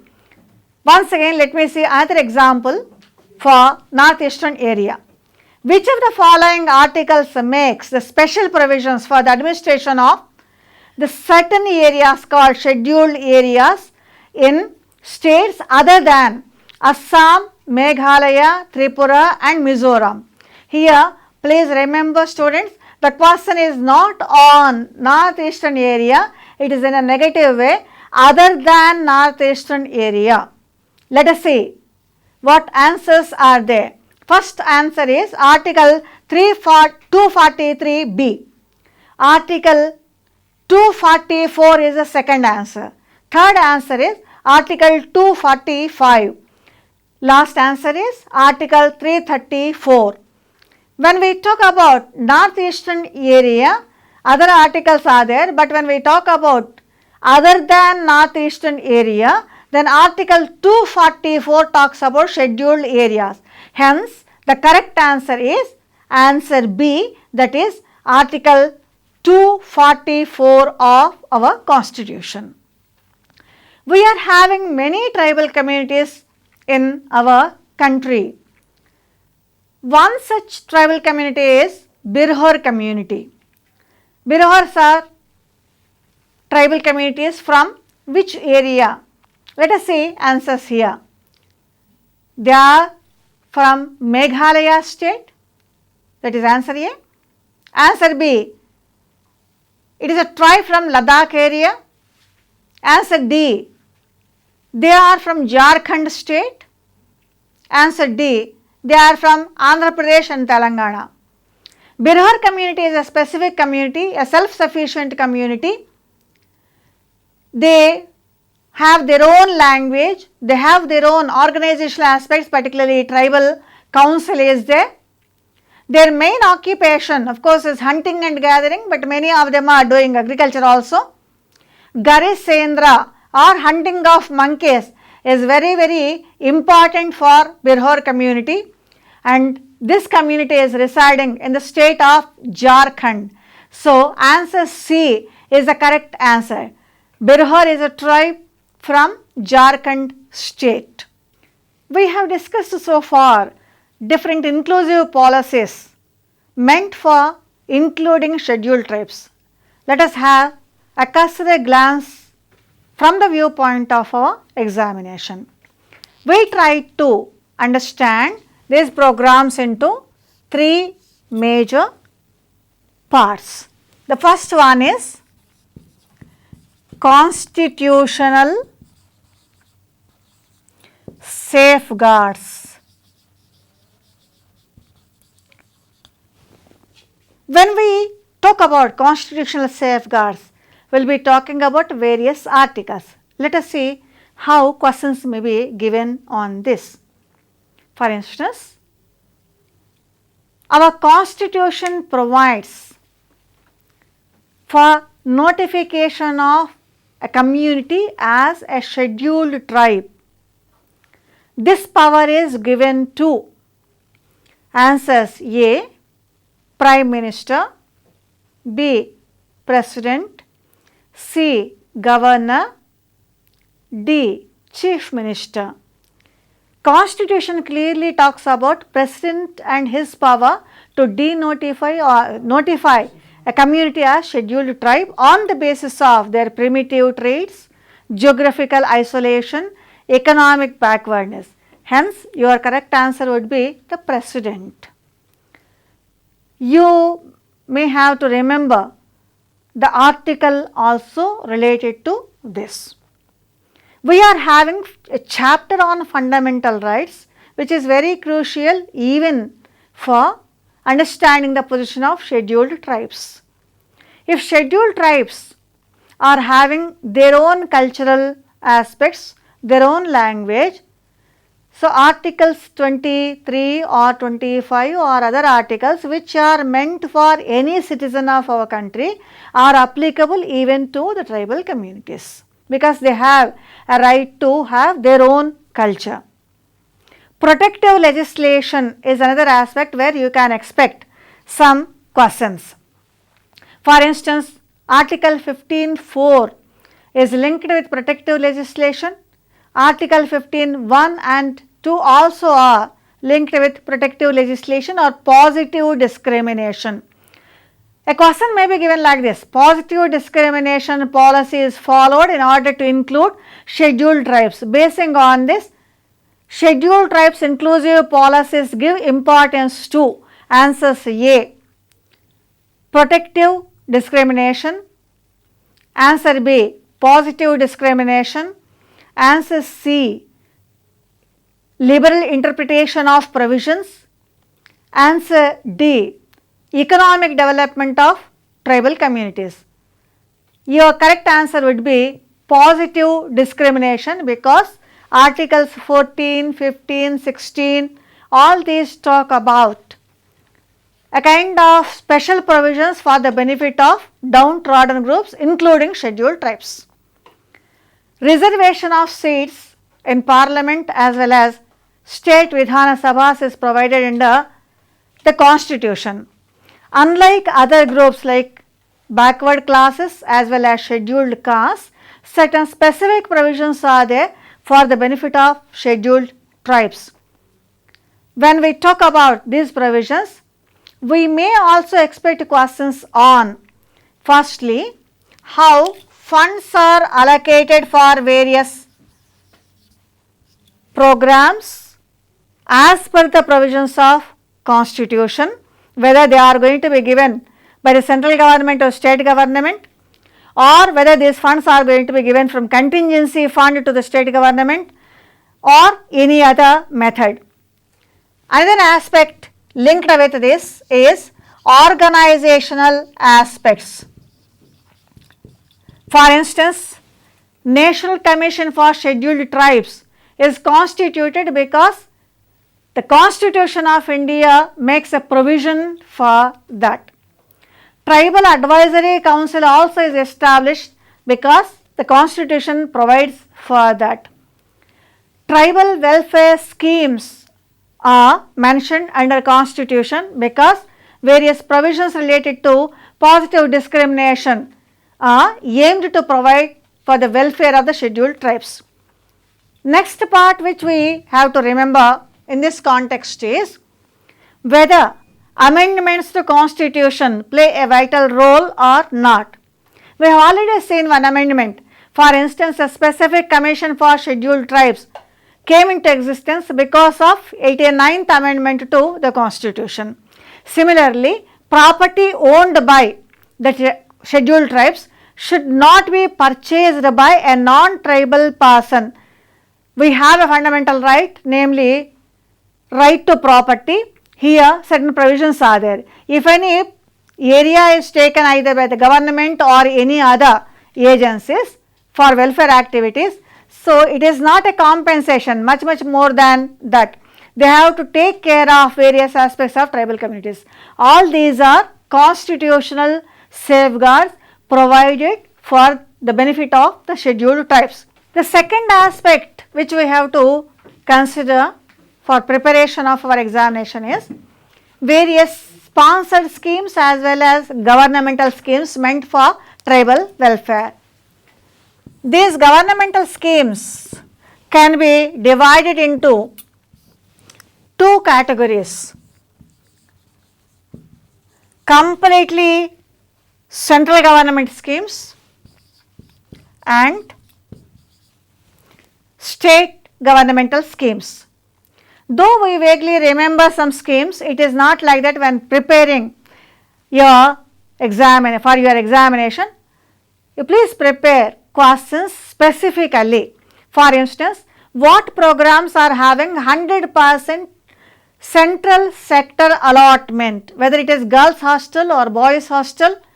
If girls and boys hostels are there, in our state how many girls hostels are there, or how many boys hostels are there, or how many ashram schools are there, or Ekalavya schools are there, or from where we are taking various funds for these programs? Is it from the state collected funds or central collected funds or any other method? When we talk about central government schemes, it is not only educational aspects, health, economic pursuits and other aspects also we have to take into consideration. Do we have any tribal health programs? Our answer will be yes, there are so many programs. For instance, central government as well as state government provide primary health centers, and primary health centers exclusively in tribal areas or scheduled areas. We are having integrated development also. For instance, integrated tribal development projects are there, and these programs also are very important for the preparation of our examination. Another aspect which we have to consider is how these programs are functioning. What are the various schemes? When a particular scheme came into existence, say for instance Ekalavya schools or residential, model residential schools came into existence by tribal sub-plans as well as tribal welfare measures, and they were started by Ministry of Tribal Affairs. Besides Tribal Affairs Ministry, even Ministry for Social Justice also sometimes sponsor some of the programs. So like this inter-sectoral programs, if any are there, then some questions we may expect on these aspects also. One more aspect which we have to remember in this context is how much outlay is sanctioned in a particular plan period. Since we are referring the present situation, we usually will be talking about during this particular plan, how much outlay, how much budget is allocated, how many schools are working. We usually take into consideration 2016-17 data or 17-18 data or future prospects also, or our future plans. If any future plans are there, then how are we going to do? Some of the state level sponsored programs are meant for all, but weightage will be given for scheduled tribes. For instance, in our Telangana state, we have a scheme meant for the development of girl children. Education as well as various other aspects will be taken into consideration. Kalyana Lakshmi program is there in our state. This Kalyana Lakshmi program is meant for girl children, particularly their marriage and all those things. But here some weightage will be given for tribal societies. If any health related aspects are going on, some kind of experiments are going on, or invasion by non-tribal communities is going on in tribal societies, then what type of specific legislations are made at state level? Even this also we have to be thorough, because many times such legislations control atrocities or exploitation or oppression against tribal societies. Specific enactments, rules and regulations are there exclusively meant for scheduled tribes, both at central level as well as at state level. Next comes various special agencies, whether it is advisory council or whether it is a research wing or whether it is National Commission for Scheduled Tribes. Besides these, certain other institutions also cover scheduled tribes and their development. For instance, if human rights of a scheduled tribe person are violated, then not only National Commission, even Human Rights Commission also play a vital role. Sometimes in order to maintain peace, government may take certain schemes, for instance Salva Judum scheme. So certain specific schemes also we may have to study. When we talk about social exclusion, we will be talking about how a particular group is excluded, but our emphasis presently should be on what best we are doing or how we are trying to include these excluded groups into our mainstream. So emphasis will be on inclusion. And my dear students, please prepare for both the causes of exclusion and also how our government, individuals, non-governmental organizations are trying to include these people, trying to intervene and develop them.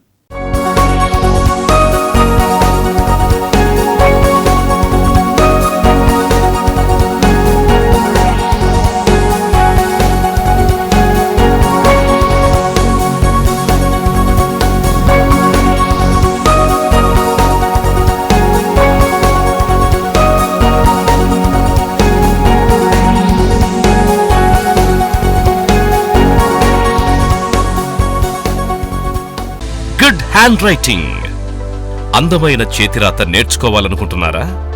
Pen ఏ విధంగా పట్టుకోవాలి, అక్షరాలు గుండ్రంగా ఎలా రాయాలి, అక్షరాలు ఏ పరిమాణంలో రాయాలి, అక్షరాల శాస్త్రీయత ఏమిటి, ఎలా కూర్చోవాలి, పరీక్షల్లో ఎలా రాయాలి, కేవలం 7 గంటల సాధన ద్వారా అందమైన చేతిరాత ఎలా రాయవచ్చో ప్రముఖ hand writing specialist Diddi Satish తో సాఫ్ట్ నెట్ మన టీవీ రూపొందించిన గుడ్ హ్యాండ్ రైటింగ్ కార్యక్రమం మే 15 నుండి ప్రతిరోజు ఉదయం 10 గంటలకు మీ సాఫ్ట్ నెట్ మన టీవీలో.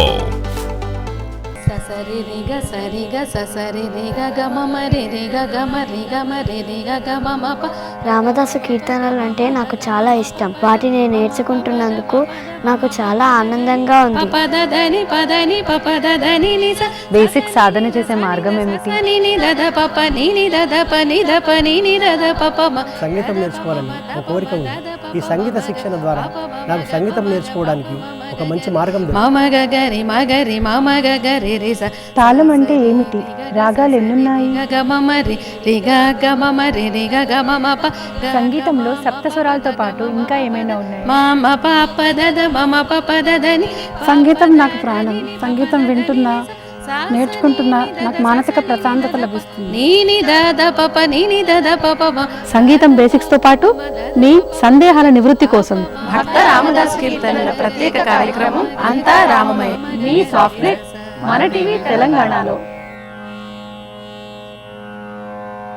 Spoken English Summer Special Program. Dear friends, you know the importance of English language, particularly spoken language. Wherever you go, it is very useful to speak in English. If you speak in English fluently, they will accept you and you can do your work. So watch the videos to improve your spoken language easily. For Telugu medium students, especially we prepare for Telugu medium students and rural people. Watch the videos regularly to improve your spoken language. Watch it on Mana TV regularly. Again and again I am saying spoken English is very important nowadays to prove yourself in your professions. Spoken English Summer Special Program. Watch it on SoFTNET MANATV from May 15th, every day morning at 10:30 a.m. గురుకుల ఉద్యోగ guide. వేలాదిగా గురుకుల teacher పోస్టులు, ఆశల పల్లకిలో నిరుద్యోగులు. గురి పెడితే గురుకులాల్లో ఉద్యోగం మీదే. గైడ్ చేయడానికి, గైడెన్స్ ఇవ్వడానికి తెలంగాణ ప్రభుత్వం ready. Group 2, EAMCET, NEET, IIT entrance శిక్షణతో లక్షలాది మందికి దిక్సూచిగా నిలిచిన సాఫ్ట్నెట్ మన టీవీలో ఇప్పుడు గురుకుల ఉద్యోగ గైడ్. అనుభవజ్ఞులైన అధ్యాపకులచే అత్యుత్తమ శిక్షణ. మే 12 నుండి ప్రతిరోజు ఉదయం 6 గంటల నుండి 10 గంటల వరకు మరియు మధ్యాహ్నం 2:45 నుండి 7 గంటల వరకు మీ సాఫ్ట్నెట్ మన టీవీ ఛానళ్లలో చూడండి. మీ ఇంట్లో మన టీవీ ప్రసారాలు రావడం కోసం మీ కేబుల్ ఆపరేటర్ని వెంటనే సంప్రదించండి. గురుకుల ఉద్యోగ గైడ్ ప్రసారాలను సాఫ్ట్నెట్ మన టీవీలో చూడలేకపోయిన వాళ్ళు ఫేస్బుక్, యూట్యూబ్, సాఫ్ట్నెట్ వెబ్సైట్ల ద్వారా కూడా చూడొచ్చు. చక్కని తెలుగు రాత కోసం అందమైన చేతిరాత నేర్చుకోవాలనుకుంటున్నారా? పెన్ ఏ విధంగా పట్టుకోవాలి, అక్షరాలు గుండ్రంగా ఎలా రాయాలి, అక్షరాలు ఏ పరిమాణంలో రాయాలి, అక్షరాల శాస్త్రీయత ఏమిటి, ఎలా కూర్చోవాలి, పరీక్షల్లో ఎలా రాయాలి, కేవలం 9 గంటల సాధన ద్వారా అందమైన చేతిరాత ఎలా రాయవచ్చో ప్రముఖ hand writing specialist Diddi Satish తో సాఫ్ట్నెట్ మన టీవీ రూపొందించిన చక్కని తెలుగు రాత కోసం కార్యక్రమం ప్రతిరోజు ఉదయం 10 గంటలకు మీ సాఫ్ట్నెట్ మన టీవీలో.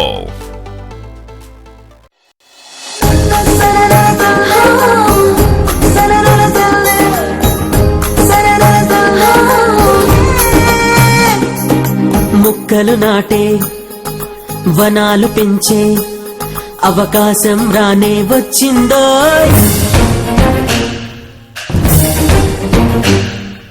ప్రతి ఇంటికి మొక్కలన్నిటినీ, ప్రతి ఇంటికి మొక్కలన్నిటినీ ఉచితంగానే ఇస్తుండో.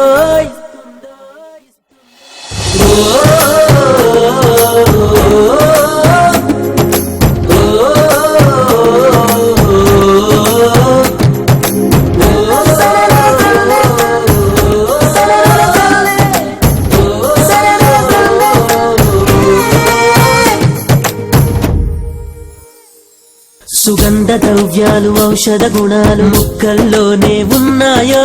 అందరూ నాటే ప్రతి మొక్క పచ్చని ప్రకృతి అవుతుందో.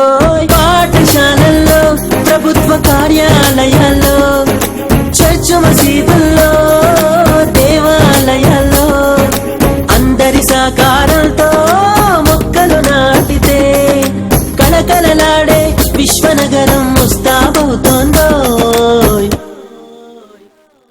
ఇది హరిత హైదరాబాదు, ఇది శృతివన హైదరాబాదు, ఇది పచ్చని ప్రకృతి హారం, ఇది హరితహారం.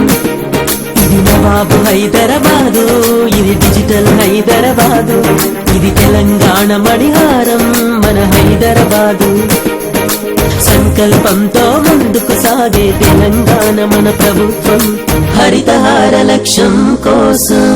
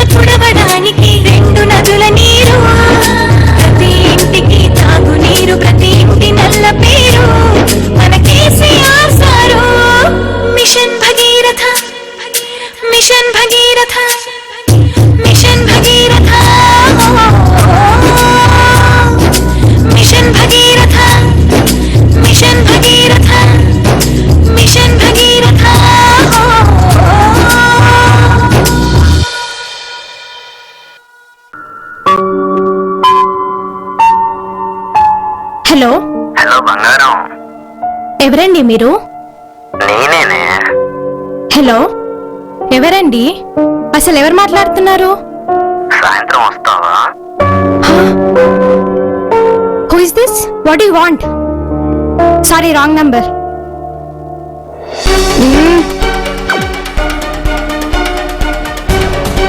హలో ఎవరండి మీరు మాట్లాడేది? పని పట్టలేదా మీకు? ఎవరయ్యా? Who the hell are you? Hey, don't you have any sisters? Wrong number అని చెప్పా కదా, ఫోన్ పెట్టే.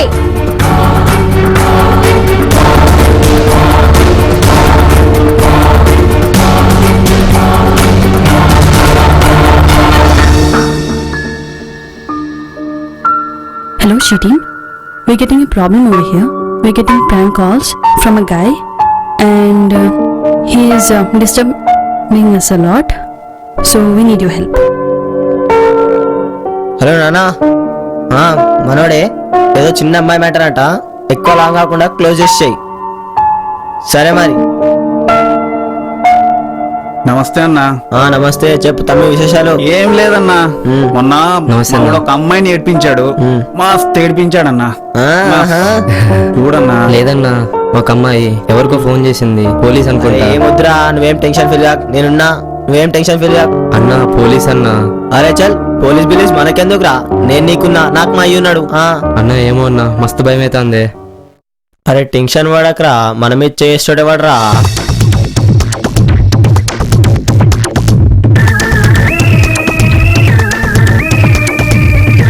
ఏంటి, ఎవరో అమ్మాయి నేర్పిస్తున్నావంట? నేనేమనలేదు సార్. ప్రూఫ్ ఉంది. ఏం మాట్లాడుతున్నారు సార్? ప్రూఫ్ చూపించండి.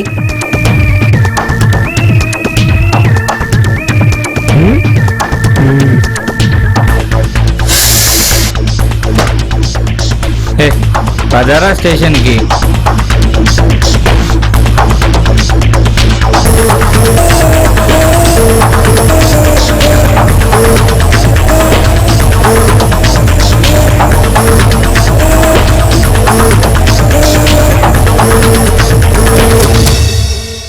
స్త్రీని వస్తువుగా చూస్తున్న చూపులకు, చేష్టలకు కళ్ళం వేస్తాయి.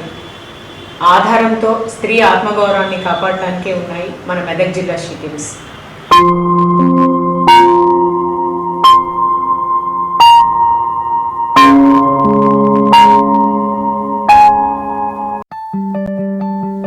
Innovation has been a major growth driver globally, intervening to provide accessible and affordable solutions to cater to dynamic consumer needs. India today is marching towards establishing itself as a top global innovator for high technology products and services. Telangana, the startup state of India, has been the hotbed of technology product innovation, owing to its rapid growth and positioning as a leader of information technology sector. The government of Telangana aims to develop 1 million square feet of workspace dedicated to startups in the next 5 years, partnering with premier academic institutes such as IIIT Hyderabad, ISB and NALSAR. Partner with 20 global accelerators and incubators to build facilities in PPP mode. Build 2 incubators in Tier 2 locations of the state. Young India today is not content in being known as the back office of the world anymore. Young Indians today want wings to their aspirations. First initiative in this direction is T-Hub Phase 1, a 70,000 square foot facility which is currently India's largest building dedicated solely to entrepreneurs. It remains as a distinct and one-stop destination to facilitate mentorship, funding and many other startup provisions by industrialists and many business leaders in the world. T-Hub is currently operational and will be expanded to 300,000 square foot facility with state-of-the-art amenities from startups. Lack of funding is a critical bottleneck in the innovation ecosystem, which the government of Telangana aims to address through T-Seed Fund of 250 crore rupees, T-Innovation Fund of 2,000 crore rupees. Further, the government is looking towards active collaborations with academia to enhance the startup ecosystem. that entrepreneurial spirit is very much in Hyderabad with high ambition. So let's all put our hearts and souls behind the fact that this is going to be the new India of tomorrow. This is where the world is coming to, and here at Hyderabad, we welcome you.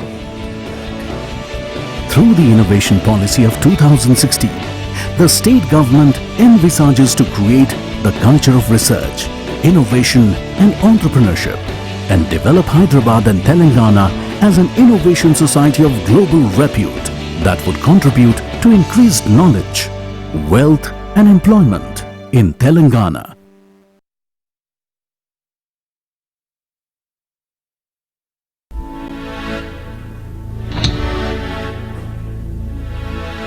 Is it fair?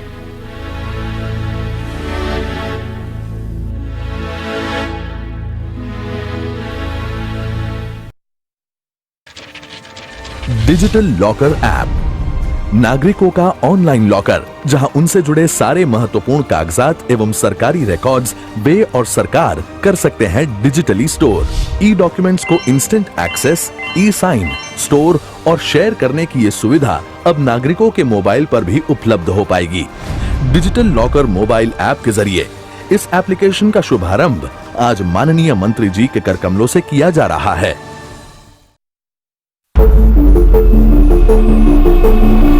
India is one of the fastest growing markets for electronics in the world. Very soon, India is going to pay more for electronics than for oil in imports. There is a huge potential to manufacture electronics in India to meet the domestic demand. Telangana, the youngest state of India, is creating the conducive atmosphere for electronics manufacturing in the country. With PSUs like BHEL, ECIL, CDAC and semiconductor companies like Nvidia, Motorola, Qualcomm, AMD and Cypress, Hyderabad houses more than 250 electronic companies employing nearly 50,000 professionals. Hyderabad has attracted investments from mobile manufacturers like Micromax and Cellcom with the promise to create a mobile manufacturing hub in the state and create employment of 160,000 people, cementing its position as a promising electronics investment zone on the global map. The government of Telangana is developing 2 electronic manufacturing clusters spread over 910 acres at T-City and Maheshwaram Science Park in Hyderabad. These clusters are close to the airport and outer ring road. The government of Telangana's electronics policy 2016-2020 aims to create a well-entrenched and sustainable ecosystem for electronics design and manufacturing, providing the right kind of policy incentives and creating the best in ease of doing business environment. Make in Telangana, make in India.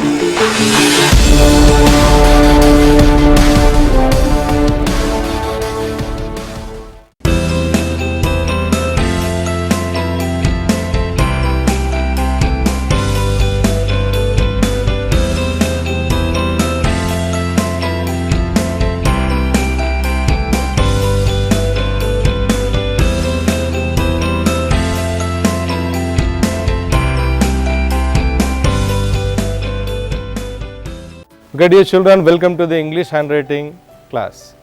Dear children, in this second class, we will learn the total alphabet. Dear children, do you know, learning English handwriting is very easy. You need 20 minutes practice every day. Within 21 days, 20 into 21 equal to 7 hours. You can learn your good handwriting in 7 hours. In 7 hours practice, 21 days, 20 minutes per day gives and brings a new miracle into your life. You can change your handwriting. By your handwriting, you get good result in the exams. Are you ready, dear children? Do you know what is the miracle of 21 days? So if you practice anything, if you continue that practice in the same pattern, in the same style, your neurons will get connection to one each another to your brain. So in 21 days, a practice became a habit in your life. So you do the 21 days practice regularly to get good handwriting. Are you ready, children? Dear children, in this class will complete 21 small letters. They can change your life. Okay, children? They are coming to the point. Dear children, you can see all the 26 letters at the board at a time. I will explain before giving the patterns. You see the board, dear children? The letter A. A means oval shaped circle and here one straight line, and B means one big straight line with oval shaped circle. You see the letter C, off closed circle, and D here off closed circle with straight line, and E here oval shaped circle with a curve. F begins from the upper line, a curve, again straight line, a stroke on the second line. Dear children, G we have practiced in the first class. Oval shaped circle, straight line, at the ending it is a curve. H, it is our first letter in the first class. I, you know the letter I, double stroke letter with sharp angles. J, it is the off part of the letter G. And K, one straight line with sharp angle. L, it is our important basic, first basic, you know. M, we have practiced in the first class. N, O, P, Q, R. Up to here we have practiced in the first class. S, fully curved letter. It is one and only letter in English handwriting is S, fully curved. A T, sharp angle and a stroke on the second line, headline. U, a curve with a straight line. We come to the V, these are total sharp angles. V, double sharp angle is W, and X, C, clockwise and anti-clockwise is the letter X. X is the double stroke letter. And Y, the extension of U is Y with J stroke. Okay, children? Z, the extension of the two strokes of I is Z. Okay, children? So we go to the patterns now. So we have practiced a few letters in the first session and we will complete total letters and words in this session. Are you ready, children, with your pen and paper? Yes. Okay, children. We have practiced the letter O. It is our first basic. So I am writing clockwise and anti-clockwise. The letter C. This is O. You see. I am writing in opposite manner. This is the letter X. You see. If you close this one, two O's. X. I am writing oval shaped circle and writing C. Like this. Oval shaped circle and letter C. Ending part of the letter will see the upper side.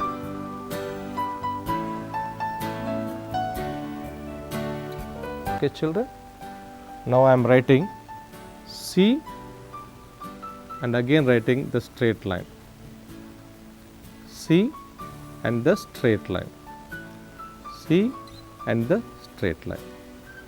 X is a double stroke and at the same time D is a double stroke letter. Okay, children? X, E, D. X and D are double stroke letters. Here I am writing a curve line. Again a straight line. U. You can write as a single stroke or as a double stroke. If we extend to the lower line and give a turn, this is Y, the letter Y. You see I am writing Y.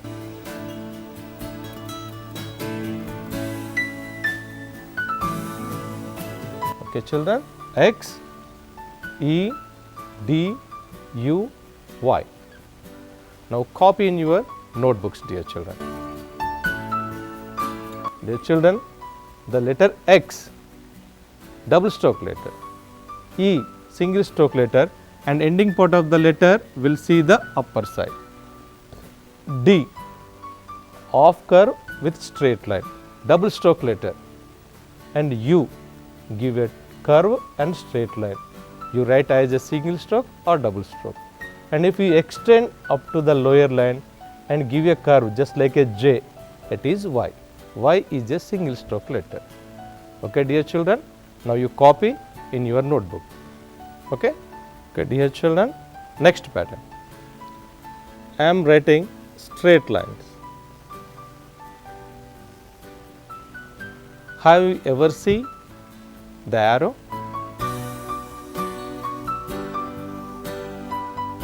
Arrow. So here I am writing a straight line, just like. So arrow touch the straight line like this. This is a straight line, this is a small arrow, it touched at the bottom like this. You can guess what is that letter. So I am writing here the sharp point of the arrow, the letter K. K is a double stroke letter.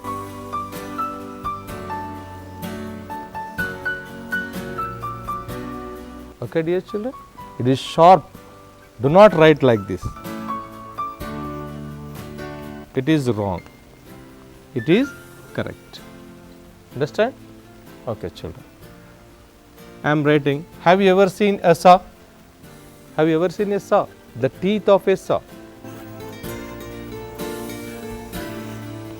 Like this. You see, I am using the same stroke like this. 1, 2. It is a W, single stroke. See, W is a single stroke letter. I am writing off stroke, that is V. And V and W are in same style. If you write double time, it is W. If you write single time, it is V. Okay. I am writing just like it, I. So on I, it is a dot. Do not put circles like this. There are no circles in English handwriting, only dots or strokes. Okay. And now I am writing the letter Z. Just like 7 and like this. 7 like this. Its ending point just to see the upper side like this. These are all sharp angles, dear children. Remember, these are all sharp angles. And now I am writing the letter T. Straight line, just like small stroke, just like Q we have practiced in the first session. The letter T should not touch the upper line. Okay, it should not touch the upper line. Okay, T is just smaller than the letter H, K, L like that. It is upper zone letter, it is an upper zone letter, but it should not touch the upper line. Dear children, now see K with sharp angle, W just like a teeth of a saw, and I and a stroke, not a circle, Z just like a 7 and ending point, see the upper side, T with ending small stroke.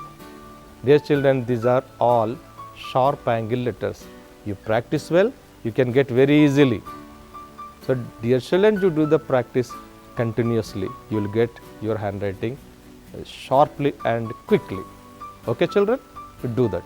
Okay dear children, now we are going to learn the remaining 3 letters F, J and S. I am beginning at the upper line. Turn again straight line, you see.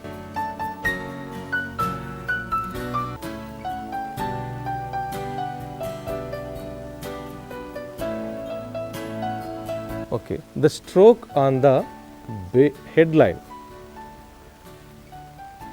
Opposite to the F is J. Straight line, turn like this. In the previous pattern, we have practiced for Y and G. And here also you keep a dot, don't keep the circles, dot like this. Okay, in 26 letters, the letter S is the special letter, you see. I am writing yes. So, upper part is smaller than the lower part. That means lower part is bigger and upper part is smaller. So, if you draw a letter, you see here.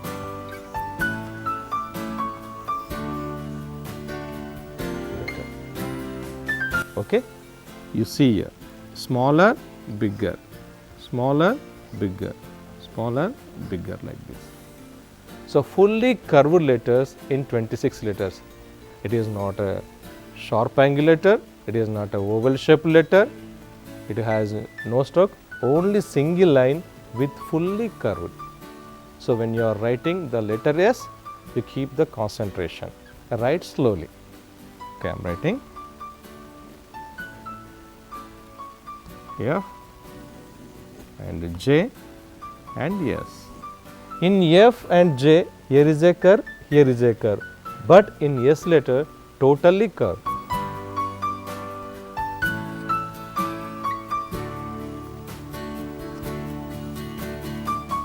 Okay, children. So, in patterns, in small letters pattern, this is the last pattern. So, letter F, upper zone letter, J lower zone, S middle zone with fully curves.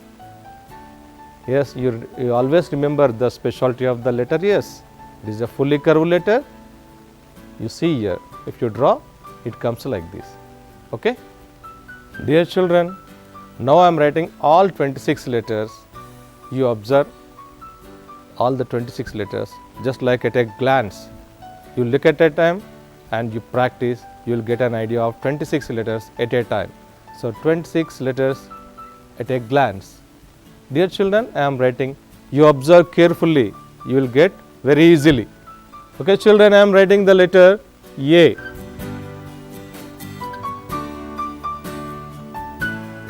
B, straight line and oval shaped circle.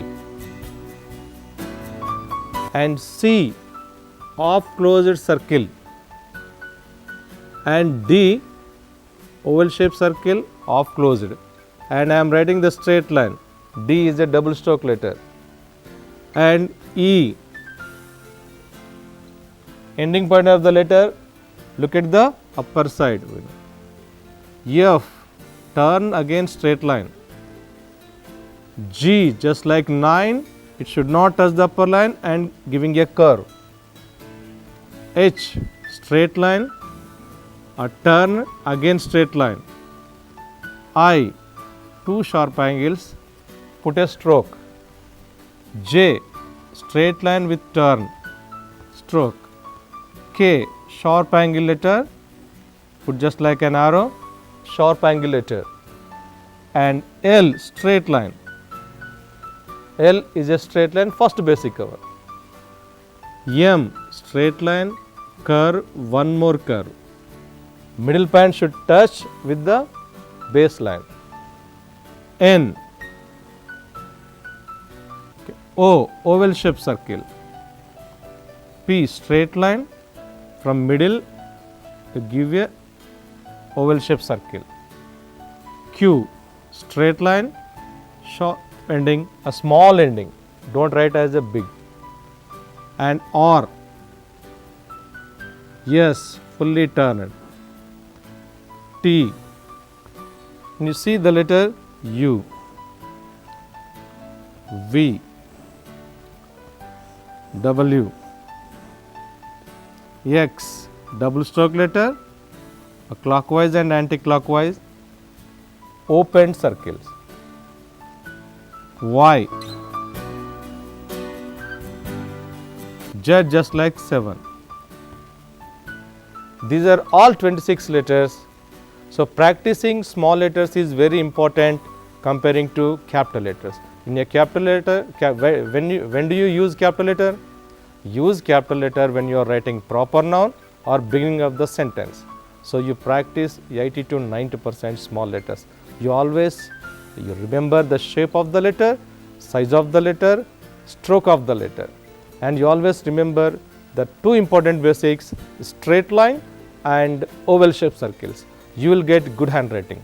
And don't forget to practice daily 20 minutes up to 21 days. Minimum 21 days practice you need to get good handwriting and bright handwriting to get good score in the exams.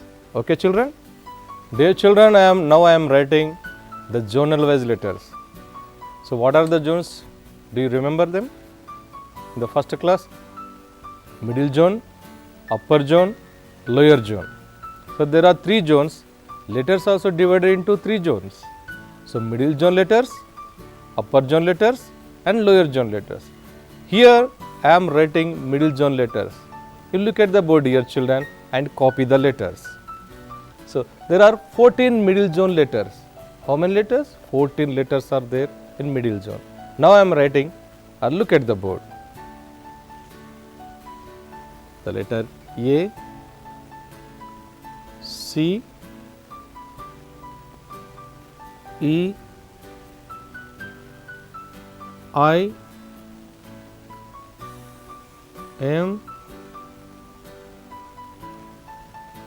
N, O, R, S, U, V, W, X, Z. Dear children, middle zone letters touch the second and third line. So the body of the letter, the total letter should touch the second line and the third line. So letters must touch the 2 lines, that is headline and base line. You see the letters. These are 14 middle zone letters. You look at the board and practice. Okay children? Dear children, now I am writing the upper zone letters. Those are 7 and they touch the upper line, headline and base line. Okay children? Now go to the board. The letter B. Touch the first line, second line, third line. D.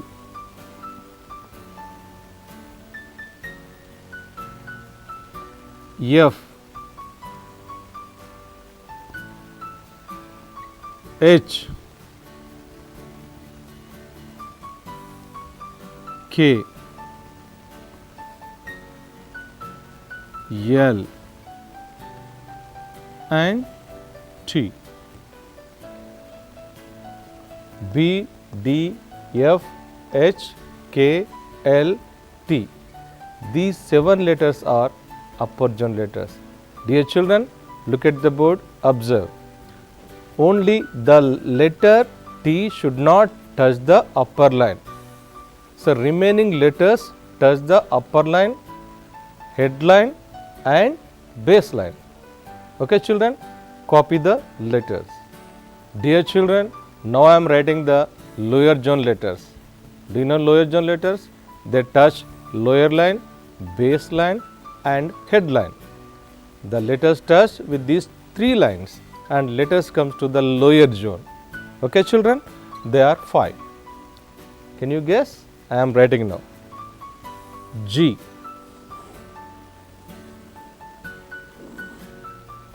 J,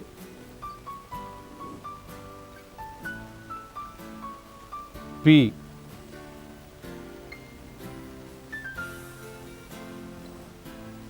Q,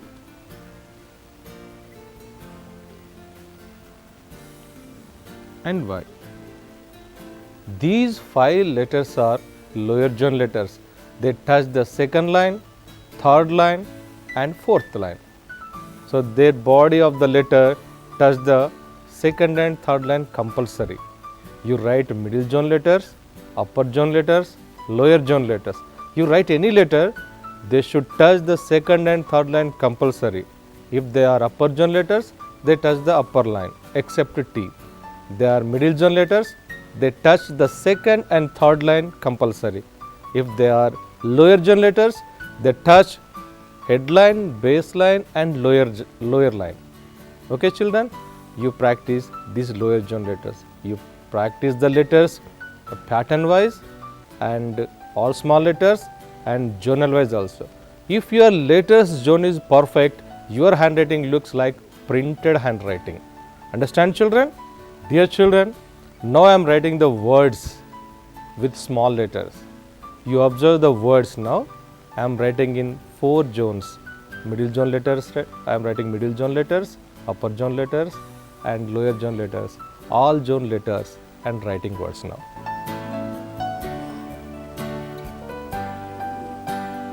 You see upper zone letter, middle zone letter and lower zone letter.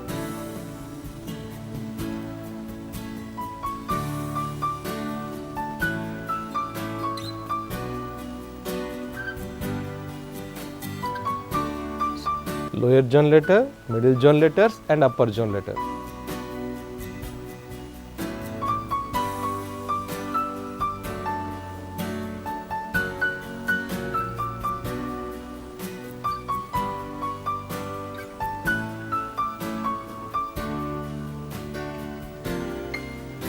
You see, and I am writing one more word. Lower zone letter,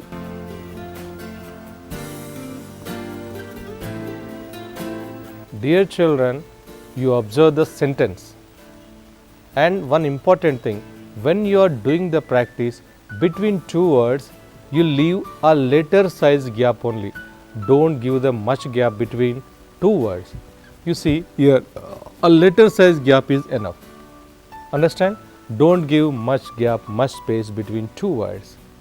So if you practice like this, you will get good handwriting while writing sentences in a page, in a single rule, in double rule, or in answer sheets and project works. If you want to get good handwriting in the project works, in the fair notes, in the exams, you practice like this. You take a textbook and find out the words with all zonal words, just like skip, play, yellow, a liquor, a dancing. Like these words, you will get in the textbook and practice in your 4-ruled book. Okay children, you will get good handwriting practicing regularly. You always keep in your mind there is 21 days practice, minimum 21 days practicing to get to connect your mind from your hand. You always remember, not only handwriting is not only handwriting, handwriting is mind writing.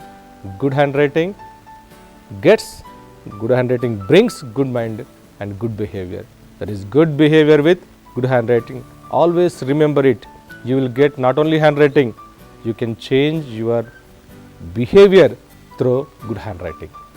Okay children, practice very well, and we will meet in the next session with capital letters. Okay, you practice very well and you must ready to the capital letters class in the next session. All the best children.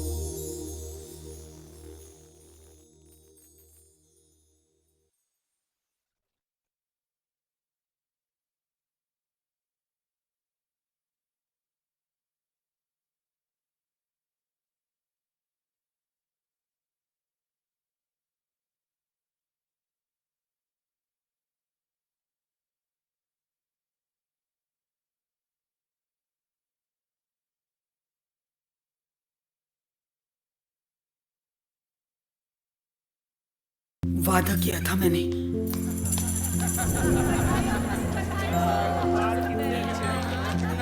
मैंने वादा किया था। वादा किया था मैंने वादा किया था। वादा किया था मैंने। सुरक्षा जो मिले माँ के दूध और तन की गर्मी से पहले घंटे में, देर की तो बच्चे की जान को हो सकता है 1.5 गुना ज्यादा खतरा। तुझसे वादा रहा पहले घंटे की सुरक्षा का। गवाह कौन? ये गवाह जी, पूरा किया ना मैंने वादा।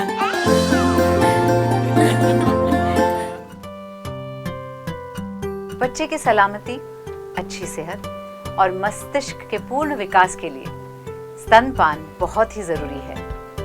आइए हम सब मिलकर अपने बच्चों को एक बेहतरीन शुरुआत दें, स्तनपान के लिए पूर्ण सहयोग दें।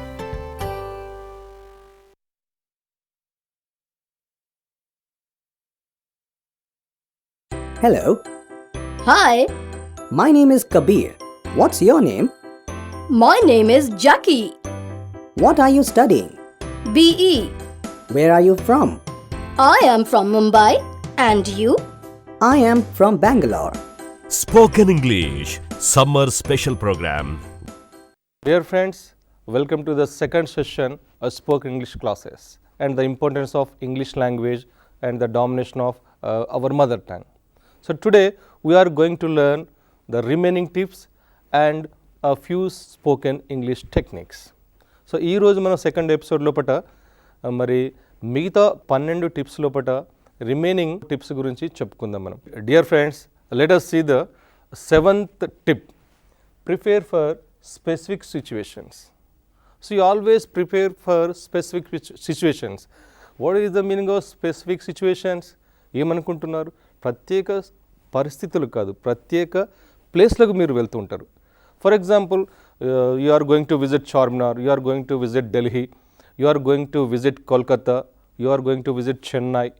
So you are going to restaurant, you are going to visit museum. So you prepare a few questions. So what to ask and how to ask you learn before you visit. మీరు ఎక్కడికి వెళ్ళాలనుకున్నప్పుడు అక్కడికి సంబంధించిన కొన్ని words, phrases నేర్చుకొని వెళ్ళండి. For example, I'm in the evening, so I want to go to restaurant. So రెస్టారెంట్కి వెళ్ళాలంటే ఏం తెలియాలి? First how to give an order, first how to ask. So మీ హోటల్లో ఏమైనా what are there, what are the special items today, so what is the cost, what is the menu, how do you charge, what is the tax, so what are the facilities are here. ఇవన్నీ కూడా మీరు అడగాలనుకుంటే so you prepare for that situation. For example, you are going to visit Hyderabad, for example Charminar. So అక్కడ guide ఉంటాడు, అతను గైడ్ని ఏం అడగాలి? So ఇది ఎప్పుడు మనం బిల్డ్ చేశారు, so what is the history of Charminar, who was build this Charminar.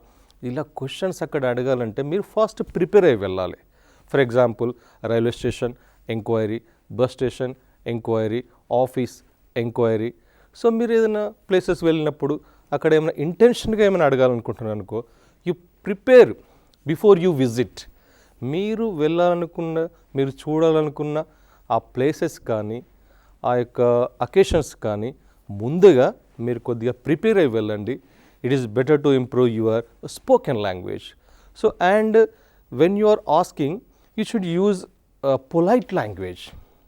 You please, excuse me, may I know, ఇలాగ అడగండి. You do not ask directly. మీరు ఏదైనా విషయాన్ని డైరెక్ట్గా అడిగినట్టయితే అతడు ఎందుకు చెప్పాలనే ఆన్సర్ వస్తూ ఉంటుంది. So you do not give that kind of chance to the listener. ఆ పర్సన్కు అలాంటి సిచ్యువేషన్ వచ్చే అవకాశాన్ని కల్పించద్దు. వారు ఈజీగా సో మేము తెలుసుకోవచ్చు అంటే తప్పకుండా అంటారనమాట. మీరు చెప్తారా అంటే ఎందుకు అని అంటాడు అనమాట. సో ఇలా డిఫరెంట్ మీరు లాంగ్వేజ్ లోపల ట్రాన్స్లేషన్ మెథడ్ పాటించినట్టయితే, ట్రాన్స్లేషన్ మెథడ్ ఫాలో అయినట్టయితే డైరెక్ట్ క్వశ్చన్స్ అవుతాయి.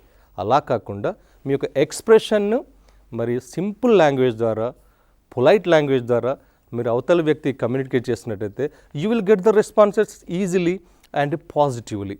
మరి మీరు పాజిటివ్ రెస్పాన్సెస్ రావాలి అంటే మీరు పొలైట్గా, మరి స్మైలింగ్ ఫేస్తో, మరి రిక్వెస్టింగ్గా అడగాలి. అలా అడిగినట్టయితే మీ యొక్క లాంగ్వేజ్లో ఒక స్మాల్ మిస్టేక్స్ ఉన్నా కానీ వారు ఈజీగా తీసుకొని మీకు రెస్పాండ్ కావడం జరుగుతుంటుంది, మీ యొక్క ఆన్సర్ రావడం జరుగుతుంటుంది. And you listen spoken English కానీ ఇంకేదైనా లాంగ్వేజ్ కానీ మీరు కమ్యూనికేట్ చేస్తున్నారు. సో ఇలా మీరు స్పెషల్ అకేషన్స్కి ప్రిపేర్ అయిపోయి రిక్వెస్ట్ పొలైట్ ఫామ్స్తో మాట్లాడినట్టయితే మరి మనం ఈజీగా సిచ్యువేషన్స్ను అండర్స్టాండ్ చేయొచ్చు, వారు కూడా మనకు ఈజీగా కమ్యూనికేట్ అవుతారు. So dear friends, in this session we have learned what is the importance of English language, so what is the domination of mother tongue, and what are the basics of English. And I have told you there are 12 important things and 12 methods or 12 tips in English. So in this session we have learnt 7 tips. Dear friends, you follow the instructions, you always repeat and repeat the instructions personally, and use the language, not put in the books. మీరు బుక్స్లో పెట్టడం వల్ల language రాదు, వాటిని practice చేయడం వల్ల spoken language వస్తుంది. ఈ 7 టిప్స్ చెప్పాను నేను. థింక్ ఇన్ ఇంగ్లీష్ దగ్గర నుండి ప్రిపేర్ ఫర్ స్పెసిఫిక్ సిచ్యువేషన్స్, అక్కడి వరకు కూడా మీరు ఈరోజే ప్రాక్టీస్ చేయండి, మీ లాంగ్వేజ్ ఇంకా డెవలప్ అవుతుంది. So let us see the 8th tip. So when you are confused, what will you do? ఎప్పుడైనా మీరు మాట్లాడేటప్పుడు కన్ఫ్యూజ్ అయ్యారనుకోండి, ఏం చేస్తారు? If you are confused, just relax. మీరు కన్ఫ్యూజ్ అయినప్పుడు ఆ కన్ఫ్యూజన్లో ఏదో మాట్లాడకండి. Just take a long breath and sit calmly, be silent. ఒక ఫ్యూ సెకండ్స్ ఆగి మళ్ళీ స్టార్ట్ చేయండి. అదే గందరగోళంలో మళ్ళీ స్టార్ట్ చేసినట్టయితే ఆ వర్క్ అంతా కూడా కన్ఫ్యూజన్లోకి వెళ్ళబడుతుంది. కాబట్టి if you get confused, if you are confused to speak fluently or speak something, if you want to communicate something, you just take a long breath and take a short while, relax for a few seconds. కొద్ది సెకండ్లు రిలాక్స్గా ఉండి మళ్ళీ మాట్లాడడం start చేయండి. ఆ రిలాక్స్గా తీసుకున్నప్పుడు ఏం పదాలు వాడాలో జస్ట్ రిమెంబర్ చేసుకోండి, రీకలెక్ట్ చేసుకోండి. ఆటోమేటిక్గా మీకు గుర్తొస్తాయి, మాట్లాడతారు.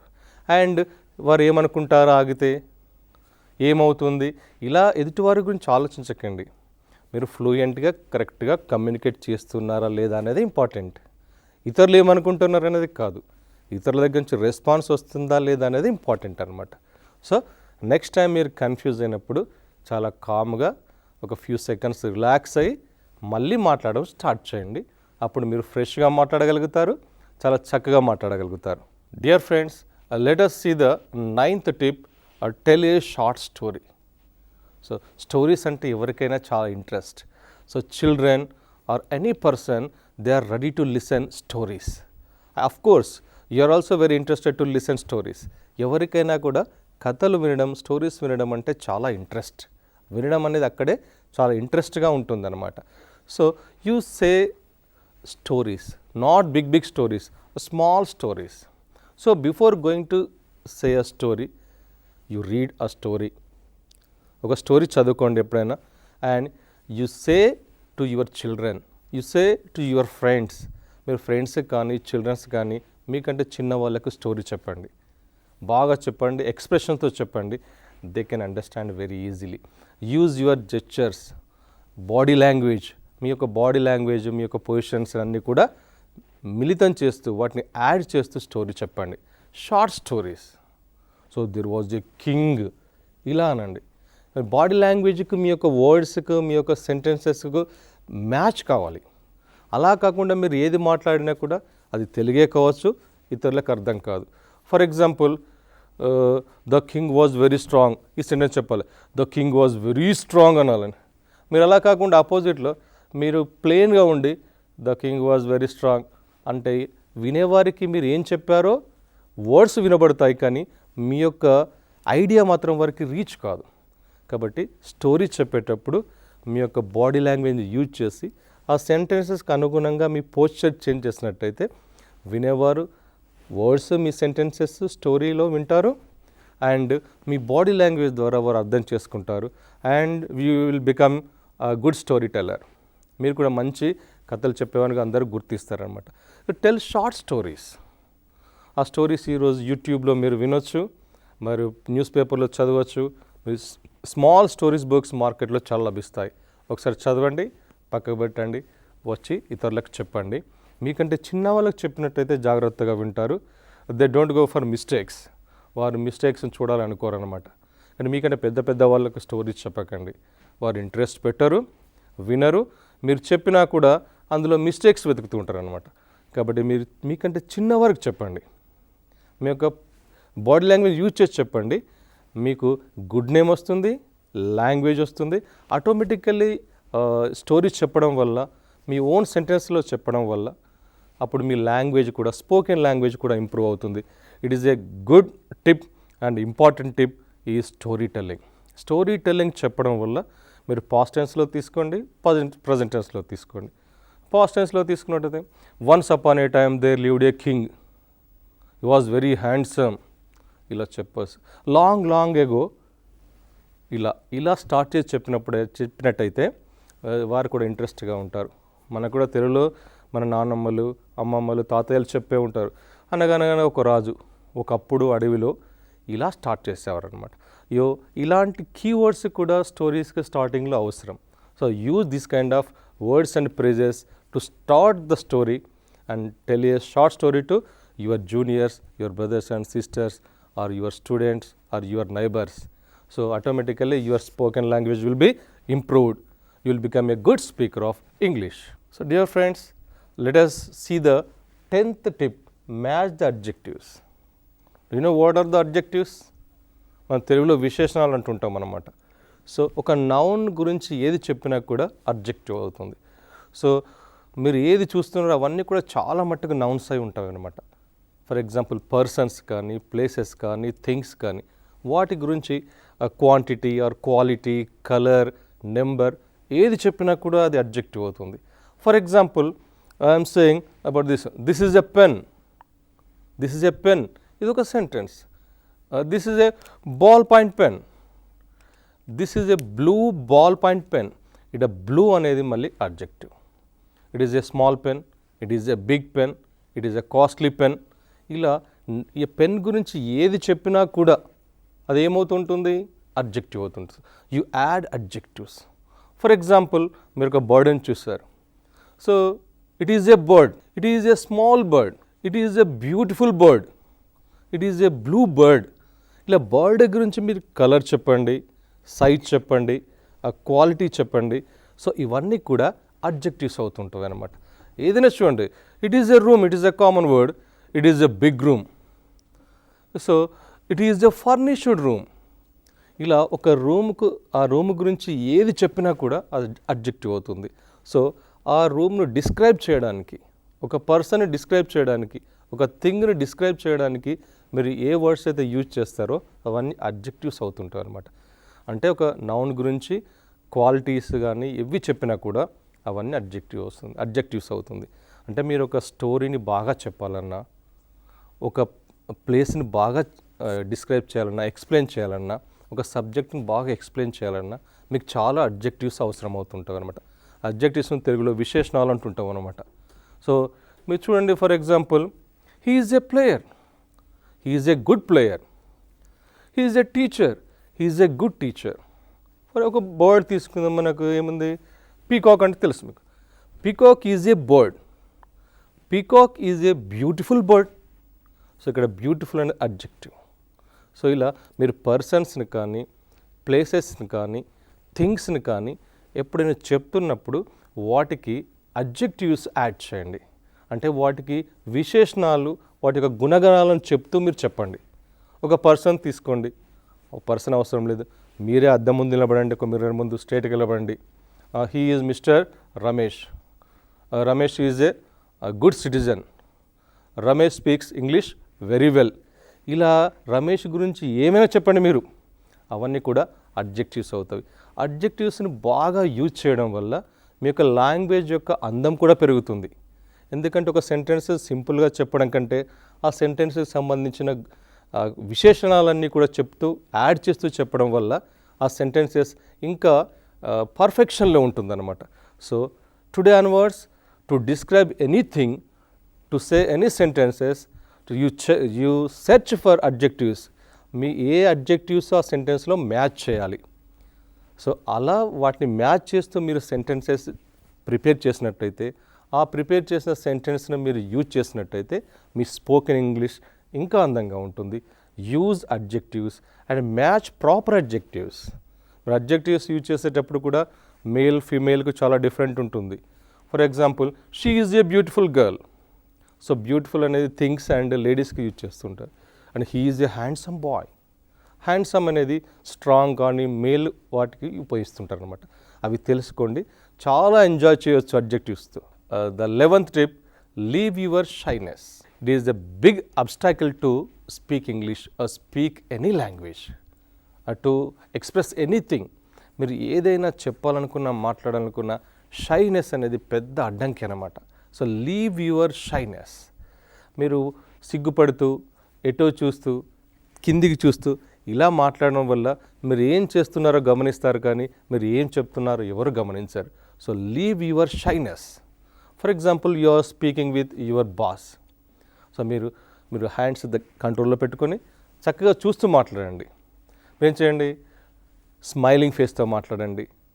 మీరు షైనెస్ సిగ్గుపడుతూ మాట్లాడుతున్నారంటే మీరు ఏం చేస్తున్నారో ఇతరులు గమనిస్తారు కానీ మీరు ఏం మాట్లాడుతున్నారో, ఏ వర్డ్స్ మీరు స్పీకింగ్ చేస్తున్నారో ఎవరు అబ్జర్వ్ చేయారంట. For example, somebody asked you, how are you mister Rajesh. మీరు ఎలా రెస్పాన్స్ ఇస్తారు? ఐఎమ్ ఫైన్ అంటారా? ఎలా అంటారు? జస్ట్ మీరు స్మైల్ ఇస్తూ I'm fine sir, I'm extremely fine, excellent. మీరు ఇలా ముందుకు వచ్చి మాట్లాడడం వల్ల మీరు ఫ్రీగా మాట్లాడండి. జస్ట్ స్మైల్ ఇస్తూ మాట్లాడండి.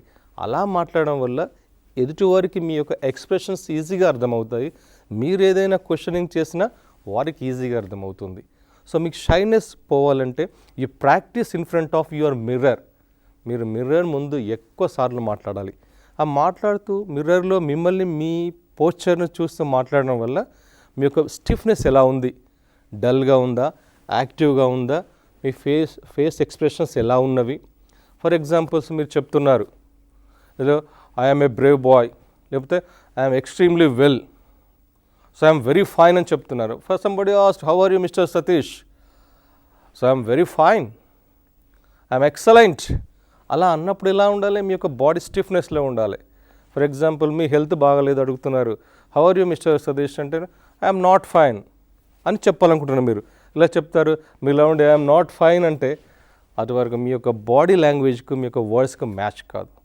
అలాగే మీరు అడుగుతున్నప్పుడు ఎక్స్ప్రెషన్ కూడా ఆ క్వశ్చన్కి తగ్గట్టు ఉండాలి. ఫర్ ఎగ్జాంపుల్, మీరు ఎక్స్ప్రెషన్ సెంటెన్స్కు మ్యాచ్ చేసి మీరు మాట్లాడాలి. అండ్ మీరు ఎవరైనా తప్పులు వెతుకుతారు, ఏమన్నా అనుకుంటారు, ఇతరులు ఏమన్నా అనుకుంటారనేది మీరు ముందుకు వెళ్ళడానికి చాలా పెద్ద అడ్డంకి ఉంటుందన్నమాట. ఎవరు ఏమనుకోరు, just they want to listen what you are saying and they think about how to give the response and how to respond to the question. మీ క్వశ్చన్కి ఎలా రెస్పాండ్ కావాలి, ఏం రెస్పాన్స్ ఇవ్వాలని ఆలోచిస్తారు తప్ప మీరు క్వశ్చన్ కరెక్ట్ ఫ్రేమ్ చేశారా లేదా, మీరు క్వశ్చన్ కరెక్ట్ అడిగారా లేదా ఇలా థింక్ చేయరు. దానికి రెస్పాండ్ ఏవి ఇవ్వాలి, రెస్పాన్స్ ఎలా కావాలని ఆలోచిస్తుంటారు అనమాట. మీరు ఏ లాంగ్వేజ్ మాట్లాడినా కూడా మీ ఎక్స్ప్రెషన్స్ అనేటివి మీ యొక్క సెంటెన్సెస్ మ్యాచ్ కావాలి. And first you leave shyness. మీ యొక్క సిగ్గుపడడం లాంటివి ఉంటే మీ యొక్క భావ వ్యక్తీకరణ సరిగ్గా కాదనమాట. సో భావ వ్యక్తీకరణ సరిగా రానప్పుడు అవతలి వారి రెస్పాన్సెస్ కూడా కరెక్ట్గా రాదు. సో కాబట్టి leave your shyness, give smiles and laugh loudly and practice in front of your mirror to get good language to improve your spoken language. Let us go for the next tip, practice your interrogatives. This is the last and important tip in spoken English episode. So I told there are 12 important tips. This is the 12th important tip. So practice your interrogatives. Interrogatives means nothing but questions. So మీరు questions బాగా practice చేయాలి. So మీరు ఇతరులతో interact కావాలనుకున్నప్పుడు, వారి గురించి అడగాలనుకున్నప్పుడు minimum questions మనకు తెలియాలి. క్వశ్చన్స్ ఎలా తెలియాలి? So are you ready? What's up. So where do you live? So how are you doing? So do you like it? Is it true? How old are you? When is your birthday? Is it true? ఇలా questions చిన్న చిన్న questions framing అనేది మనకు తెలియాలి, minimum questions. ఈ questions అన్నీ కూడా direct questions అన్నీ, డైరెక్ట్ ఇంట్రాగేటివ్స్ అన్నీ కూడా మీరు మీకంటే జూనియర్స్తో చిన్న వాళ్ళతో యూజ్ చేయాలి. సో మీకంటే పెద్దవాళ్ళతో ఇటువంటి క్వశ్చన్స్ యూజ్ చేసేటప్పుడు could you please, so may I know, please, ఇలా మీరు పొలైట్ ఫార్మ్స్ యాడ్ చేసి క్వశ్చన్స్ అడగాలి. మీకంటే చిన్న వాళ్ళని అడిగినప్పుడు మాత్రమే డైరెక్ట్ క్వశ్చన్ అడగాలి. స్ట్రేంజర్స్, మీకంటే ఎల్డర్స్, అఫీషియల్స్ అడిగినప్పుడు, అఫీషియల్స్తో మాట్లాడినప్పుడు you add some polite forms to that questions. So this is a very important thing. You learn more and more interrogatives. చాలా ఇంటరాగేటివ్స్ తెలియాలి.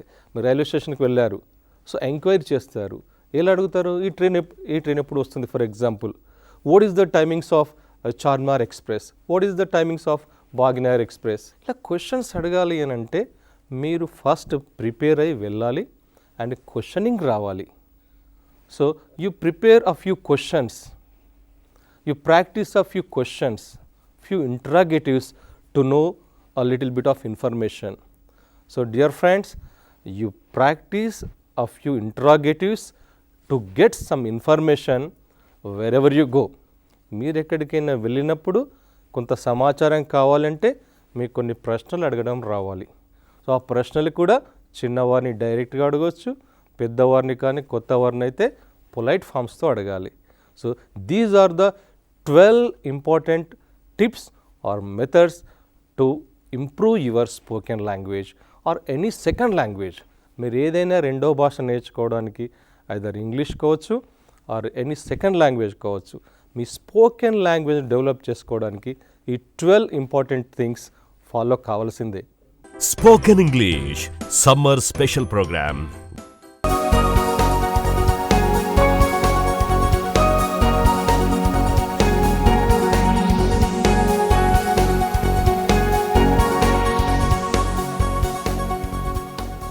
Good handwriting. అందమైన చేతిరాత నేర్చుకోవాలనుకుంటున్నారా?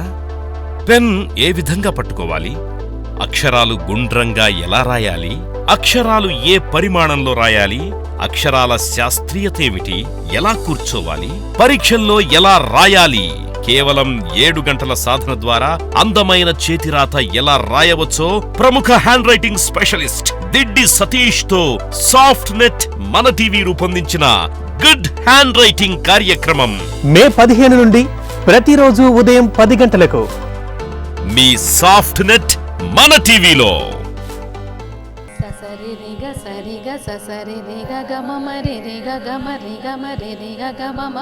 రామదాసు కీర్తనలు అంటే నాకు చాలా ఇష్టం. వాటిని నేను నేర్చుకుంటున్నందుకు నాకు చాలా ఆనందంగా ఉంది. బేసిక్ సాధన చేసే మార్గం ఏమిటి? సంగీతం నేర్చుకోవాలని ఒక కోరిక ఉంది. ఈ సంగీత శిక్షణ ద్వారా నాకు సంగీతం నేర్చుకోవడానికి ఒక మంచి మార్గం. తాళం అంటే ఏమిటి? రాగాలు ఎన్నున్నాయి? సంగీతంలో సప్త స్వరాలతో పాటు ఇంకా ఏమైనా ఉన్నాయి? సంగీతం నాకు ప్రాణం. సంగీతం వింటున్నా, నేర్చుకుంటున్నా నాకు మానసిక ప్రశాంతత లభిస్తుంది. సంగీతం బేసిక్స్ తో పాటు మీ సందేహాల నివృత్తి కోసం భక్త రామదాస్ కీర్తనల ప్రత్యేక కార్యక్రమం అంతా రామమయం. మీ సాఫ్ట్నెట్ మన టీవీ తెలంగాణలో. Spoken English Summer Special Program. Dear friends, you know the importance of English language, particularly spoken language. Wherever you go, it is very useful to speak in English. If you speak in English fluently, they will accept you and you can do your work. So watch the videos to improve your spoken language easily. For Telugu students, especially we prepare for Telugu medium students and rural people. Watch the videos regularly to improve your spoken language. Watch it on Mana TV regularly. Again and again I am saying spoken English is very important nowadays to prove yourself in your professions. Spoken English Summer Special Program. Watch it on SoFTNET Mana TV from May 15th every day morning at 10:30 AM. గురుకుల ఉద్యోగ guide.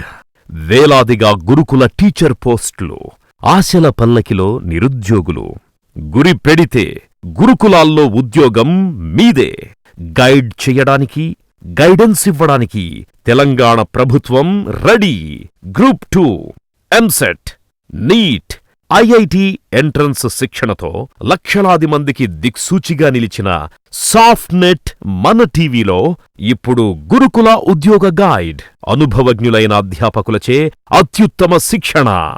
మే 12 నుండి ప్రతిరోజు ఉదయం 6 గంటల నుండి 10 గంటల వరకు మరియు మధ్యాహ్నం 2 గంటల 45 నిమిషాల నుండి 7 గంటల వరకు మీ సాఫ్ట్నెట్ మన టీవీ ఛానళ్లలో చూడండి. మీ ఇంట్లో మన టీవీ ప్రసారాలు రావడం కోసం మీ కేబుల్ ఆపరేటర్ని వెంటనే సంప్రదించండి. గురుకుల ఉద్యోగ గైడ్ ప్రసారాలను సాఫ్ట్నెట్ మన టీవీలో చూడలేకపోయిన వాళ్ళు ఫేస్బుక్, యూట్యూబ్, సాఫ్ట్నెట్ వెబ్సైట్ల ద్వారా కూడా చూడొచ్చు. చక్కని తెలుగు రాత కోసం అందమైన చేతిరాత నేర్చుకోవాలనుకుంటున్నారా?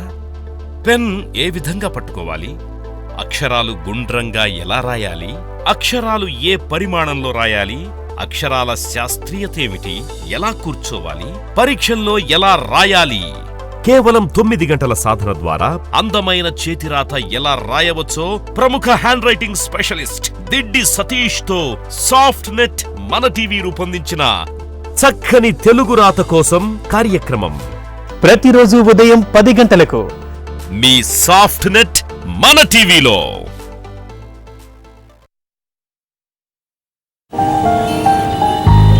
రోజూ మన కళ్ళ ముందే ఎన్నో అన్యాయాలు, అక్రమాలు జరుగుతుంటాయి.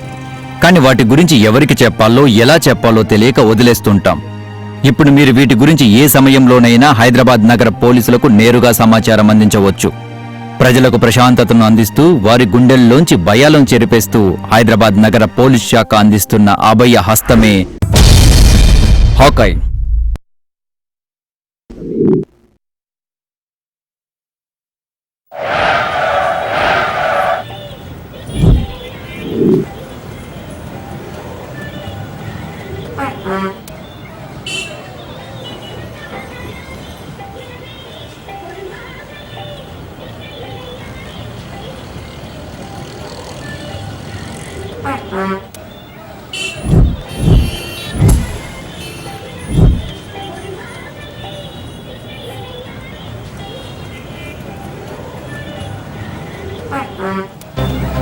ఇదేంటి, వీళ్ళు సూట్ కేసు వదిలేసి వెళ్తున్నారు? సూట్ కేసు వెళ్ళదు కదా?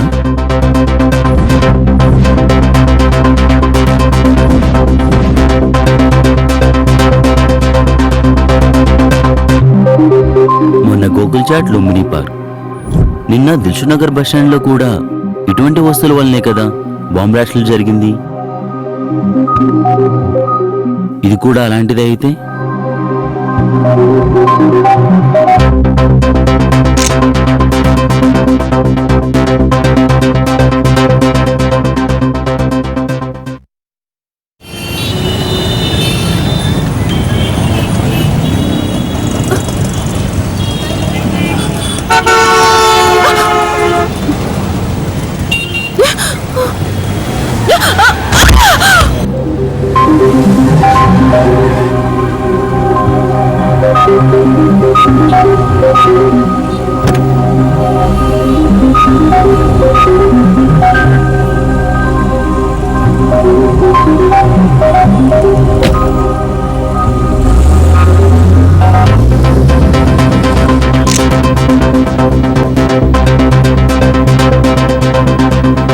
ప్రమాదంలో ఉన్నవారు ఎవరైనా మీరు మాత్రం మనిషిగా స్పందించండి.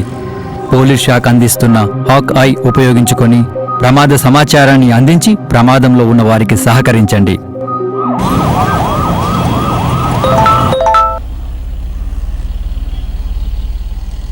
అన్నా, పంజాగుట్లో ట్రాఫిక్ జామ్ అయిందంట, రైట్ తీసుకోనా? నీకెలా తెలుస్తామే? హైదరాబాద్ పోలీస్ డిపార్ట్మెంట్ వాళ్ళ హాక్ యాప్ లో ట్రాఫిక్ అప్డేట్ చేయడం వల్ల తెలిసింది. ఇసాన మంచిగా ఉందమ్మే. అదే కాకుండా నేరాలు, నేరస్తుల వివరాలు, హైదరాబాద్ లోని అన్ని పోలీస్ స్టేషన్ల ఫోన్ నంబర్లు కూడా తెలుసుకోవచ్చు. సూపర్ దమ్మే, సూపర్.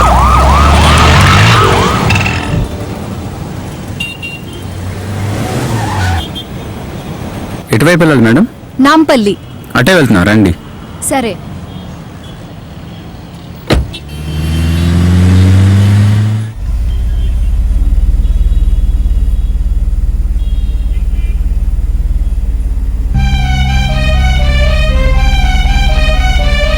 మనం వెళ్ళాల్సింది రైట్ కదా, లెఫ్ట్ వెళ్తున్నావేంటి? ఇది చాలా షార్ట్ కట్ మేడం.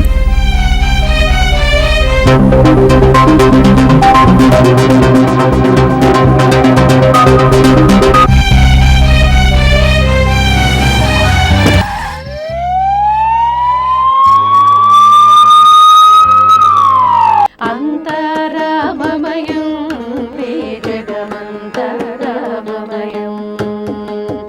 అంతరామమయం వేదగమంతరామమయం అంతరామమయం వేదగమంతరామమయం. సాఫ్ట్నెట్ మన టీవీ తెలంగాణ వాడు సమర్పిస్తున్న ఈ అద్భుతమైన కార్యక్రమానికి స్వాగతం. మీరు ఇప్పటికే సరళీస్వరాలు, కీర్తన నేర్చుకోవడం ప్రారంభించారు. వాటిని మరింత సాధన చేస్తూ మరింత ముందుకు వెళుతూ మనము ఈ అద్భుతమైన అవకాశాన్ని ప్రతి ఒక్కరూ వినియోగించుకోవాలని విజ్ఞప్తి చేస్తున్నాము. నమస్కారం మేడం. నమస్కారం. ఈరోజు క్లాస్లో మీరు ఏం చెప్పబోతున్నారో ఒక్కసారి తెలియజేయండి మేడం. ఈ శిక్షణ తరగతుల్లో భాగంగా గత కొన్ని క్లాసుల్లో మనం శాస్త్రీయ సంగీతంలోని బేసిక్స్ అంటే అభ్యాసగానానికి సంబంధించి ఫస్ట్ చాప్టర్లోని సరళీస్వరాలు కొన్ని నేర్చుకోవడం జరిగింది కదా. ఈ తరగతిలో కూడా మరికొన్ని సరళీస్వరాలు మీకు నేర్పించడం జరుగుతుంది. ఇప్పుడు ఈ సరళీస్వరాలు ఇవి నేర్చుకుంటున్నాము, దాంతోపాటు కీర్తన కూడా మీరు నేర్పిస్తున్నారు కదా మేడం? అవునండి. తక్కువేమి మనకు అంటే గత క్లాస్లో జరిపించిందని మరిన్ని చరణాలు ఈసారి కంటిన్యూ చేస్తాం. అవునండి. అయితే ఈ కార్యక్రమానికి అంతారామమయం అనే ఒక పేరు పెట్టుకోవడం జరిగింది. మీరు ఇంతకు ముందు కూడా అంతారామమయం పేరిట కొన్ని కార్యక్రమాలు చేశారు. అవునండి. ఈ అంతారామమయం పేరు, ఆ కార్యక్రమాల గురించి కొన్ని వివరాలు తెలియజేస్తారా? తప్పకుండా. ఈ అంతారామమయం అనే కార్యక్రమం మొట్టమొదటిగా లాస్ట్ ఇయర్ అంటే గత సంవత్సరం శ్రీ కేవీ రమణాచారి గారి ఆధ్వర్యంలో రాష్ట్ర వ్యాప్తంగా అంటే మొత్తం స్టేట్ లెవెల్ అంతారామమయం పేరు మీద భక్త రామదాస్ కీర్తనల పోటీలు నిర్వహించడం జరిగింది. అంటే అప్పట్లో మనకు భక్తి ఉద్యమంలో పార్ట్గానే సంగీత రచనలు చేస్తున్నారు. భక్తి ఉద్యమ కాలంలో ఈ భక్తి సంగీతం అనేది ప్రధానంగా ముందరకు వచ్చింది. కృష్ణ భక్తి, రామభక్తి, అవునండి, ద్వైతం, అద్వైతం, మహాద్వైతం ఈ కాలంలో ప్రధానంగా అభివృద్ధి చెందింది. అవునండి. చాలా బాగుంది మేడం. అయితే ఇప్పుడు ఈ శాస్త్రీయ సంగీతానికి సంబంధించి అనేక లెసన్స్, అభ్యాసాలు ఇవన్నీ కూడా చేసుకుంటున్నాం కదా. ఇవన్నీ అంటే ఎవరు ప్రారంభించారు, అంతకు ముందు నుంచే ఉన్నాయా, ఏ విధంగా ప్రారంభమయ్యాయి అనేది కొంచెం సంగీత చరిత్ర అంటే మ్యూజికల్ హిస్టరీలో మనం గమనిస్తే కనుక జయదేవుని అష్టపది కాలం నుంచి కానీ లేదా అన్నమాచార్య కీర్తనలు ఇవన్నీ కాకుండా అంటే ఈ కీర్తనలకు ఒక ఫౌండేషన్ అంటారు. అంటే అదేంటంటే మనకు బేసిక్స్.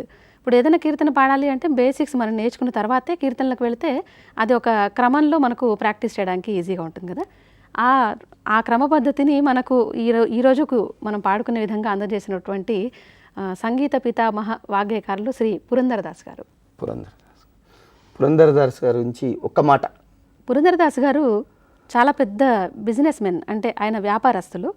కానీ ఒకానొక సందర్భంలో ఆయన జీవితంలో అనేక మార్పులు జరిగాయి. ఆ మార్పు వల్ల ఆయన ఈ సంగీత రచనలకు పూనుకోవడం జరిగింది. అది మొదలు మనకి ఈ బేసిక్స్ అంటే సరళీస్వరాలు, జంట స్వరాలు అనేక బేసిక్స్ మనకు అందించి వాటితో పాటు ఎన్నో కీర్తనలు కూడా ఆయన రచించున్నారు.